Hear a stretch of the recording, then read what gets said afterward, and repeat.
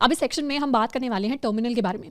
हमने प्रोग्रामिंग करते टाइम या अगर हमने कभी टेक को थोड़ा अच्छे से एक्सप्लोर किया है या कंप्यूटर्स के अंदर कुछ कुछ टूल्स वगैरह एक्सप्लोर किए हैं, तो डेव टूल्स के अंदर टर्मिनल हो गया, कमांड लाइन होगी या कंसोल हो गया, इस तरीके के शब्द हमने बहुत बार सुने होंगे। अब हम बात करने वाले हैं कि कैसे टर्मिनल्स को हम यूज़ कर सकते हैं, कौन कौन सी बेसिक कमांड्स हैं जो हमें पता होना चाहिए एज अ प्रोग्रामर। क्योंकि अभी जब हम बैक एंड की शुरुआत करेंगे या फिर जब हम गिट एंड गिटहब को यूज़ करना स्टार्ट करेंगे, तो वहाँ पर टर्मिनल का बहुत ज़्यादा यूजेज होगा। In fact as a good developer हमें पता भी होना चाहिए कि टर्मिनल को बेसिकली यूज़ कैसे करते हैं। अब टर्मिनल के अंदर बहुत सारी कमांड्स होती हैं, हम सारी की सारी कमांड्स को कवर नहीं करेंगे। मतलब ये जो हमारा पार्ट, ये जो हमारा सेक्शन होने वाला है, ये टर्मिनल के ऊपर मास्टरी करने का सेक्शन नहीं होगा, बल्कि ये टर्मिनल की जो इंपॉर्टेंट कमांड्स होती हैं, जो बेसिक चीजें होती हैं जिनके बारे में हमें पता होना चाहिए, जो इंपॉर्टेंट चीजें हैं, उन सारी चीजों को हम इस सेक्शन के अंदर कवर कर रहे होंगे। अब टर्मिनल की सबसे पहले बात करते हैं कि टर्मिनल एग्जैक्टली होता क्या है। टर्मिनल हमारा एक text based input and output environment होता है। जैसे ये हमारा टर्मिनल है जो मैक के अंदर एग्जिस्ट करता है, इसी तरीके से सेम टर्मिनल्स हमारे विंडोज के अंदर भी एग्जिस्ट करते हैं और लिनक्स के अंदर भी हम यूज कर सकते हैं। तो इस तरीके की कुछ स्क्रीन होती है, इस तरीके का कुछ कंसोल होता है जिसके ऊपर हम अपनी डिफरेंट डिफरेंट कमांड्स को लिखते हैं और वो कमांड्स एग्जीक्यूट होती हैं। बेसिकली अगर आसान भाषा में समझे तो हम अपने कंप्यूटर के ऊपर बहुत सारे काम कर सकते हैं। जैसे फॉर एग्जाम्पल ये मेरा डेस्कटॉप है, डेस्कटॉप के ऊपर हमारे पास ये फोल्डर है डेल्टा नाम से। अभी डेल्टा नाम के फोल्डर में ये 2 CSS एंड JS के फोल्डर्स हैं और एक readme.md नाम की फाइल है। लेट्स सपोज मुझे एक और फोल्डर बनाना है विद द नेम टर्मिनल, तो हम इस तरीके से नया फोल्डर क्रिएट कर सकते हैं। अभी तो मैं मैक के अंदर आपको क्रिएट करके दिखा रही हूँ, पर चाहे आप विंडोज सिस्टम के ऊपर हैं, चाहे आप लिनक्स के ऊपर हैं, आप अपने सिस्टम में एक नया फोल्डर हर कोई क्रिएट कर सकता है। और फोल्डर के अंदर जाकर अगर मुझे एक और फोल्डर क्रिएट करना है हेलो नाम से, तो वो क्रिएट कर पाना भी पॉसिबल है। एंड हम चाहें तो इन फोल्डर्स के अंदर नई फाइल्स को भी क्रिएट कर सकते हैं। तो इस तरीके के काम जनरली हम क्या करते हैं, जनरली हम अपने माउस के साथ करते हैं, माउस पॉइंटर यूज करते हैं, कीबोर्ड यूज करते हैं और हम राइट क्लिक करते हैं, नए फोल्डर वाली कमांड लेकर आते हैं, वहां से नए फोल्डर को कुछ नाम देते हैं। इस तरीके से हम ये सारी चीजें कर रहे होते हैं। बट ये सारी की सारी चीजें टर्मिनल पर सिर्फ कुछ बेसिक कमांड्स टाइप करके कर पाना भी पॉसिबल है और हम इन्हीं कुछ बेसिक चीजों के लिए अपने टर्मिनल को यूज करना सीखेंगे। अब एक चीज जरूर याद रखनी है कि शुरू में जब हम टर्मिनल को यूज करना सीखेंगे तो शुरुआत में हमें लग सकता है कि अगर हम नॉर्मली फोल्डर बना रहे हैं कहीं पर जाकर या हम नॉर्मली कुछ डेटा ऐड कर रहे हैं, डिलीट कर रहे हैं, तो उसको नॉर्मली सिर्फ माउस एंड कीबोर्ड से करने में हमें कम टाइम लग रहा है और टर्मिनल से करने में ज्यादा टाइम लग रहा है। बट अगर उन कमांड्स की हमने अच्छे से प्रैक्टिस कर ली तो जनरली अगर हम टर्मिनल से काफी सारी चीजें एग्जीक्यूट करते हैं तो उसमें हमें कम टाइम लगता है। तो टर्मिनल को यूज करना एक प्रोग्रामर के लिए काफी एफिशिएंट चीज होती है अगर हमें टर्मिनल को यूज करने की आदत हो जाए तो शुरू में हम बहुत बेसिक कमांड्स लिख रहे होंगे, उन्हें काफी स्लोली लिख रहे होंगे, पर धीरे धीरे आपको खुद से उन कमांड्स को प्रैक्टिस करना है और हमें उन चीज़ों की आदत हो जाएगी, तो फिर हमारी स्पीड भी इंक्रीज हो जाएगी। अब टर्मिनल को सीखने के कई सारे फायदे हैं। इनमें से सबसे पहला तो फायदा है कि आगे जाकर लेट्स सपोज हमें कोई पैकेजेस इंस्टॉल करने पड़ेंगे, हम Node.js को सीखेंगे, उसके लिए हमें काफ़ी सारी चीज़ें इंस्टॉल करनी पड़ती है जिनको हम टर्मिनल के थ्रू इंस्टॉल करते हैं। इसके अलावा हम गिट को सीखेंगे, गिट की भी काफ़ी सारी कमांड्स हैं और ये कमांड्स टर्मिनल के थ्रू रन की जाती हैं। या फिर इन जनरल अगर हमें प्रोग्रामिंग भी करनी है तो काफ़ी सारी चीज़ें होती हैं जो एज अ प्रोग्रामर हमारी टर्मिनल से रिलेटेड होती हैं। तो इन सारी चीज़ों में हमें एक ईज मिल जाएगा, इन सारी चीज़ों की जो बेसिक अंडरस्टैंडिंग होगी वो हमें इसी सेक्शन के अंदर आ जाएगी। दूसरा फायदा होता है हमारी स्पीड का। जनरली टर्मिनल जो होता है वो सिस्टम के साथ इंटरैक्ट करता है, यानी कई सारी ऐसी चीज़ें होती हैं जो हमें नॉर्मली अपने सिस्टम के अंदर दिखाई नहीं देती। हमारी जो होम डायरेक्टली होती है या फिर हमारे जो फोल्डर्स होते हैं कंप्यूटर के अंदर, अगर हम नॉर्मली उनके ऊपर क्लिक करें, फोल्डर के अंदर अपनी फाइल्स देखें तो हमें नॉर्मली अपनी फाइल्स दिख जाती हैं, पर सिस्टम के अंदर कई सारी ऐसी हिडन फाइल्स भी होती हैं जो एक नॉर्मल यूजर को दिखाई नहीं देती, वो सिर्फ एक प्रोग्रामर देख सकता है थ्रू द टर्मिनल। तो इस तरीके की कुछ हिडन फाइल्स की हमें एक्सेस मिलती है, हमें सिस्टम के इंटरनल्स की एक्सेस मिलती है, ऑपरेटिंग सिस्टम के कई सारे पार्ट्स की हमें एक्सेस मिलती है यूजिंग द टर्मिनल। इसीलिए टर्मिनल को यूज करने से हमारी एफिशिएंसी बढ़ती है, हमारी स्पीड बढ़ जाती है because it becomes a faster process, और हमें एक्सेस मिलती है अपने सिस्टम के कई ऐसे पार्ट्स की जो शायद हमें as a normal computer user या as a normal Windows user या मैक यूजर कभी वो पार्ट्स अपने सिस्टम के कभी दिखाई नहीं देते फोल्डर्स के अंदर या फाइल्स के अंदर। तो ये काफी सारे बेनिफिट्स हैं जो टर्मिनल के यूजेज के साथ आते हैं, तो इसीलिए टर्मिनल को यूज करना काफी इंपॉर्टेंट है। अब ये जो सेक्शन होगा इसके अंदर हम जावास्क्रिप्ट नहीं करेंगे, ना ही इसके अंदर हम कुछ प्रोग्रामिंग वगैरह करेंगे, इसके अंदर सिर्फ हम अपने प्योरली टर्मिनल को यूज करने के ऊपर ध्यान देंगे। सबसे पहले बात करते हैं कुछ डिफरेंट टर्म्स की। अब जब भी टर्मिनल शब्द आता है ना तो उसके साथ बहुत सारी टर्म्स आती हैं जिनको हम इंटरचेंजेबली यूज कर लेते हैं। जैसे हो सकता है कि कहीं कहीं आपने सुना हो कि कोई कह रहा है कंसोल, या कोई कह रहा है शेल, या कोई कह रहा है कमांड लाइन, और कोई कह रहा है टर्मिनल, और जनरली लोग इन सारी टर्म्स को इंटरचेंजेबली ही यूज करते हैं। जनरली जब हम ये इनमें से कोई भी शब्द बोला जाता है तो उसका मतलब यही होता है कि एक टर्मिनल होगी, यानी एक विंडो होगी, इस तरीके की विंडो जिसके बारे में अभी हमने बात की, और इस विंडो के अंदर हम कुछ चीजें टाइप कर रहे होंगे। वो चीजें जो हम टाइप करेंगे वो क्या होंगी, वो हमारी कमांड्स होंगी, यानी हम कुछ टेक्स्ट टाइप करेंगे जो हमारी कमांड्स होंगी, और उस कमांड के बेसिस पर जो हम इंस्ट्रक्शन देंगे अपने सिस्टम को, उसके बेसिस पर कोई आउटपुट परफॉर्म होगा। बट इन टर्म्स के अंदर भी अपने इंटरनल डिफरेंसेस होते हैं। जैसे जनरली कमांड लाइन का मतलब होता है एक ऐसा इंटरफेस जिसको आप किसी भी टेक्सचुअल कमांड को टाइप करने के लिए यूज कर सकते हैं।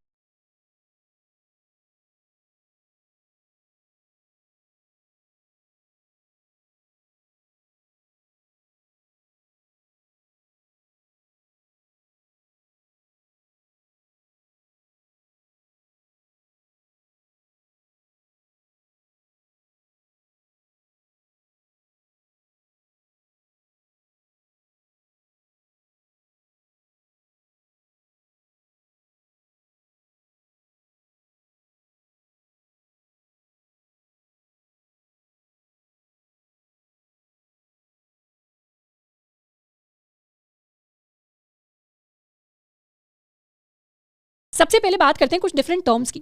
अब जब भी टर्मिनल शब्द आता है ना, तो उसके साथ बहुत सारी टर्म्स आती हैं जिनको हम इंटरचेंजेबली यूज कर लेते हैं। जैसे हो सकता है कि कहीं कहीं आपने सुना हो कि कोई कह रहा है कंसोल, या कोई कह रहा है शेल, या कोई कह रहा है कमांड लाइन, और कोई कह रहा है टर्मिनल। और जनरली लोग इन सारी टर्म्स को इंटरचेंजेबली ही यूज करते हैं। जनरली जब हम ये इनमें से कोई भी शब्द बोला जाता है तो उसका मतलब यही होता है कि एक टर्मिनल होगी, यानी एक विंडो होगी, इस तरीके की विंडो जिसके बारे में अभी हमने बात की। और इस विंडो के अंदर हम कुछ चीजें टाइप कर रहे होंगे। वो चीजें जो हम टाइप करेंगे वो क्या होंगी? वो हमारी कमांड्स होंगी। यानी हम कुछ टेक्स्ट टाइप करेंगे जो हमारी कमांड्स होंगी, और उस कमांड के बेसिस पर जो हम इंस्ट्रक्शन देंगे अपने सिस्टम को, उसके बेसिस पर कोई आउटपुट परफॉर्म होगा। बट इन टर्म्स के अंदर भी अपने इंटरनल डिफरेंसेस होते हैं। जैसे जनरली कमांड लाइन का मतलब होता है एक ऐसा इंटरफेस जिसको आप किसी भी टेक्सचुअल कमांड को टाइप करने के लिए यूज कर सकते हैं। तो जनरली जो टर्मिनल हम विंडोज के अंदर यूज करते हैं उसे हम कह देते हैं एक कमांड लाइन। और जनरली कमांड लाइन क्या है? एक थोड़ी सी विंडोज सेंट्रिक टर्म है। तो जनरली जो विंडो यूजर्स होते हैं वो जहां पर अपनी इंस्ट्रक्शंस टाइप करते हैं और अपनी जो कमांड्स दे रहे होते हैं पूरे सिस्टम को, उस इंटरफेस को हम अपनी कमांड लाइन कह देते हैं।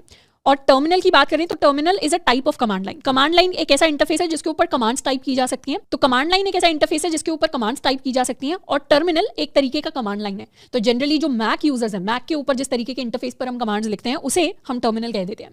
तो मैक के अंदर terminal by default already installed होता है। अगर आप एक विंडोज यूजर हैं तो फिर हमें जाकर टर्मिनल इंस्टॉल करना पड़ेगा। उसके प्रॉपर इंस्टॉलेशन का वीडियो एंड सारी की सारी इंस्ट्रक्शंस आपको प्रोवाइडेड होंगी। तो इसके बाद जाकर सबसे पहले हमें इंस्टॉलेशन करना है, एंड उसके बाद हमें कंटिन्यू करना है बेसिक कमांड्स के साथ। उसके बाद एक टर्म हमने सुनी होगी कंसोल। कंसोल भी एक कमांड लाइन इंटरफेस होता है जिसको हम अपने कंप्यूटर के साथ काम करने के लिए यूज करते हैं। शुरुआत में क्या होता था? शुरुआत में जो हमारा टर्मिनल होता था, या जो हमारा कंसोल होता था, या जो हमारी कमांड लाइन होती थी, ये सारे के सारे हार्डवेयर टूल्स होते थे। हार्डवेयर कहने का मतलब है कि जैसे हम एक एटीएम मशीन की तरह इसे इमेजिन कर सकते हैं। ये हमारी एटीएम मशीन है जो पूरी की पूरी एक हार्डवेयर है जिसके ऊपर हम बटन्स टाइप करते हैं, अपना कार्ड इंसर्ट करते हैं, पिन टाइप करते हैं, सारी चीजें होती हैं। बट एटीएम मशीन के अंदर उसका कुछ ऐसा पार्ट होता है जो अपने आप में एक सॉफ्टवेयर होता है। तो एक तरीके से हम समझ सकते हैं कि बाहर वाली जो हमारी एटीएम मशीन है ये हमारा टर्मिनल है। इसे अगर हम विंडोज यूज करते हैं तो हम कमांड लाइन भी कह सकते हैं, कंसोल भी कह सकते हैं। इंटरचेंजेबली यूज करना, इन टर्म्स में डिफरेंसेस हैं, पर इंटरचेंजेबली इन टर्म्स को यूज करना काफी नॉर्मल है। तो इसे कह देते हैं कि हमारी एटीएम मशीन टर्मिनल है। अब क्योंकि टेक्नोलॉजी बढ़ गई है तो शुरुआत में टर्मिनल आया था तो वो एक हार्डवेयर होता था, अब वो धीरे धीरे एक सॉफ्टवेयर में कन्वर्ट हो गया है। और जो एक्चुअल सॉफ्टवेयर होता है अंदर का एटीएम मशीन का, उसको हम कहते हैं शेल। यानी अगर बाहर वाला एटीएम का हार्डवेयर हमारा टर्मिनल है तो उसके अंदर का जो सॉफ्टवेयर रन होता है वो टर्मिनल्स की टर्म्स में हो जाएगा एक शेल। शेल कोई भी ऐसा प्रोग्राम होता है जो हमारे टर्मिनल के ऊपर रन कर रहा है। एंड शेल के भी अपने अलग अलग टाइप्स होते हैं। जैसे एक हमारा काफी पॉपुलर शेल है bash. Bash Mac OS, Linux, window सभी के ऊपर काफी पॉपुलर है।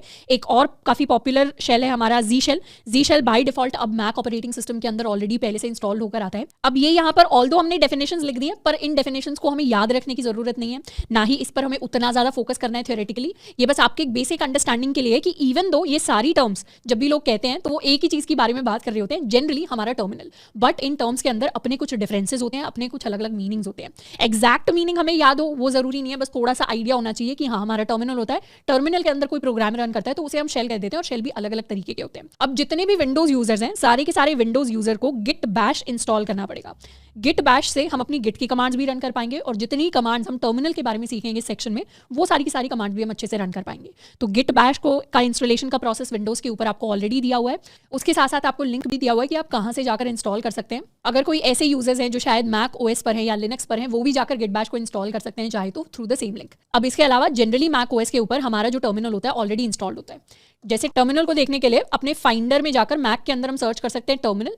यहाँ पर मैंने रोजेटा टर्मिनल भी इंस्टॉल किया हुआ है, but let's suppose I open terminal, तो ये क्या खुल गया? ये मेरे लिए मेरा टर्मिनल विंडो खुल गया। हम चाहें तो उसे थोड़ा सा बड़ा भी कर सकते हैं साइज में। अब यहाँ पर एक चीज हमें दिख रही होगी, यहाँ फोल्डर का नाम दिखाई दे रहा है श्रद्धा खापरा एंड ZSH। यहाँ ZSH का मतलब है जी शेल। तो बेसिकली जिस शेल की हमने बात की थी जो प्री इंस्टॉल्ड आता है बाय डिफॉल्ट मैक के अंदर, वो यही एक्सटेंशन है। यहाँ पर ZSH का मतलब है कि जी शेल इस टर्मिनल के ऊपर रन कर रहा है। वैसे ही जब हम विंडोज के ऊपर रन करेंगे तो हम गिट बैश को यूज करेंगे, बट कमांड सेम रहेंगी। ऐसा नहीं है कि मैं यहाँ पर मतलब मैक ओएस पर, क्योंकि मैं तो कमांड इस सिस्टम के ऊपर रन करके आपको दिखाऊंगी, तो ऐसा नहीं है कि यहाँ पर जो कमांड्स रन हो रही हैं वो आपके विंडोज में, आपके लिनक्स में रन नहीं करेंगी। यहाँ जो कमांड्स लिखी जाएंगी वो जनरली सारे के सारे ऑपरेटिंग सिस्टम्स पर रन करेंगी, तो उसके बारे में हमें टेंशन नहीं लेनी। जितना हमें दिखाया जा रहा है हमें सेम कमांड्स को फॉलो करना है। बस जितने भी विंडोज यूजर्स हैं, मैं दोबारा याद दिला रही हूँ, उन सबको पहले गिट बैश इंस्टॉल करना है, उसके बाद अपनी कमांड्स को एग्जीक्यूट करना स्टार्ट करना है। अब हम देखने वाले हैं कि कैसे विंडोज सिस्टम पर हम अपने कमांड लाइन को डाउनलोड कर सकते हैं। सबसे पहले हमें ब्राउजर पर जाना है और इस लिंक पर जाएंगे। इस लिंक पर जाकर हमें क्लिक करना है अपने विंडोज़ के ऑप्शन पर। विंडोज़ के ऑप्शन पर जैसे ही क्लिक करेंगे हमारे पास डिफरेंट डिफरेंट और ऑप्शन आएंगे और हम क्लिक कर देंगे क्लिक टू डाउनलोड पर। क्लिक टू डाउनलोड से हमारी EXE फाइल डाउनलोड स्टार्ट होनी हो जाएगी। उस पर क्लिक करके हमारे पास ये विंडो आएगी। अब इस विंडो से हम पूरे के पूरे अपने गिट बैश को सेटअप कर सकते हैं। सेटअप करने के लिए हम सबसे पहले क्लिक करेंगे नेक्स्ट पर एंड उसके बाद ये जो हमारा डिफॉल्ट फाइल लिंक है वही रहेंगे। फिर नेक्स्ट पर चले जाएंगे। नेक्स्ट पर जाते हुए बहुत सारे ऑप्शन हमारे पास ऐसे होंगे जो टिक्ड होंगे, कुछ ऐसे होंगे जो अनटिक्ड होंगे। अब इनमें हमें एक और एडिशनल ऑप्शन है जिसे टिक करना है, which is on the desktop option. इसको टिक कर देंगे, नेक्स्ट करेंगे। नेक्स्ट करेंगे, बाकी सारी चीजें हमें डिफॉल्ट रखनी है। दोबारा से अपने नेक्स्ट को क्लिक करना है, दोबारा से नेक्स्ट को क्लिक करेंगे। अब हम चाहें तो इस ऑप्शन को चेंज करके अपना जो नए ब्रांच का नाम है उसे हम मेन कर सकते हैं। वैसे ये जो हमने चेंज किया है इसका मेजर सिग्निफिकेंस हमें गिटहब पढ़ते टाइम पता चलेगा, टर्मिनल में इसका कोई ज्यादा खास फर्क नहीं पड़ेगा। अब हम नेक्स्ट पर क्लिक कर देंगे और यहाँ पर हम चूज करेंगे अपना use GitHub and optional Unix tools वाला ऑप्शन, यानी ये थर्ड ऑप्शन। फिर नेक्स्ट कर देंगे, उसके बाद दोबारा से नेक्स्ट। इन सारी चीजों को हम डिफॉल्ट छोड़ते चले जाएंगे एंड दोबारा से हम अपना नेक्स्ट क्लिक करने वाले हैं एंड फाइनली इंस्टॉल। अब जैसे ही हमारा इंस्टॉलेशन स्टार्ट हो जाएगा वैसे हम कर देंगे फिनिश एंड फाइनली हमारा गिट बैश इंस्टॉल हो चुका है। और साथ के साथ हमारे डेस्कटॉप पर गिट बैश के लिए आइकन आ चुका होगा। हम इस आइकन पर क्लिक कर सकते हैं और अपने गिट बैश को खोल सकते हैं। अब जैसे ही हम इसे खोलेंगे हमारे कुछ इस तरीके के ऑप्शंस हमें दिखाई देंगे। यहाँ पर शुरुआत में सबसे पहले तो हमारा नाम हमें दिखाई दे सकता है, उसके बाद हमारे सिस्टम का टाइप हमें दिखाई दे सकता है एंड उसके बाद मिंजी W64 जैसा कुछ लिखा होगा एंड उसके बाद एक टिल्ड का ऑप्शन आ रहा होगा। टिल्ड के ऑप्शन का बेसिक मतलब यहाँ पर होता है कि हम अपनी रूट डायरेक्टरी की बात कर रहे हैं, उसको अभी हम आगे जाकर पढ़ेंगे। हम चाहे तो कुछ बेसिक कमांड्स लिखकर इसे टेस्ट भी कर सकते हैं। जैसे यहाँ पर हम लिख सकते हैं git -- वर्जन, तो उससे हमें अपना गिट का वर्जन मिल जाएगा। हम ls कमांड को लिखकर भी टेस्ट कर सकते हैं, तो ls कमांड यहाँ पर वर्क कर गई तो उसने हमारी जितने भी चीज़ें थी, जितने भी फाइल्स एंड फोल्डर्स थे, डायरेक्टरीज थी, उनको प्रिंट करा दिया है। हम क्लियर कमांड यूज़ कर सकते हैं तो हमारा जो विंडो है वो क्लियर हो जाएगी। pwd कमांड यूज़ कर सकते हैं, इस कमांड से हमें अपनी वर्किंग डायरेक्टरी मिल जाएगी। और अभी जो हमारी वर्किंग डायरेक्टरी है that is C users and Shraddha. अब हम इसे कर देते हैं क्रॉस एंड कभी भी अगर हमें इसे दोबारा खोलना हो तो दोबारा से हम अपने डेस्कटॉप आइकन को यूज़ कर सकते हैं या फिर अपने सिस्टम पर गिट बैश के लिए सर्च कर सकते हैं। अब सबसे पहले हम बात करने वाले हैं कुछ बेसिक कमांड्स के बारे में। हमारी सबसे पहली बेसिक कमांड है ls। ls का मतलब होता है लिस्ट फाइल्स। लिस्ट फाइल्स कहने का मतलब है कि जहां पर भी हैं, मतलब अपने सिस्टम के अंदर हम जहां पर भी हैं कमांड लाइन के अंदर, वहां पर उस फोल्डर की सारी फाइल्स हमें दिख जाती हैं। तो बेसिकली इस कमांड को हम सोच सकते हैं कि शो माई फाइल्स। जब भी अपने सिस्टम के पाथ के अंदर हम कहीं भी खड़े होते हैं, पाथ कहने का मतलब है लेट्स सपोज ये हमारा फोल्डर है डेल्टा नाम से। फोल्डर के अंदर हमारे दो और फोल्डर्स हैं, एक हो गया CSS, एक हो गया JS। CSS के अंदर हमारे दो और फोल्डर्स हैं, ये हमारा चैप्टर 0 हो गया, ये हमारा चैप्टर 1 हो गया। तो अगर हम ls कमांड इस डेल्टा पर रन करते हैं तो डेल्टा पर ls कमांड रन करेंगे तो डेल्टा के जितने भी फोल्डर्स या फाइल्स हैं वो हमारे लिए प्रिंट होकर आ जाएंगे। कौन कौन से फोल्डर्स हैं यहाँ पर? एक CSS फोल्डर है, एक JS फोल्डर है। तो हमारे लिए लिस्ट में प्रिंट होकर आएगा CS और JS। उसी तरीके से अगर हम किसी और फोल्डर के अंदर है तो जितने भी फोल्डर्स एंड फाइल्स उस फोल्डर के अंदर, यहाँ फोल्डर में बार बार कह रही हूँ, तो जब भी मैं फोल्डर कह रही हूँ मेरा मतलब है डायरेक्टरी। तो डायरेक्टरी और फोल्डर को मैं थोड़ा सा इंटरचेंजेबली यूज करने वाली हूँ इस सेक्शन में। डायरेक्टरी कहने का मतलब है बेसिकली एक ऐसा फोल्डर जिसके अंदर दूसरे फोल्डर्स भी हो सकते हैं, दूसरी फाइल्स भी हो सकती हैं। तो अगर हम किसी भी डायरेक्टरी के अंदर हैं तो वहाँ की सारी फाइल्स हमारे लिए लिस्ट होकर आ जाएंगी। तो अब ls कमांड को लिखने से पहले हम आ जाते हैं कि हम एग्जैक्टली अभी हैं कहाँ पर। हम कहाँ हैं? यहाँ पर श्रद्धा खापरा के मैकबुक एयर के अंदर हम टिल्ड के अंदर हैं। टिल्ड होता है मैक के अंदर हमारी home directory. Generally home directory क्या होती है? अगर हमने कहीं भी किसी भी सिस्टम के अंदर अपना कोई अकाउंट बनाया, जैसे लेट्स सपोज हमारा जो लैपटॉप है, लैपटॉप के ऊपर हमने अपने नाम से अकाउंट बनाया, जैसे मैंने श्रद्धा खापरा नाम से अकाउंट बनाया, तो वो जो अकाउंट है वो अपने आप में एक यूजर बन जाएगा। कौन यूजर बनेगा उस सिस्टम का? उस सिस्टम का यूजर अभी बन गई है श्रद्धा खापरा। ऐसे ही आपका जो सिस्टम होगा उसके यूजर कौन होंगे? उसके यूजर हो सकता है आप हो, कुछ भी नाम हो सकता है आपका, राहुल कुमार नाम है, तो उस नाम से हमारा पूरा का पूरा जो सिस्टम है वो रन हो रहा होता है। तो जब भी हम पासवर्ड सेट करते हैं अपने कंप्यूटर के ऊपर, वो पासवर्ड एग्जैक्टली हमारी इस प्रोफाइल का होता है जिस नाम से हमने अपने पूरे सिस्टम को, ऑपरेटिंग सिस्टम को सेटअप किया है। अब वैसे ही मैंने अपने सिस्टम को इस नाम से सेटअप किया है तो वो नाम मुझे यहाँ पर दिखाई दे रहा है एंड इसके साथ साथ मुझे टिल्ड दिखाई दे रहा है। टिल्ड का मतलब होता है मैक ऑपरेटिंग सिस्टम के अंदर हमारी होम डायरेक्टरी। होम डायरेक्टरी मतलब मेन फोल्डर जिसके अंदर सारी की सारी चीज़ें स्टोर्ड हैं। अब एक थोड़ी सी अजीब चीज़ लगती है सुनने में, पर जो हमारे मैक सिस्टम का डेस्कटॉप होता है वो भी हमारी होम डायरेक्टरी के अंदर ही होता है। तो चाहे डाउनलोड्स हो गए, डेस्कटॉप हो गए, वीडियोस हो गई, फोटोज हो गई, डॉक्यूमेंट्स हो गए, जितनी भी चीज़ें होती हैं वो मैक के अंदर सारी की सारी होम डायरेक्टरी के अंदर होती हैं। और अभी हम कहाँ खड़े हैं? अभी हम होम डायरेक्टरी के अंदर ही हैं। तो ऐसे ही अगर आप विंडोज़ यूज़ कर रहे हैं तो शुरुआत में आप विंडोज़ के अंदर कहाँ पर होंगे? अपनी होम डायरेक्टरी के अंदर होंगे। अब हम चाहे तो होम डायरेक्टरी के सारे फोल्डर्स एंड फाइल्स प्रिंट करवा सकते हैं। हम लिखेंगे अपनी ls कमांड, करेंगे एंटर, और ये क्या हुआ? सारी की सारी चीज़ें हमारे पास आ गई। ये पूरी की पूरी एक प्रॉपर लिस्ट आ गई सारे के सारे फोल्डर्स एंड फाइल की। यहाँ हमने ls टाइप किया था। एक अल्फा नाम का फोल्डर है, एक एंड्रॉइड स्टूडियोज प्रोजेक्ट्स नाम का फोल्डर है, पिक्चर्स नाम का फोल्डर है, पाइथन नाम का फोल्डर है, ट्राइज नाम का फोल्डर है, utils, web classroom, web development, heaps, idea, projects, library, इस तरीके से बहुत सारे डिफरेंट फाइल्स, इस तरीके से बहुत सारे डिफरेंट फोल्डर्स हमारे पास आ गए हैं। तो ये हमने अपनी ls कमांड रन कर दी। ls कमांड से जितने भी फोल्डर्स एंड फाइल्स होते हैं हमारी, हम जहाँ पर भी खड़े हैं, यहाँ पर हमारी होम डायरेक्टरी, उसकी सारी की सारी फोल्डर्स एंड फाइल लिस्ट होकर आ जाएंगी। अब आइडियली टर्मिनल को सीखने के लिए हम साथ के साथ अपनी कमांड्स को भी टाइप कर सकते हैं और चेक कर सकते हैं कि सारी की सारी कमांड्स जो थी हमारी डायरेक्टरी में वो यहाँ पर प्रिंट होकर आ रही है या नहीं आ रही। सेकंड कमांड जिसकी हम बात करेंगे ये है pwd। pwd का मतलब होता है print working directory. Working directory कहने का मतलब है कि हमें बताती है वेयर एम आई, कि अभी हम कौन से फोल्डर के अंदर है, अभी हम कौन सी लोकेशन के अंदर खड़े हैं, अभी हम कौन सी लोकेशन के अंदर काम कर रहे हैं टर्मिनल के ऊपर। तो pwd यानी प्रिंट वर्किंग डायरेक्टरी हमारी वर्किंग डायरेक्टरी या वो फोल्डर प्रिंट करती है जिसके अंदर अभी हम खड़े होकर काम कर रहे हैं। जैसे यहाँ पर अगर मैंने प्रिंट कर दिया pwd, एंटर किया, तो यहाँ हमें पता चल गया कि हम यूजर्स नाम के फोल्डर के अंदर एक श्रद्धा खापरा नाम का फोल्डर है, या इसे कह सकते हैं यूजर्स डायरेक्टरी के अंदर हमारी श्रद्धा खापरा नाम की डायरेक्टरी है जिसके अंदर अभी हम काम कर रहे हैं। तो ये सारे के सारे जो फोल्डर्स ऊपर प्रिंट हुए थे ये सारे के सारे श्रद्धा खापरा नाम की डायरेक्टरी के अंदर स्टोर थे। अब इसके अलावा हमारे पास एक और कमांड होती है which is are clear command. Clear command हमारी स्क्रीन के ऊपर बहुत सारी इन्फॉर्मेशन जो होती है पुरानी, अगर हमने कमांड्स रन की होती है तो उसको क्लियर कर देती है। जैसे यहाँ पर अगर हम टाइप करें क्लियर, तो क्या हुआ, हमारी पूरी स्क्रीन क्लियर हो गई। अब हम चाहें तो दोबारा से अपने सारे के सारे आइटम्स को, सारी की सारी डायरेक्टरीज को, फोल्डर्स को, फाइल्स को प्रिंट कर सकते हैं। तो इस तरीके से प्रिंट होकर आ गई। हम चाहें तो इसे दोबारा क्लियर भी कर सकते हैं। अब जैसे जब हम जावास्क्रिप्ट सीख रहे थे हमारे ब्राउजर का कंसोल काम कर रहा था, कुछ वैसे ही सिमिलर तरीके से हमारा टर्मिनल काम करता है। जैसे अगर हमें पुरानी कमांड्स लेकर आनी है तो हम अप वाली एरो की को प्रेस करते हैं। अपवर्ड्स वाली एरो की को प्रेस करने से हमारी सारी पुरानी कमांड्स आ जाती हैं और डाउनवर्ड्स एरो की को प्रेस करने से हमारी सारी नए वाली कमांड्स आ जाती हैं। तो अगर हमें किसी कमांड को बार बार रन करना है, किसी पुरानी कमांड को, तो उसके लिए हम अपवर्ड्स एंड डाउनवर्ड्स एरोज को यूज कर सकते हैं। अब नेक्स्ट हम बात करने वाले हैं नेविगेशन के बारे में। तो अभी तक हमने देख लिया कि हम कौन सी डायरेक्टरी पर खड़े हैं, वो कैसे प्रिंट करवाना है, उस डायरेक्टरी के सारे और डायरेक्टरीज, सब डायरेक्टरीज, फोल्डर्स, फाइल्स कैसे प्रिंट करवाने हैं और अपने जो पूरा टर्मिनल है उसे क्लियर कैसे करना है। अब हम बात करेंगे कि कैसे हम नेविगेशन कर सकते हैं। नेविगेशन होता है किसी भी डायरेक्टरी के अंदर या उसके बाहर जाना। डायरेक्टरी यानी हमारा कोई भी फोल्डर, लेट्स सपोज हमने कोई डेल्टा नाम का फोल्डर बनाया है। अब अगर मुझे इस फोल्डर के अंदर जाना है, जैसे अभी हम कहाँ पर है, अभी हम हैं users/श्रद्धा खापरा के अंदर, और लेट्स सपोज श्रद्धा खापरा के अंदर कोई डेल्टा नाम का फोल्डर बना हुआ है। अभी हमें पता है कि नहीं बना हुआ क्योंकि मैं ls करूंगी तो यहाँ कोई मुझे डेल्टा नाम का फोल्डर नहीं दिख रहा, बट ये अज्यूम कर लेते हैं कि बना हुआ है। तो उसके अंदर जाने के लिए मतलब हमारा पाथ, हमारी करंट वर्किंग डायरेक्टरी चेंज हो जाए टू दिस पाथ, वो चीज़ हम कैसे कर सकते हैं, उसके लिए हम यूज़ करते हैं अपनी cd कमांड। cd का मतलब होता है चेंज डायरेक्टरी। चेंज डायरेक्टरी से हम अपनी वर्किंग डायरेक्टरी को चेंज कर सकते हैं और किसी और फोल्डर के अंदर जा सकते हैं। अगर हम लिख देते हैं cd, तो हम जहां पर अभी खड़े हैं उस डायरेक्टरी के अंदर जो जो फोल्डर्स एंड फाइल्स अवेलेबल हैं उनके हम नाम लिखकर उन फोल्डर्स के अंदर जा सकते हैं।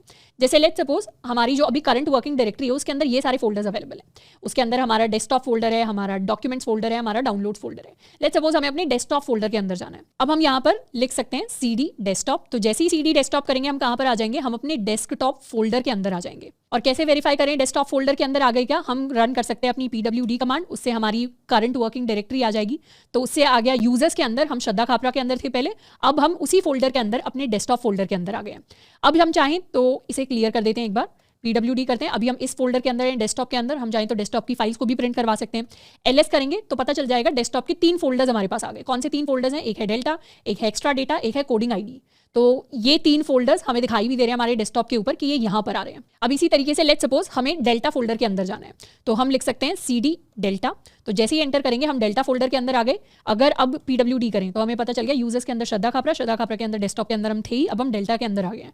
डेल्टा के हम चाहें तो सारी की सारी चीज़ें प्रिंट करवा सकते हैं। ये css हो गई, ये js हो गई, ये मेरी readme.md फाइल हो गई। अब हम चाहें तो अपने css फोल्डर के अंदर भी जा सकते हैं। हम कर देंगे cd css, तो pwd करेंगे तो अब हम CSS के अंदर आ गए। तो इस तरीके से हम फोल्डर्स के अंदर यानी अपनी वर्किंग डायरेक्टरी को चेंज करते हुए अंदर के अंदर जा सकते हैं। अब इसके साथ साथ हमें बाहर भी आना होता है, यानी अगर हमें वर्किंग डायरेक्टरी से बाहर की तरफ आना है तो हम लिखते हैं cd, उसके बाद स्पेस एंड उसके बाद 2 डॉट्स, यानी कुछ इस तरीके से cd एंड देन 2 डॉट्स को हम लिखते हैं। टर्मिनल की भाषा में ये हमारा बैक बटन होता है। तो जब भी हमें एक स्टेप बैक जाना होता है तो हम लिखते हैं डॉट डॉट, तो उसका मतलब होता है हमें एक स्टेप बैक जाना है। अब बैक जाने के लिए हम यहाँ लिख सकते हैं cd डॉट डॉट, तो हम कहाँ आ गए, CSS के बाद दोबारा हम डेल्टा फोल्डर के अंदर आ गए। अब pwd करें तो हम यहाँ पर हैं। एक बार इसे क्लियर कर लेते हैं। तो अभी हम कहाँ पर हैं, अभी हम श्रद्धा खापरा के अंदर डेस्कटॉप के अंदर डेल्टा में हैं। अब दोबारा से cd space dot dot enter, तो अब हम डेस्कटॉप के अंदर आ गए। अब pwd करेंगे तो हम एक लेवल बाहर चले गए। अब दोबारा cd स्पेस डॉट डॉट, तो हम वापस से अपनी होम डायरेक्टरी के अंदर आ गए और इस बार pw करेंगे तो यहाँ पर आ गए। इनफैक्ट हम एक और लेवल बाहर जा सकते हैं, तो इस बार हम यूजर्स के अंदर आ गए। यहाँ से हमें पता चल रहा है कि हम यूजर्स के अंदर आ गए, pwd करेंगे तो ये अभी हमारी वर्किंग डायरेक्टरी है। अब दोबारा से हम चाहें तो श्रद्धा खापरा के अंदर जा सकते हैं। अब एक और चीज़, टर्मिनल के अंदर हमारा ऑटो कंप्लीट भी होता है, यानी कुछ अगर हमें सजेशंस चाहिए तो ऑटो कंप्लीट करने के लिए हम अपने कीबोर्ड के ऊपर टैब को प्रेस कर सकते हैं। जैसे ही टैब प्रेस करेंगे, इसने मुझे बता दिया कि श्रद्धा खापरा फोल्डर है जो एग्जिस्ट करता है, जो चीज़ आपने लिखी उसके हिसाब से। फिर मैंने कर दिया एंटर, तो हम कहाँ आ गए, दोबारा हम होम डायरेक्टरी के अंदर आ गए। इसको वेरीफाई भी कर सकते हैं कैसे, pwd किया तो ये अभी हमारी वर्किंग डायरेक्टरी है। अब हम चाहें तो एक साथ बहुत सारे लेवल्स आगे और बहुत सारे लेवल्स पीछे भी जा सकते हैं। जैसे लेट्स सपोज मुझे अभी मैं होम डायरेक्टरी के अंदर हूँ, मुझे डेस्कटॉप के अंदर डेल्टा फोल्डर में जाना है, तो उसके अंदर जाने के लिए हम लिख सकते हैं cd, फिर हम लिख सकते हैं डेस्कटॉप स्लैश डेल्टा। तो इस तरीके से स्लैश का मतलब होता है कि डेस्कटॉप के अंदर हम डेल्टा फोल्डर के अंदर जाना चाहते हैं। एंटर किया तो हम डेल्टा फोल्डर के अंदर आ गए। अब अपनी वर्किंग डायरेक्टरी देखें तो हम कुछ यहाँ पर है। अगर हमने किसी ऐसे फोल्डर का नाम टाइप कर दिया जो एग्जिस्ट ही नहीं करता, जैसे डेल्टा के अंदर CSS है, JS है, पर हमारे पास HTML नहीं है, पर हम लिखें अगर cd HTML, तो एंटर करेंगे तो यहाँ आ जाएगा नो सच फाइल और डायरेक्टरी HTML, यानी डेल्टा फोल्डर के अंदर ऐसी HTML नाम की कोई फाइल या कोई डायरेक्टरी एग्जिस्ट नहीं करती। तो इसीलिए हमारी कमांड वर्क नहीं करेगी अगर हमने गलत नाम टाइप कर दिया तो। अब हम डेल्टा से वापस होम डायरेक्टरी पे जाना चाहते हैं। डेल्टा से पहले तो इसे एक बार क्लियर कर लेते हैं। अभी हम कुछ यहाँ पर है, अब हम डायरेक्टली डेल्टा से श्रद्धा खापरा के अंदर जाना चाहते हैं, यानी बीच का एक स्टेप स्किप करना चाहते हैं। तो उसके लिए हम लिख सकते हैं cd डॉट डॉट। इससे क्या होगा, हम एक स्टेप पीछे चले जाएंगे, एक स्टेप पीछे यानी डेस्कटॉप के अंदर। अब एक और स्टेप पीछे जाने के लिए हम लिख सकते हैं स्लैश डॉट डॉट। तो इसका मतलब है एक स्टेप पीछे एंड उसके बाद एक और स्टेप पीछे। इसको करेंगे एंटर तो कहाँ आ गए, हम दोबारा से अपनी होम डायरेक्टरी के अंदर आ गए। इसको प्रिंट भी करवा सकते हैं pwd से कि अभी हमारी वर्किंग डायरेक्टरी कुछ ही है। तो इस तरीके से हम जहाँ पर भी खड़े हैं, हम वहाँ से कुछ स्टेप्स आगे भी जा सकते हैं, कुछ स्टेप्स पीछे भी जा सकते हैं, inside and outside of our directories. Next हम बात करने वाले हैं पाथ्स के बारे में। अब जब भी हम cd करते हैं यानी अपनी डायरेक्टरी को चेंज करते हैं, तो हम दो तरीके के पाथ्स लिखकर चेंज कर सकते हैं। एक तो है कि हम कोई रिलेटिव पाथ वहाँ पर ऐड करें, या फिर एक है कि हम कोई एब्सोल्यूट पाथ ऐड करें। अब हमने relative and absolute path already देख रखा है जब हम सोर्स के साथ डील कर रहे थे, जब हम किसी इमेज का लिंक लिखते हैं या किसी फाइल का लिंक लिखते हैं। रिलेटिव पाथ होता है relative to our current location. ये बहुत ज़्यादा डिपेंड करता है कि अभी हम करेंटली कौन सी डायरेक्टरी के अंदर हैं, अभी हमारी वर्किंग डायरेक्टरी कौन सी है। जबकि एब्सोल्यूट पाथ, चाहे हम किसी भी फोल्डर के अंदर खड़े हों, हर जगह पर एक किसी भी फाइल का, किसी भी फोल्डर का एब्सोल्यूट पाथ सेम ही रहता है। इसका एग्जांपल देखते हैं। जैसे यहाँ पर इसे क्लियर कर लेते हैं। अगर अभी हम अपनी रूट डायरेक्टरी के अंदर है, तो रूट डायरेक्टरी के अंदर ये सारे के सारे फोल्डर्स हमारे पास अवेलेबल हैं। लेट्स सपोज इस रूट डायरेक्टरी से मुझे इस डेल्टा वाले फोल्डर के अंदर जाना है। अब मुझे पता है कि रूट डायरेक्टरी के अंदर डेल्टा वाला फोल्डर एग्जिस्ट ही नहीं करता, पर क्या एग्जिस्ट करता है, सिर्फ डॉक्यूमेंट्स, डेस्कटॉप, इस तरीके के फोल्डर्स एग्जिस्ट करते हैं। बट अगर मैं करने की कोशिश करूँ cd डेल्टा, तो उस केस में क्या होगा, उस केस में दिखाएगा नो सच फाइल और डायरेक्टरी एग्जिस्ट। तो जब भी हम रिलेटिव पाथ यूज करते हैं, ये अगर हमने डेल्टा लिखा तो ये एक रिलेटिव पाथ है। तो रिलेटिव पाथ के लिए बहुत इंपॉर्टेंट है कंसिडर करना कि जहां अभी हम हैं, जिस वर्किंग डायरेक्टरी में अभी हम हैं, उसके अंदर कौन कौन से फोल्डर्स अवेलेबल हैं। अगर जिस फोल्डर पर हम जाना चाह रहे हैं वो उसके अंदर अवेलेबल नहीं है, तो फिर उस फोल्डर के अंदर हम नहीं जा सकते। लेकिन अगर हम चाहें तो हम यहाँ पर जा सकते हैं, स्लैश यूजर्स के अंदर। अभी हम कहाँ पर हैं वो एक बार देख लेते हैं। क्लियर pwd, अभी हम इस फोल्डर के अंदर हैं और हम कहाँ जाना चाहते हैं, हम जाना चाहते हैं स्लैश यूजर्स के अंदर, श्रद्धा खापरा के अंदर, स्लैश उसके अंदर हम डेस्कटॉप पे जाना चाहते हैं एंड उसके अंदर हम अपने डेल्टा में जाना चाहते हैं। जैसे ही एंटर किया वैसे ही हम कहाँ पहुँच गए, वैसे ही हम डेल्टा पर पहुँच गए। तो ये जो पाथ हमने यूज़ किया, इसे हम अपना एब्सोल्यूट पाथ कहते हैं। जो हमारे एब्सोल्यूट पाथ्स होते हैं वो हमेशा एक स्लैश के साथ शुरू होते हैं, और जो हमारे रिलेटिव पाथ्स होते हैं वो हमेशा किसी नाम के साथ शुरू होते हैं, वो स्लैश के साथ शुरू नहीं होते। जैसे फॉर एग्जाम्पल अगर हम वापस से अपनी रूट डायरेक्टरी के अंदर चले जाएँ, तो अब यहाँ पर हम कर सकते हैं cd डेस्कटॉप स्लैश डेल्टा। यहाँ से भी हम कहाँ आ गए, यहाँ से भी हम डेल्टा फोल्डर के अंदर आ गए। बट ये वाला जो पाथ है ये हमारा रिलेटिव पाथ है, क्योंकि ये पाथ हमारा स्लैश से स्टार्ट नहीं हो रहा। बट ये वाला जो पाथ है ये स्लैश से स्टार्ट हो रहा है, इसीलिए ये हमारा एक एब्सोल्यूट पाथ है। अब चाहे मैं डेल्टा फोल्डर के अंदर हूँ या फिर डेल्टा के अंदर जाकर, लेट्स सपोज डेल्टा के अंदर अभी मेरा जो CSS वाला फोल्डर है, एक बार इस CSS वाले फोल्डर में जाते हैं। अब मैं CSS वाले फोल्डर में हूँ, लेकिन CSS वाले फोल्डर में रहकर भी अगर ये वाली कमांड हम वापस से कॉपी करते हैं, इस कमांड को एक बार कॉपी करके लेके आते हैं, ये वाली कमांड अगर मैंने दोबारा रन की तो मैं दोबारा डेल्टा के अंदर चली जाऊंगी। एंटर करेंगे तो कहाँ आ गए, दोबारा से डेल्टा के अंदर आ गए। अब दोबारा से एक बार CSS के अंदर जाते हैं, पर अब दोबारा से CSS के अंदर आकर अगर मैं रिलेटिव पाथ वाली कमांड रन करूंगी, यहाँ जाते हैं रिलेटिव पाथ वाली मेरी ये कमांड थी, इस कमांड को अगर रन करेंगे तो उस केस में बता देगा ऐसे फाइल और डायरेक्टरी एग्जिस्ट नहीं करती। तो बहुत इंपॉर्टेंट है रिलेटिव और एब्सोल्यूट के बीच के डिफरेंसेस को समझना। जो हमारी एब्सोल्यूट पाथ होते हैं वो चाहे हम किसी भी डायरेक्टरी के अंदर हो, हर जगह वर्क करेंगे, बट रिलेटिव पाथ्स डिपेंड करते हैं कि अभी हम कौन सी करंट वर्किंग डायरेक्टरी के अंदर है। इसके साथ साथ हमारे पास दो स्पेशल डायरेक्टरीज होती हैं। एक होती है जिसको हम कहते हैं स्लैश, जो हमारे कंप्यूटर की रूट डायरेक्टरी होती है उसको हम स्लैश से सिंबलाइज करते हैं। रूट डायरेक्टरी यानी हमारे कंप्यूटर में जितनी भी चीज़ें हैं वो सारी की सारी इस रूट डायरेक्टरी के अंदर है। अगर हम अपने सिस्टम के ऊपर मल्टीपल प्रोफाइल्स भी बना लेते हैं, जैसे एक अलग से लॉगिन हो रहा है, एक दूसरा अलग से लॉगिन हो रहा है किसी और नाम से, तो वो सारी की सारी हमारी रूट डायरेक्टरी के अंदर जाती हैं और हम कभी भी अपनी रूट डायरेक्टरी को एंटर कर सकते हैं। जैसे यहाँ पर अगर मैंने लिख दिया cd/, तो इसका मतलब है स्लैश मतलब रूट डायरेक्टरी, एंटर किया तो हम स्लैश पर पहुंच गए, जो है हमारी रूट डायरेक्टरी। इसको हम प्रिंट भी करवा सकते हैं कि करंट वर्किंग डायरेक्टरी क्या है, सिर्फ स्लैश प्रिंट होगा, यानी हमारा रूट। अब इसमें चेक करें कि कौन कौन से फोल्डर्स हैं, तो इसमें ये सारे के सारे फोल्डर्स एग्जिस्ट करते हैं, जिसमें से ये हमारा यूजर्स का फोल्डर है एंड यूजर्स वाले फोल्डर में हमारे पास श्रद्धा खापरा वाला फोल्डर है। अब इसके अलावा एक और स्पेशल डायरेक्टरी होती है जिसके बारे में ऑलरेडी पढ़ चुके हैं, जो हमारी होम डायरेक्टरी होती है। होम डायरेक्टरी के अंदर सारी की सारी इस सिस्टम, इस प्रोफाइल से रिलेटेड फाइल्स हैं। तो अब हम cd करके जा सकते हैं यूजर्स के अंदर, या डायरेक्टली हम cd टिल्ड कर सकते हैं। जैसे ही cd टिल्ड करेंगे अब हम अपनी होम डायरेक्टरी में आ गए, pwd करेंगे तो ये है हमारी home directory. So this was our root directory and this is our systems home directory. Next हम बात करने वाले हैं अबाउट मेकिंग डायरेक्टरीज। अभी तक हमने देखा है कि हम कैसे डायरेक्टरीज में नेविगेट कर सकते हैं, हम कैसे क्लियर कर सकते हैं, हम कैसे अपनी फाइल्स को देख सकते हैं। बट जैसे मैंने शुरुआत में आपको करके दिखाया था कि किसी फोल्डर के अंदर अगर हमें फोल्डर्स बनाने हैं या फाइल्स बनानी है, तो उस तरीके की चीज़ें टर्मिनल से कर पाना भी पॉसिबल है। तो उसके लिए हम अपनी कमांड यूज़ करते हैं mkdir। mkdir कमांड होती है फॉर मेक डायरेक्टरी। ये कमांड क्या करती है, ये कमांड हमारे लिए फोल्डर्स बनाती है। डायरेक्टरी यानी ये कमांड हमारे लिए फोल्डर्स क्रिएट करती है, फाइल क्रिएट नहीं करती, सिर्फ फोल्डर्स क्रिएट करती है हमारी मेक डायरेक्टरी कमांड। अब फोल्डर्स क्रिएट करने के लिए इसे कर लेते हैं क्लियर। हम क्या करेंगे, अपनी डेल्टा वाला जो फोल्डर है इसके अंदर एक और फोल्डर को हम क्रिएट करेंगे। तो अभी इसे थोड़ा सा कर लेते हैं मिनिमाइज एंड यहाँ पर डेल्टा की भी बात कर लेते हैं, यहाँ आ जाते हैं। तो मेक डायरेक्टरी के अंदर फोल्डर्स को क्रिएट करने के लिए हमें लिखनी पड़ती है अपनी कमांड mkdir यानी मेक डायरेक्टरी, और फिर हम अपने फोल्डर का नाम लिख सकते हैं। बट अभी ये फोल्डर कहाँ पर क्रिएट होगा, अभी ये फोल्डर हमारी रूट डायरेक्टरी में क्रिएट होगा, बट हम चाहते हैं हमारे डेल्टा वाली फोल्डर के अंदर क्रिएट हो। तो सबसे पहले डेल्टा के अंदर जाते हैं, cd desktop/डेल्टा के अंदर हम चले जाएंगे। तो अब हम इस डेल्टा वाले फोल्डर के अंदर है। अब यहाँ पर हम करने वाले मेक dr न्यू dr, तो न्यू डायरेक्टरी नाम का एक फोल्डर क्रिएट हो जाएगा। एंटर करेंगे तो ये न्यू डायरेक्टरी नाम का एक फोल्डर यहाँ पर क्रिएट आ गया। प्रिंट करवाएं अगर एलिमेंट्स को, तो अब ये 3 फोल्डर्स हैं जिसमें हमारा नया फोल्डर न्यू डायरेक्टरी है। हम चाहे तो एक और फोल्डर बना सकते हैं, मेक dir न्यू डायरेक्टरी 2, तो ये नया डायरेक्टरी 2 फोल्डर आ गया। ls करवाएंगे, न्यू डायरेक्टरी 2 हमारे पास प्रिंट होकर आ रहा है और ये हमें यहाँ पर दिख भी रहा है कि किस तरीके से फोल्डर बनता है। अब लेट्स सपोज न्यू डायरेक्टरी के अंदर हमें एक और फोल्डर बनाना है, तो हम कर सकते हैं cd न्यू डायरेक्टरी, और इसके अंदर अभी कुछ भी नहीं है, यानी न्यू डायरेक्टरी के अंदर अभी कुछ भी नहीं है, तो इसके अंदर भी एक और फोल्डर बना देते हैं mkdir। लेट्स सपोज इस बार हम फोल्डर का नाम देते हैं हेलो। तो क्या हुआ, यहाँ पर एक हेलो नाम का फोल्डर हमारे लिए क्रिएट हो गया। तो इस तरीके से कहीं भी जाकर हम किसी भी फोल्डर के अंदर एक और नया फोल्डर या एक और नई वर्किंग डायरेक्टरी को क्रिएट कर सकते हैं। अब इसमें एक और चीज़ है, लेट्स सपोज इसे क्लियर कर लेते हैं। हमारी जो न्यू डायरेक्टरी है उसके अंदर ऑलरेडी हेलो नाम का फोल्डर एग्जिस्ट करता है, और हम एक और हेलो नाम का फोल्डर अगर इसके अंदर बनाने की कोशिश करेंगे तो वो बनाना पॉसिबल नहीं होगा। जैसे ही हम एंटर करेंगे हमारे लिए आ जाएगा फाइल एग्जिस्ट, यानी टर्मिनल से हम सिर्फ एक नया फोल्डर वही बना सकते हैं जिस नाम का फोल्डर ऑलरेडी वहाँ पर एग्जिस्ट नहीं करता। इसके साथ साथ हम चाहें तो एब्सोल्यूट पाथ को यूज़ करके भी फोल्डर्स को बना सकते हैं। जैसे अभी अगर हम 2 स्टेप पीछे चले जाएं, हम आ गए अभी अपने डेस्कटॉप के अंदर और हमें फोल्डर बनाना है इस न्यू डायरेक्टरी 2 के अंदर। तो हम कैसे बना सकते हैं, हम सिंपली कर सकते हैं मेक dir, यानी एक नया फोल्डर बनाना है। और कहाँ पर बनाना है, हमें फोल्डर बनाना है अपने डेल्टा के अंदर, डेल्टा/न्यू dir 2 के अंदर एक नया फोल्डर बनाना है जिसको हम नाम देंगे hello 2। जैसे ही एंटर किया हमारे लिए नया फोल्डर बन गया न्यू dir 2 के अंदर, which is my hello 2 folder. तो यहाँ से मैंने कौन सा पाथ यूज़ किया, यहाँ से हम रिलेटिव पाथ को यूज़ करके भी अपना नया फोल्डर बना सकते हैं, और चाहें तो एब्सोल्यूट पाथ को यूज़ करके भी अपना नया फोल्डर बना सकते हैं। जैसे यहाँ पर hello 2 के अंदर भी हम एक और फोल्डर बना सकते हैं।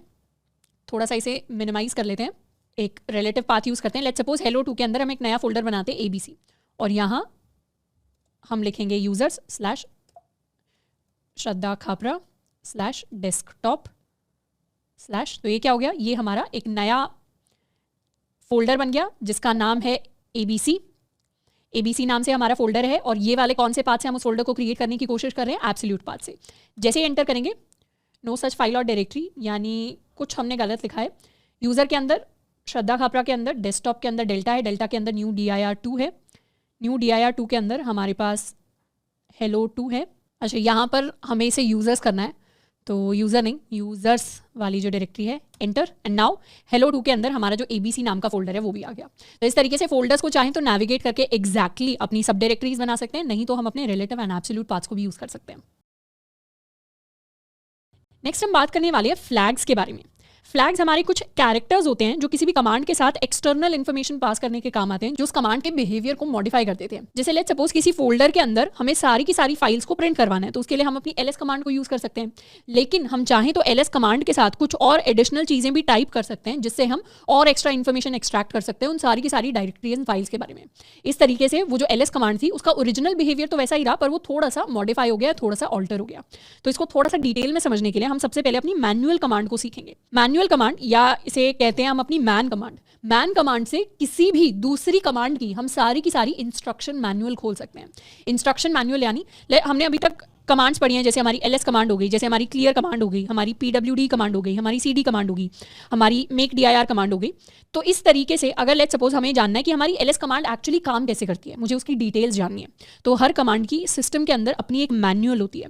मैनुअल यानी उसका पूरा जो जन्म पत्री होती है वो, एंड उस मैनुअल को एक्सेस करने के लिए हम अपनी मैन कमांड यूज़ करते हैं।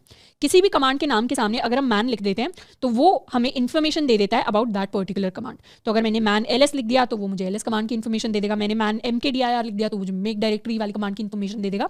उसको एक बार ट्राई करके देखते हैं, इसे थोड़ा सा हम मिनिमाइज कर लेते हैं। तो इस तरीके से हमारी जो ls कमांड है उसकी पूरी की पूरी इन्फॉर्मेशन हमें दिखाई देने लग जाएगी। अब इसे हम ध्यान से पढ़ें तो यहाँ दिख रहा है ls, यानी ls कमांड का मतलब होता है लिस्ट डायरेक्टरी कॉन्टेंट्स। इसका सिनॉप्सिस दिख गया, डिस्क्रिप्शन में हमें बता रहे हैं for each operand that names a file और a type other than directory, ls displays its name as well as any requested associated information। यानी हमें सारी की सारी फाइल्स, डायरेक्टरीज और उससे रिलेटेड इन्फॉर्मेशन हमारे लिए डिस्प्ले होकर आ जाती है। अब यहाँ पर फॉलोइंग ऑप्शंस भी अवेलेबल हैं। ऑप्शंस में क्या अवेलेबल है, जैसे ऑप्शंस के अंदर हमारे पास है कि हम -1 लिख सकते हैं, हम -a लिख सकते हैं। इसको हम माइनस नहीं, इसको हम बेसिकली -a या -a या -B इस तरीके से लिखते हैं। तो ये जो सारी की सारी एडिशनल इन्फॉर्मेशन है इन्हें हम फ्लैग्स कहते हैं। जैसे ls कमांड के साथ हमें एडिशनल ऑप्शंस दे दिए, जैसे ls के साथ अगर हम -l लिखते हैं तो उससे क्या होगा, लिस्ट इन लॉन्ग फॉर्मेट, यानी उससे हमारी जितनी भी फाइल के नाम डिस्प्ले हो रहे थे वो सारे के सारे फाइल के नाम अब लंबे फॉर्मेट में डिस्प्ले होंगे एडिशनल इन्फॉर्मेशन के साथ। तो एक तरीके से हमारी जो ls कमांड है उसको हम -l लिखकर और ज़्यादा मॉडिफाई कर सकते हैं, और ये जो -l है ये हमारा एक फ्लैग होता है। अब ये तो हम घुस गए हैं अपनी मैनुअल के अंदर, this is our BSD general commands manual. अब हम चाहें तो यहाँ से बाहर भी निकल सकते हैं, और बाहर निकलने के लिए अगर हम कोई भी नंबर टाइप करेंगे, कोई भी की प्रेस करेंगे, वो काम नहीं करेगी। हमें क्या करना पड़ेगा, अपने कीबोर्ड से क्विट करने के लिए, इस मैनुअल से बाहर निकलने के लिए, क्विट करने के लिए हमें Q वाली की को प्रेस करना पड़ेगा। जैसे ही हम Q को प्रेस करेंगे वैसे ही हम अब यहाँ से बाहर निकल गए। एक बार और थोड़ा सा क्लियर कर लेते हैं। अब हम यहाँ से बाहर निकल गए तो वापस आ गए हैं यहाँ पर। थोड़ा सा हम अपना विंडो साइज जो है उसे कर लेते हैं ठीक। तो वापस हम यहाँ पर आ गए। अब हम एक बार डेस्कटॉप के अंदर चले जाएं, उसके अंदर जाकर हम अपनी डेल्टा फोल्डर के अंदर जा सकते हैं। अब डेल्टा फोल्डर की लेट्स सपोज हमें सारी फाइल्स प्रिंट करवानी है या फोल्डर्स प्रिंट करवाने हैं, तो ये हमारे पास आ गए। अब हम चाहे तो अपना फ्लैग भी यूज कर सकते हैं, जैसे ls-l। तो इससे हम ध्यान दें तो फोल्डर्स तो वही सारे के सारे, फोल्डर्स एंड फाइल्स तो वही सारी की सारी हमारे लिए प्रिंट हुई हैं, बट उन सबके साथ अब एडिशनल इन्फॉर्मेशन आने लग गई है। जैसे ये हमारी जुलाई 31, अगस्त 6, इस तरीके से यहाँ पर हमारे पास कुछ टाइम दिखाई दे रहा है, कुछ यूजर दिखाई दे रहे हैं, कुछ और चीज़ें दिखाई दे रही हैं। अब ये एक्जैक्टली क्या चीज़ें उनके हम डिटेल में नहीं जाएंगे, बट हमें बेसिक ये पता चल गया कि अपनी कमांड्स के साथ हम और एडिशनल चीज़ें भी टाइप कर सकते हैं, जिससे हमें और एडिशनल इन्फॉर्मेशन भी मिल सकती है, या हमारी कमांड किसी ना किसी तरीके से मॉडिफाई हो जाएगी। और ये जो एक्स्ट्रा चीज़ें हम टाइप करते हैं इन्हें हम फ्लैग्स कह देते हैं। अभी तो वैसे हम खैर इतना ज़्यादा फ्लैग्स को यूज़ नहीं करेंगे, पर आगे जाके हो सकता है जब हम npm के साथ काम कर रहे हो या जब हम गेट कमांड्स के साथ काम कर रहे हो, तो वहाँ पर काफ़ी सारे फ्लैग्स होते हैं जिनके साथ हम डील करते हैं। तो ये हमारा एक फ्लैग हो गया। वापस से एक बार हम अपनी रूट डायरेक्टरी में चले जाते हैं। अब हमारा एक और इंटरेस्टिंग फ्लैग है जिसको हम एक्सप्लोर कर सकते हैं। उसके लिए करते हैं मैन ls किया तो यहाँ ls के डिफरेंट फ्लैग्स में हमारा एक -a भी होता है। -a क्या करता है, include directory entries whose name begins with a dot. तो बेसिकली ये सारी ऐसी फाइल्स को इंक्लूड करता है जिनका नाम डॉट से बिगिन होता है, और जनरली जो हमारी फाइल्स हमें हिडन होती हैं, वैसे दिखाई नहीं देती जनरली फोल्डर के अंदर, वो सारी डॉट से बिगिन होती है। तो Q अगर करेंगे, एक बार क्या करते हैं, रूट डायरेक्टरी के अंदर सिर्फ ls करते हैं। सिर्फ ls किया तो ये हमारी सारी की सारी फाइल्स हैं जो हमारे लिए डिस्प्ले होकर आ रही हैं। और इस बार हम करेंगे ls-a। ls-a करने से काफ़ी सारी एडिशनल फाइल्स हमारे पास और आई। ये सारी फाइल्स अगर हम नोटिस करेंगे, जैसे ये कैश वाला हो गया फोल्डर, फाइल्स नहीं डायरेक्टरीज बेसिकली, ये कप्स हो गया, ये डार्ट हो गया, ये db शेल हो गया, हमारे पास लोकल हो गया, npm हो गया, vs कोड हो गया, ये सारे डॉट से बिगिन कर रहे हैं। और ये सारे ऐसे फोल्डर्स हैं जो अगर आप नॉर्मली अपना सिस्टम खोल कर देखेंगे तो हमें दिखाई नहीं देंगे। तो इस तरीके से जो हमारे हिडन फोल्डर्स हैं वो हमारे पास भी डिस्प्ले होकर आ गए साथ में। तो ये हमारे फ्लैग्स का एक तरीके से कह सकते हैं मैजिक है। और हम चाहें तो अपने ls और l वाले फ्लैग को कंबाइन भी कर सकते हैं। जैसे हम कर सकते हैं -ls, या इसे अपने डेस्कटॉप के अंदर जाकर करते हैं। डेस्कटॉप के अंदर नॉर्मल ls करेंगे तो ये आएगा, और हम करेंगे ls-la। तो उससे क्या होगा, उससे हमारी सारी की सारी हिडन फाइल्स भी आएंगी, जैसे कुछ स्क्रीनशॉट्स आ रहे हैं, पर उसके साथ साथ इन्फॉर्मेशन भी आएगी। क्लियर डिफरेंस एक बार देखते हैं, ls किया और ये हमने किया ls-l, तो वही सेम फाइल्स आई बट उसके साथ थोड़े से और एडिशनल इन्फॉर्मेशन आई। पर अगर ls-a किया तो फाइल्स तो इतनी तो सेम है, ये 3 फोल्डर्स तो हैं ही, बट उसके अलावा ये 2 फोल्डर्स एडिशनल आए, ds स्टोर का फोल्डर एडिशनल आया और ये फाइल्स हमारे पास एक्स्ट्रा आई। और फ्लैग्स को कंबाइन करने के लिए हम लिखते हैं हाइफन और दोनों फ्लैग्स के नाम, तो उससे फ्लैग कंबाइन हो गए, तो हिडन फाइल्स भी आ गई एंड उसके साथ साथ इन्फॉर्मेशन भी आ गई। तो कुछ इस तरीके से हमारे फ्लैग्स काम करते हैं। अब नेक्स्ट हम बात करने वाले हैं अपनी टच कमांड के बारे में। टच कमांड का काम होता है to create new files in our directory. किसी भी डायरेक्टरी के अंदर जाकर अगर हम लिख देते हैं टच और फिर अपनी फाइल का नाम विद अ करेक्ट एक्सटेंशन, तो उसी एक्सटेंशन की फाइल हमारे पास तैयार होकर आ जाती है। जैसे लेट्स सपोज हमारी ये जो डेल्टा वाला फोल्डर है, इस फोल्डर के अंदर ये जो हमारी न्यू डायरेक्टरी है, न्यू डायरेक्टरी में हेलो के अंदर हम कुछ फाइल्स क्रिएट करना चाहते हैं, तो हम यहाँ पर जा सकते हैं। इसे थोड़ा सा हम मिनिमाइज कर लेते हैं। हम यहाँ पर जाएंगे, सबसे पहले तो हम cd कर लेते हैं डेल्टा, डेल्टा के अंदर हम जाना चाहते हैं अपनी न्यू डायरेक्टरी के अंदर एंड यहाँ पर भी हम जाना चाहते हैं अपने हेलो फोल्डर के अंदर। तो अभी हम खड़े हैं अपने हेलो फोल्डर के अंदर, क्लियर कर लेते हैं। अभी हम कहाँ हैं, अभी हम इस वर्किंग डायरेक्टरी के अंदर हैं जो हमें यहाँ पे खाली फोल्डर दिखाई दे रहा है। और इस वर्किंग डायरेक्टरी के लिए हम क्या कर सकते हैं, यहाँ पर अगर हम लिख दें टच index.html, एंटर किया तो यहाँ पे क्या हुआ, index.html की हमारे पास एक फाइल आ गई। और अभी ये फाइल हमारी एक एम्प्टी फाइल है बट ये अभी अभी क्रिएट हुई है। हम चाहें तो लिख सकते हैं टच style.css, तो एक CSS फाइल आ गई। हमने लिख दिया टच app.js, तो एक जावास्क्रिप्ट फाइल आ गई। हम चाहें तो लिख सकते हैं टच abc, abc से क्या होगा, एक खाली नॉर्मल सी फाइल आ जाएगी, मतलब बिना किसी एक्सटेंशन के है, तो बस एक सिंपल फाइल है। और हम चाहें तो लिख सकते हैं टच, इसे कह देते हैं xyz.txt, तो हमारे पास एक टेक्स्ट बेस्ड फाइल आ जाएगी। एंटर किया तो xyz.txt हमारे पास आ गई। अब प्रिंट करवाएं तो हमारे हेलो के अंदर ये 5 फाइल्स अवेलेबल हैं। अब वैसे तो हम बिना एक्सटेंशन के भी फाइल्स को क्रिएट कर सकते हैं, but generally it is advisable कि जब भी हम किसी फाइल को क्रिएट करें हम प्रॉपर एक्सटेंशन के साथ उसे क्रिएट करने की कोशिश करें। अब हम एक बार क्या करेंगे, एक बार मैन कर लेते हैं अपनी टच कमांड को।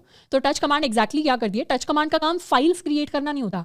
एक्चुअली टच कमांड का काम होता है to change file access and modification times, कि फाइल को लास्ट टाइम कब एक्सेस और कब मॉडिफाई किया गया, टच कमांड उसका टाइम चेंज करने के काम आती है। लेकिन जिस फाइल का अगर हम एक्सेस टाइम या मॉडिफिकेशन टाइम चेंज करने की कोशिश कर रहे हैं, अगर वो एग्जिस्ट नहीं करती, तो फिर उस केस में टच कमांड हमारे लिए नई फाइल क्रिएट करती है विद द डिफॉल्ट परमिशंस। यानी अगर फाइल एग्जिस्ट करती होगी तो उसका तो टाइम मॉडिफाई करवाएगी, पर अगर एग्जिस्ट नहीं करती होगी तो फिर उस केस में नई फाइल क्रिएट कर देगी। तो जो इसका एल्स वाला केस है, उस एल्स वाले केस के लिए हम इसको प्राइमरीली यूज करते हैं। यानी टाइम चेंज करने के लिए तो इतना ज्यादा नहीं, बट जनरली टच कमांड को हम अपनी नई फाइल्स क्रिएट करने के लिए यूज करते हैं।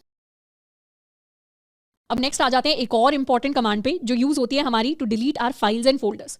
अब पहले से ही मैं एक डिस्क्लेमर दे देती हूँ कि ये जो हमारी कमांड्स होती हैं जिससे हम भी कुछ डिलीट करते हैं, स्पेशली अपनी फाइल्स एंड फोल्डर, ये कमांड काफ़ी ज़्यादा सेंसिटिव है। काफ़ी ज़्यादा सेंसिटिव कहने का मतलब है कि जनरली अपने कंप्यूटर से हम कुछ भी डिलीट करते हैं। हमने कोई गलती से फाइल डिलीट कर दी, गलती से कुछ फोल्डर डिलीट कर दिया, हमें वो अपने रिसाइकल बिन के अंदर मिल जाता है। और हमने गलती से कुछ डिलीट कर दिया तो हम उसे वापस लेकर आ सकते हैं, उसे रिस्टोर कर सकते हैं। पर जो भी चेंजेस, क्योंकि हमारा जो टर्मिनल होता है उसके पास बहुत पावर होती है सिस्टम में, तो जो भी कमांड्स हम यूज़ करते हैं टर्मिनल के ऊपर चीज़ें डिलीट करने के लिए, उनसे हम डिलीट की हुई चीज़ें कभी भी वापस नहीं लेकर आ सकते। तो हमें बहुत सारी पावर दे रहा है टर्मिनल, तो हमें उसको बड़े ध्यान से संभाल कर यूज़ करना है। कभी भी अगर हमें किसी फाइल या फोल्डर की डिलीट कमांड डालनी है तो उसको डालने से पहले 2 बार सोचना है कि क्या ये चीज़ उड़ गई हमारे कंप्यूटर की मेमोरी से, तो हमारे पास या तो उसका बैकअप हो किसी जगह पर, या फिर हमें उस चीज की बिल्कुल जरूरत ना हो। इसीलिए जो सेंसिटिव कमांड्स हैं इनको हमें बड़े ध्यान से यूज करना है। सबसे पहले कमांड की बात करते हैं जो हमारी फाइल्स को रिमूव करने के काम आती है। अगर किसी भी फाइल को हमें डिलीट करना है तो उसके लिए हम लिखते हैं rm, rm का मतलब होता है रिमूव। तो रिमूव फाइल्स के लिए हम लिखते हैं rm और फिर अपनी फाइल का नाम। तो जहां पर भी हमने लिख दिया और वहां पर वो फाइल एग्जिस्ट करती है तो वो फाइल ऑटोमेटिकली डिलीट हो जाएगी हमारे सिस्टम से। तो इसे कर लेते हैं क्लियर। अभी हम देखें अगर तो हेलो के अंदर ls करें तो हेलो के अंदर ये सारी की सारी फाइल्स अवेलेबल हैं। हम एक एक करके इन सारी फाइल्स को डिलीट करेंगे। हम रिमूव कर सकते हैं अपनी abc को, एंड जैसे ही हमने एंटर किया वैसे क्या हुआ, हमारे फोल्डर से भी abc डिलीट हो गई। एंड दोबारा से ls करें तो यहाँ से भी हमारी abc डिलीट हो गई। तो यहाँ पर डिलीशन तो हो गया फाइल्स का, लेकिन इस कमांड को बहुत ध्यान से यूज करना है क्योंकि ये abc फाइल अब हम किसी भी तरीके से रिट्रीव नहीं कर सकते। उसी तरीके से हम चाहें तो रिमूव कर सकते हैं अपनी app.js, अपनी style.css, स्पेस अपनी index.html, एंटर किया तो वो सारी की सारी फाइल्स डिलीट हो गई। अब अगर गलती से इन फाइल्स के अंदर हमारा कोई डेवलपमेंट का प्रोजेक्ट होता है तो वो भी डिलीट हो जाता। इसीलिए रिमूव को दोबारा मैंने बार बार बोल दिया, बड़े ध्यान से यूज़ करना है। एंड रिमूव xyz.txt, एंटर किया तो अब हमारा हेलो फोल्डर कंप्लीटली खाली हो गया। अब हम चाहें तो हम हेलो फोल्डर को भी डिलीट कर सकते हैं। एक लेवल बाहर चले जाएंगे, क्लियर। न्यू डायरेक्टरी के अंदर एक ही फोल्डर है हमारा हेलो फोल्डर। अब हेलो फोल्डर को डिलीट करने के लिए हम अपनी rm कमांड को यूज़ नहीं कर सकते। जैसे ही हम rm हेलो लिखेंगे वैसे ही आएगा हेलो इज़ अ डायरेक्टरी। मतलब जो rm कमांड होती है ये सिर्फ फाइल्स को डिलीट करने के लिए होती है। अगर हमें कोई डायरेक्टरी रिमूव करनी है तो हम लिखते हैं remove directory command, RMDIR। But ये जो कमांड है ये सिर्फ एम्प्टी फोल्डर्स को रिमूव करती है। अगर किसी फोल्डर के अंदर कोई मटीरियल ऑलरेडी अवेलेबल है तो उसे ये रिमूव नहीं करेगी। जैसे यहाँ पर हेलो क्या है, हेलो अभी एक खाली फोल्डर है, तो हेलो को हम डिलीट कर सकते हैं। हम लिख सकते हैं RMDIR remove directory hello, enter किया। अब LS करेंगे तो कुछ नहीं आएगा, तो मतलब हमारी न्यू डायरेक्टरी खाली हो गई। अब इसके अंदर हम चाहें तो एक डायरेक्टरी बना भी सकते हैं, मेक DIR, दोबारा से हेलो को बना लेते हैं, तो हेलो हमारी यहाँ पर आ गई। अब हम कोशिश करते हैं सीधा न्यू डायरेक्टरी को रिमूव करने की, तो एक लेवल पीछे चले जाते हैं, इसे कर लेते हैं क्लियर, और यहाँ किया हमने LS। तो डेल्टा वाली जो फाइल है, डेल्टा वाला जो फोल्डर है, उसके अंदर ये सारी की सारी डायरेक्टरीज हैं और हम न्यू डायरेक्टरी को रिमूव करना चाहते हैं। जैसे ही हम लिखेंगे remove directory new directory, enter किया, तो यहाँ दिखा रहा है डायरेक्टरी इज नॉट एम्प्टी, यानी ये जो हमारी न्यू DIR है, क्योंकि इसके अंदर ऑलरेडी कोई फोल्डर एग्जिस्ट करता है तो इसको डिलीट कर पाना भी पॉसिबल नहीं है। तो जब भी कोई ऐसी डायरेक्टरी हमें रिमूव करनी होती है जिसके अंदर कुछ ऑलरेडी एग्जिस्ट होता है, तो उसके लिए हम अपने फ्लैग्स को यूज़ करते हैं। तो अगर हमें किसी भी फोल्डर को डिलीट करना है तो उसके लिए हम लिखते हैं RM-RF। यहाँ पर R और F दोनों इंडिविजुअल फ्लैग्स हैं। जैसे अगर हम R की बात करें तो R का मतलब होता है रिकर्सिव डिलीट, तो R क्या करता है, रिकर्सिवली डिलीट करता है। और F का क्या मतलब होता है, F बेसिकली फोर्स्ड डिलीट करता है। एक तो होता है कि डिलीट करने से पहले हमें पूछा जाए कि चीज़ों को डिलीट करना चाहते हैं क्या, एक होता है विद फोर्स उन्हें डिलीट कर देना। तो F को जनरली समझने के लिए हम ये सोच सकते हैं कि फोर्स से सारी चीज़ें डिलीट कर देगा, और R क्या करेगा, रिकर्सिव डिलीट करेगा। रिकर्सिव डिलीट करने का मतलब है अगर मेरा कोई फोल्डर है, फोल्डर के अंदर दो और फोल्डर्स हैं, तो नेस्टेड वे में जाकर हर फोल्डर के अंदर ट्रेवर्स करके अंदर के सारी चीज़ों को डिलीट कर देगा। तो RF दो फ्लैग्स को हम कंबाइन करते हैं to remove any folder available. RF को वैसे हम रिकर्सिव फोर्स कहते हैं, तो जो डिलीट करने का तरीका होता है उसे रिकर्सिव फोर्स कहते हैं। बट इसको याद करने का एक तरीका है, जैसे मैंने कमांड को पहले कैसे याद किया था, RF मतलब रिमूव विद फोर्स। वैसे तो इसका नाम रिकर्सिव फोर्स होता है, बट इसको हम ऐसे सोच सकते हैं रिमूव विद फोर्स, कि अच्छा इस फोल्डर के अंदर कोई सामान है और इसे हमें डिलीट नहीं करने दिया जा रहा, कोई बात नहीं, हम सेम कमांड पास करेंगे और इस बार फोर्स से रिमूव कर देंगे सारे मटेरियल को। तो वो चीज़ हम कर सकते हैं। अगेन ये बहुत खतरनाक कमांड है, सारी चीज़ें डिलीट कर देगी आपके फोल्डर के अंदर की, तो इसीलिए इसको बड़े ध्यान से यूज़ करना है। अब मुझे अगर अपने न्यू DIR फोल्डर को डिलीट करना है तो हम लिख सकते हैं RM- या -RF, एंड अब लिख सकते हैं न्यू DIR, एंटर किया, तो इससे हमारी न्यू डायरेक्टरी रिमूव हो गई। सेम चीज़ हम कर सकते हैं फॉर आर न्यू डायरेक्टरी 2, तो हमारी न्यू डायरेक्टरी 2 भी रिमूव होगी। अब LS के अंदर, अब LS किया तो डेल्टा फोल्डर के अंदर हमारी वही सारी फाइल्स अवेलेबल हैं जिनसे हमने शुरुआत की थी। तो इस तरीके से हमारी जो बेसिक एंड इंपॉर्टेंट चीज़ें थी टर्मिनल से रिलेटेड, उनको हमने कवर कर लिया है। आई होप कि आप सारी की सारी कमांड्स को रिवाइज करते रहें, इनको यूज़ करते रहें, क्योंकि इन बेसिक कमांड्स के ऊपर एक अच्छी पकड़ होना इंपॉर्टेंट है। इसके अलावा और भी बहुत सारी कमांड्स होती हैं, जितनी भी कमांड्स हम आगे यूज़ करेंगे, मान लेते हैं अगर कोई नई कमांड आ गई कभी भी, या कोई नया फ्लैग आ गया, तो उसको हम यूज़ करते टाइम ही डिस्कस कर रहे होंगे। बट जितने भी इंपॉर्टेंट बेसिक्स हैं, कोर बेसिक्स हैं, जिनको हम सभी को समझना चाहिए, चाहे हम कोई भी ऑपरेटिंग सिस्टम के ऊपर हैं, चाहे हम किसी भी तरीके की डेवलपमेंट कर रहे हैं, तो वो सारी कमांड्स को हमने कवर कर लिया है। प्लीज़ इन कमांड्स को एक बार रिवाइज जरूर कर लेना है और इन्हें ध्यान जरूर रखना है। हाय एवरीवन, एंड इस चैप्टर के अंदर हम पढ़ने वाले हैं गिट एंड गिटहब के बारे में। तो अभी तक जैसे हमने टर्मिनल के अंदर चीज़ें पढ़ी थी, अब वैसे तो कहने के लिए टर्मिनल्स के साथ हम बहुत सारी कमांड्स और बहुत सारी चीज़ें पढ़ सकते हैं, पर हमने क्या किया, टर्मिनल वाले चैप्टर में वो इंपॉर्टेंट और पॉपुलर चीज़ें की जिनको हम डे टू डे बेसिस पर यूज़ करेंगे। वैसे ही गिट एंड गिटहब के अंदर हम बहुत सारी एंड काफ़ी कॉम्प्लेक्स चीज़ें भी पढ़ सकते हैं, पर डे टू डे बेसिस में यूजुअली हम उन चीज़ों को यूज़ नहीं करते। इस चैप्टर के अंदर हम सारी वो इंपॉर्टेंट चीज़ें कवर कर रहे होंगे जिनके बारे में हमें पता होना चाहिए जब हम गिट एंड गिटहब को पढ़ना स्टार्ट करते हैं, एंड साथ के साथ वो इंपॉर्टेंट चीज़ें जिनको हम डे टू डे बेसिस में यूज़ करेंगे जब भी हम गिट एंड गिटहब की बात करते हैं। तो सबसे पहले पढ़ते हैं कि गिट एक्चुअली होता क्या है। अब दो टर्म्स हमने सुनी होंगी, एक है गिट और एक है गिटहब। अभी तक कोर्स के अंदर कई बार हो सकता है हमने इन टर्म्स को बार बार सुना हो, इनफैक्ट हमने पहले ही आपको अपना गिटहब का अकाउंट बनाने के लिए बोल दिया था। तो अब इस चैप्टर के अंदर हम दोनों के बीच में डिफरेंसेस समझने वाले हैं। सबसे पहले हम बात करने वाले हैं कि गिट एक्चुअली होता क्या है। जब हम गिट की बात करते हैं, गिट हमारा होता है एक version control system. Version control system software की भाषा में एक ऐसा ऑनलाइन टूल होता है जो हमें हेल्प करता है to track changes in code. जैसे लेट्स सपोज एक एग्जांपल लेते हैं कि हमें कोई वेब डेवलपमेंट का प्रोजेक्ट बनाना है। अब अपने वेब डेवलपमेंट के प्रोजेक्ट को, अब ऐसा तो है नहीं कि हम एक रात बैठेंगे और हम पूरा का पूरा प्रोजेक्ट फिनिश कर देंगे। जनरली वैसा हैकाथॉन्स में होता है, बट जब हम नॉर्मली प्रोजेक्ट्स के ऊपर काम कर रहे होते हैं तो हो सकता है हमें कुछ दिन लगे, हो सकता है बड़ा प्रोजेक्ट हो तो हमें कुछ हफ्ते लगे, या फिर अगर हम कंपनी के अंदर काम करते हैं तो कुछ ऐसे प्रोजेक्ट्स होते हैं जिन पर हम महीनों तक काम करते रहते हैं। तो ऐसे में जब भी कोई प्रोजेक्ट बनता है तो उसकी कई सारी स्टेजेस होती हैं। जैसे इसको बहुत सिंपल तरीके से समझे तो लेट्स सपोज हमें कोई वेब डेवलपमेंट का प्रोजेक्ट बनाना है, तो पहले उसमें हो सकता है हम अपना फ्रंट एंड बना रहे हो, एंड उसके बाद हो सकता है हम अपना बैक एंड बिल्ड करने चलें। अब फ्रंट एंड जब बनाएंगे उसके अंदर भी स्टेजेस आएंगे। हो सकता है पहले हम अपना सारा का सारा HTML कोड लिखना पसंद करें, उसके बाद हम अपना सारा का सारा CSS कोड लिखना पसंद करेंगे, एंड उसके बाद हम अपना सारा का सारा जावास्क्रिप्ट का कोड लिखना पसंद करें। या फिर एक और अप्रोच भी होती है कि लेट्स सपोज हमारा जो पेज है या हमारी जो वेबसाइट है उसके अंदर अलग अलग फीचर्स हैं। एक फीचर हो सकता है कि हम साइन अप का पेज बना रहे हैं, तो साइन अप के पेज के लिए पहले HTML लिखा जाएगा, फिर CSS लिखा जाएगा, फिर जावास्क्रिप्ट लिखा जाएगा, फिर बैकएंड का कोड लिखा जाएगा। उसके बाद हम दूसरा एक लॉगिन का पेज बना रहे हैं, लॉगिन का फीचर है, उसके लिए भी सेम सीक्वेंस होगा। तो यहाँ पर क्या हो रहा है, हम फीचर वाइज डेवलपमेंट कर रहे हैं। तो चाहे हम किसी भी तरीके से डेवलपमेंट कर रहे हो, किसी भी तरीके से अपने प्रोजेक्ट्स को बना रहे हो, हर बार प्रोजेक्ट्स की जनरली कुछ कुछ स्टेजेस होती हैं, कुछ कुछ फेजेस होते हैं। अब कई बार हो सकता है कि हमने साइन अप वाला प्रोजेक्ट बना लिया और फिर हम लॉगिन पर काम कर रहे हैं और हमने डिस्कवर किया कि लॉगिन के अंदर कुछ ऐसी प्रॉब्लम्स आ रही हैं। अब कई बार ऐसा हो सकता है कि हमने अपना स्टेप 1 कंप्लीट कर लिया प्रोजेक्ट का, उसके बाद हम अपने स्टेप 2 पर बढ़े, उसके बाद हम अपने स्टेप 3 पर बढ़े, एंड उसके बाद क्या आया, हमारे दिमाग में आया कि नहीं, इस प्रोजेक्ट को ऐसे नहीं, इसको प्रोजेक्ट को थोड़े से और अलग तरीके से हम बिल्ड कर सकते हैं। तो हम चाहते हैं कि हमारे पास वही सारा सेम कोड आ जाए जो हमारे पास स्टेप 1 को खत्म करने के बाद था या स्टेप 2 को खत्म करने के बाद था। तो इस तरीके से या तो हम उस कोड के अंदर मैन्युअली चेंजेस कर सकते हैं कि एक एक लाइन हम जाके डिलीट करें कि ये चीज एक्स्ट्रा ऐड की थी हमने स्टेप 3 में, इसको अब डिलीट कर देते हैं, इसकी अब हमें जरूरत नहीं। या फिर हमारे पास ऐसे ऑनलाइन टूल्स होते हैं जो हमारे लिए ट्रैकिंग का काम कर लेते हैं। ये टूल्स क्या करते हैं, ट्रैक करते हैं कि कब हमने कोड के अंदर क्या चेंज किया। तो कभी भी अगर हमें ऐसा फील होता है नहीं हमें अभी वाले चेंजेस नहीं चाहिए, मुझे तो अपने पुराने वाले चेंजेस चाहिए, तो हम कभी भी जाकर अपनी हिस्ट्री को देख सकते हैं, पूरी की पूरी प्रोजेक्ट की हिस्ट्री को, एंड उसमें जिस भी स्टेज पर हम जाना चाहते हैं जहां पर हमें कोई पर्टिकुलर सेट ऑफ चेंजेस किए थे, हम अपने प्रोजेक्ट को दोबारा से उस स्टेज पर लेकर जा सकते हैं। तो इस तरीके से वर्जन कंट्रोल सिस्टम हमें हेल्प करते हैं to track changes in code. इसके अलावा इनका एक और काफी अच्छा यूज है कि जब भी हम ग्रुप के अंदर काम कर रहे होते हैं, अब अभी तो हो सकता है हम सोलो प्रोजेक्ट्स बना रहे हो, पर एक पॉइंट के बाद हम पेयर में प्रोजेक्ट्स बनाएंगे, हम अपने किसी दोस्त के साथ प्रोजेक्ट्स बनाएंगे, या क्लास के अंदर हम ग्रुप में प्रोजेक्ट्स बनाएंगे। इनफैक्ट कंपनीज के अंदर भी जब डेवलपमेंट होती है तो ऐसा नहीं है एक व्यक्ति ही बैठकर सब कुछ कर लेता है। कंपनीज के अंदर जनरली काफी सारे लोग होते हैं और बहुत सारे लोग एक ही प्रोजेक्ट पर काम कर रहे होते हैं। तो उस तरीके से जब स्टेज आती है, तो लेट्स सपोज ये हमारा एक प्रोजेक्ट है। अब इस प्रोजेक्ट के ऊपर हो सकता है कि हमारा कोई भी डेवलपर 1 काम कर रहा हो, प्रोजेक्ट के ऊपर डेवलपर 2 काम कर रहा हो, प्रोजेक्ट के ऊपर डेवलपर 3 काम कर रहा हो, प्रोजेक्ट के ऊपर डेवलपर 4 काम कर रहा हो। अब वो किस तरीके से अपने कोड को शेयर करें। अब जब भी इस तरीके से शेयर होता है तो उसमें हमारे वर्जन कंट्रोल सिस्टम्स काम आते हैं, और वर्जन कंट्रोल सिस्टम ये भी ट्रैक करते हैं कि अगर डेवलपर 1 है तो उसने कितना कोड लिखा, डेवलपर 2 है तो उसने कितनी लाइनें ऐड की, क्या दोनों ने सेम फाइल के अंदर सेम जगह तो नहीं चेंज कर दिया, और अगर दोनों ने सेम फाइल के अंदर कभी चेंज कर दिया है तो उनमें से दोनों में से किसका कोड रखा जाएगा। तो इस तरीके की काफी सारी प्रॉब्लम्स हैं जिन्हें वर्जन कंट्रोल सिस्टम सॉल्व करते हैं। तो मेजरली जिन प्रॉब्लम्स को सॉल्व करते हैं उसमें से सबसे पहला तो आ जाता है कि वर्जन कंट्रोल सिस्टम्स ऐसे टूल्स होते हैं, ऐसे सॉफ्टवेयर्स होते हैं जो हमारी हिस्ट्री को ट्रैक करते हैं, एंड दूसरा ये हमें हेल्प करते हैं टू कोलैबोरेट यानी दूसरों के साथ एक ग्रुप सिस्टम के अंदर काम करने में हेल्प करते हैं, उस सिस्टम के अंदर जो जो इश्यूज आते हैं उनको सॉल्व करने में हेल्प करते हैं।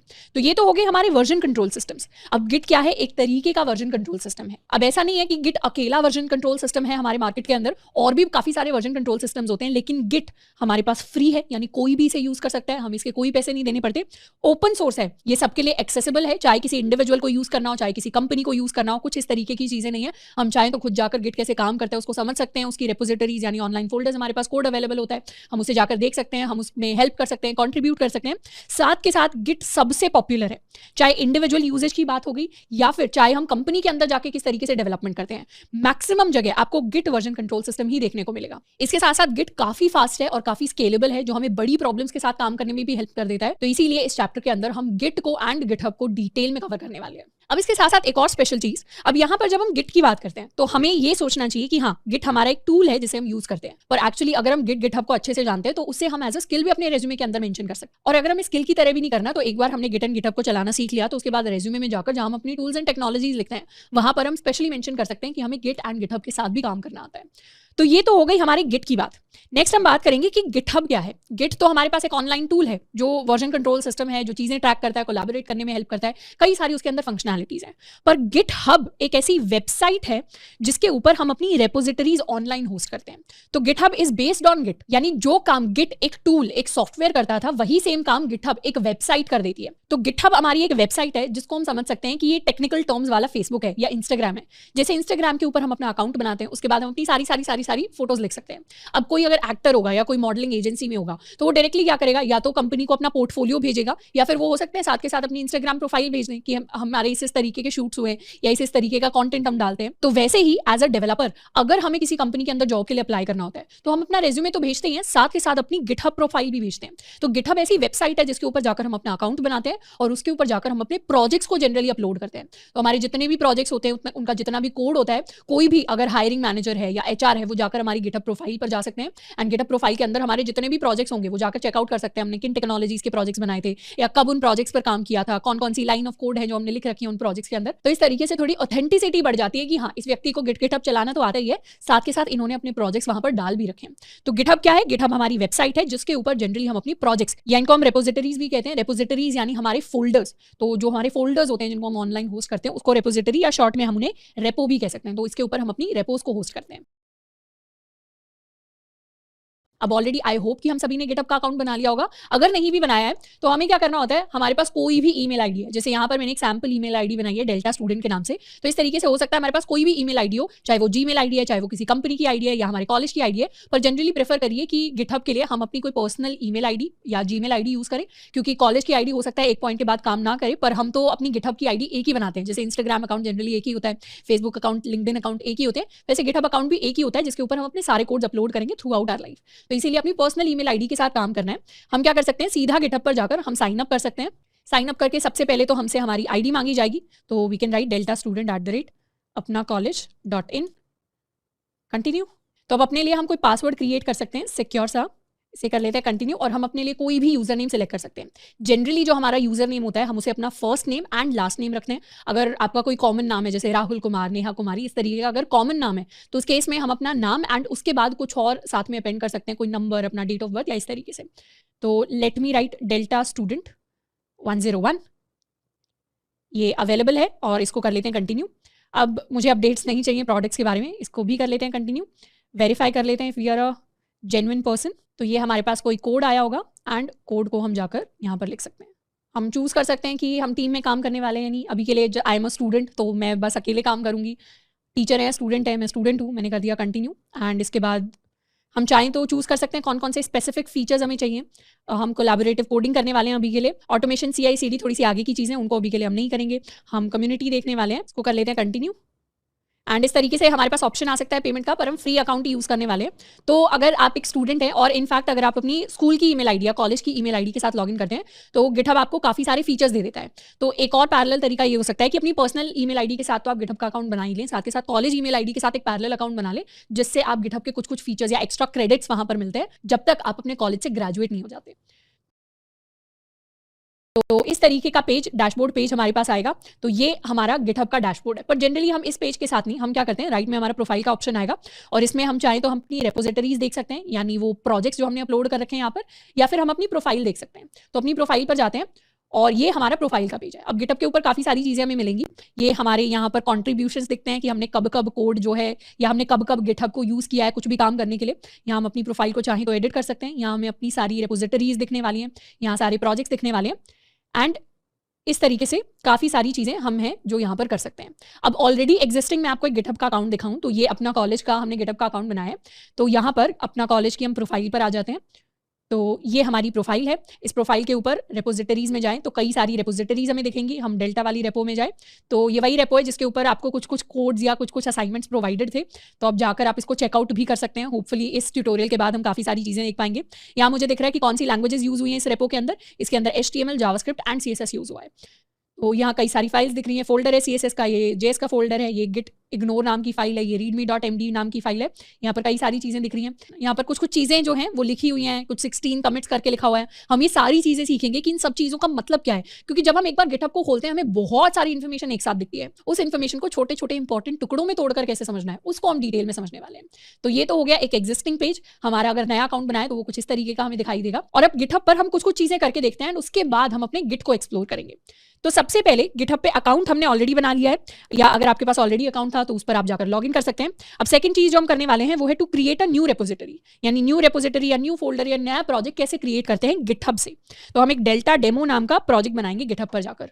तो जब भी हम अपनी गिटहब की प्रोफाइल पर होते हैं हमारे पास कई सारे ऑप्शन आते हैं। हम चाहें तो हम रेपोजिटरीज के अंदर जा सकते हैं और यहाँ पर हमें ग्रीन कलर का न्यू दिखाई देगा।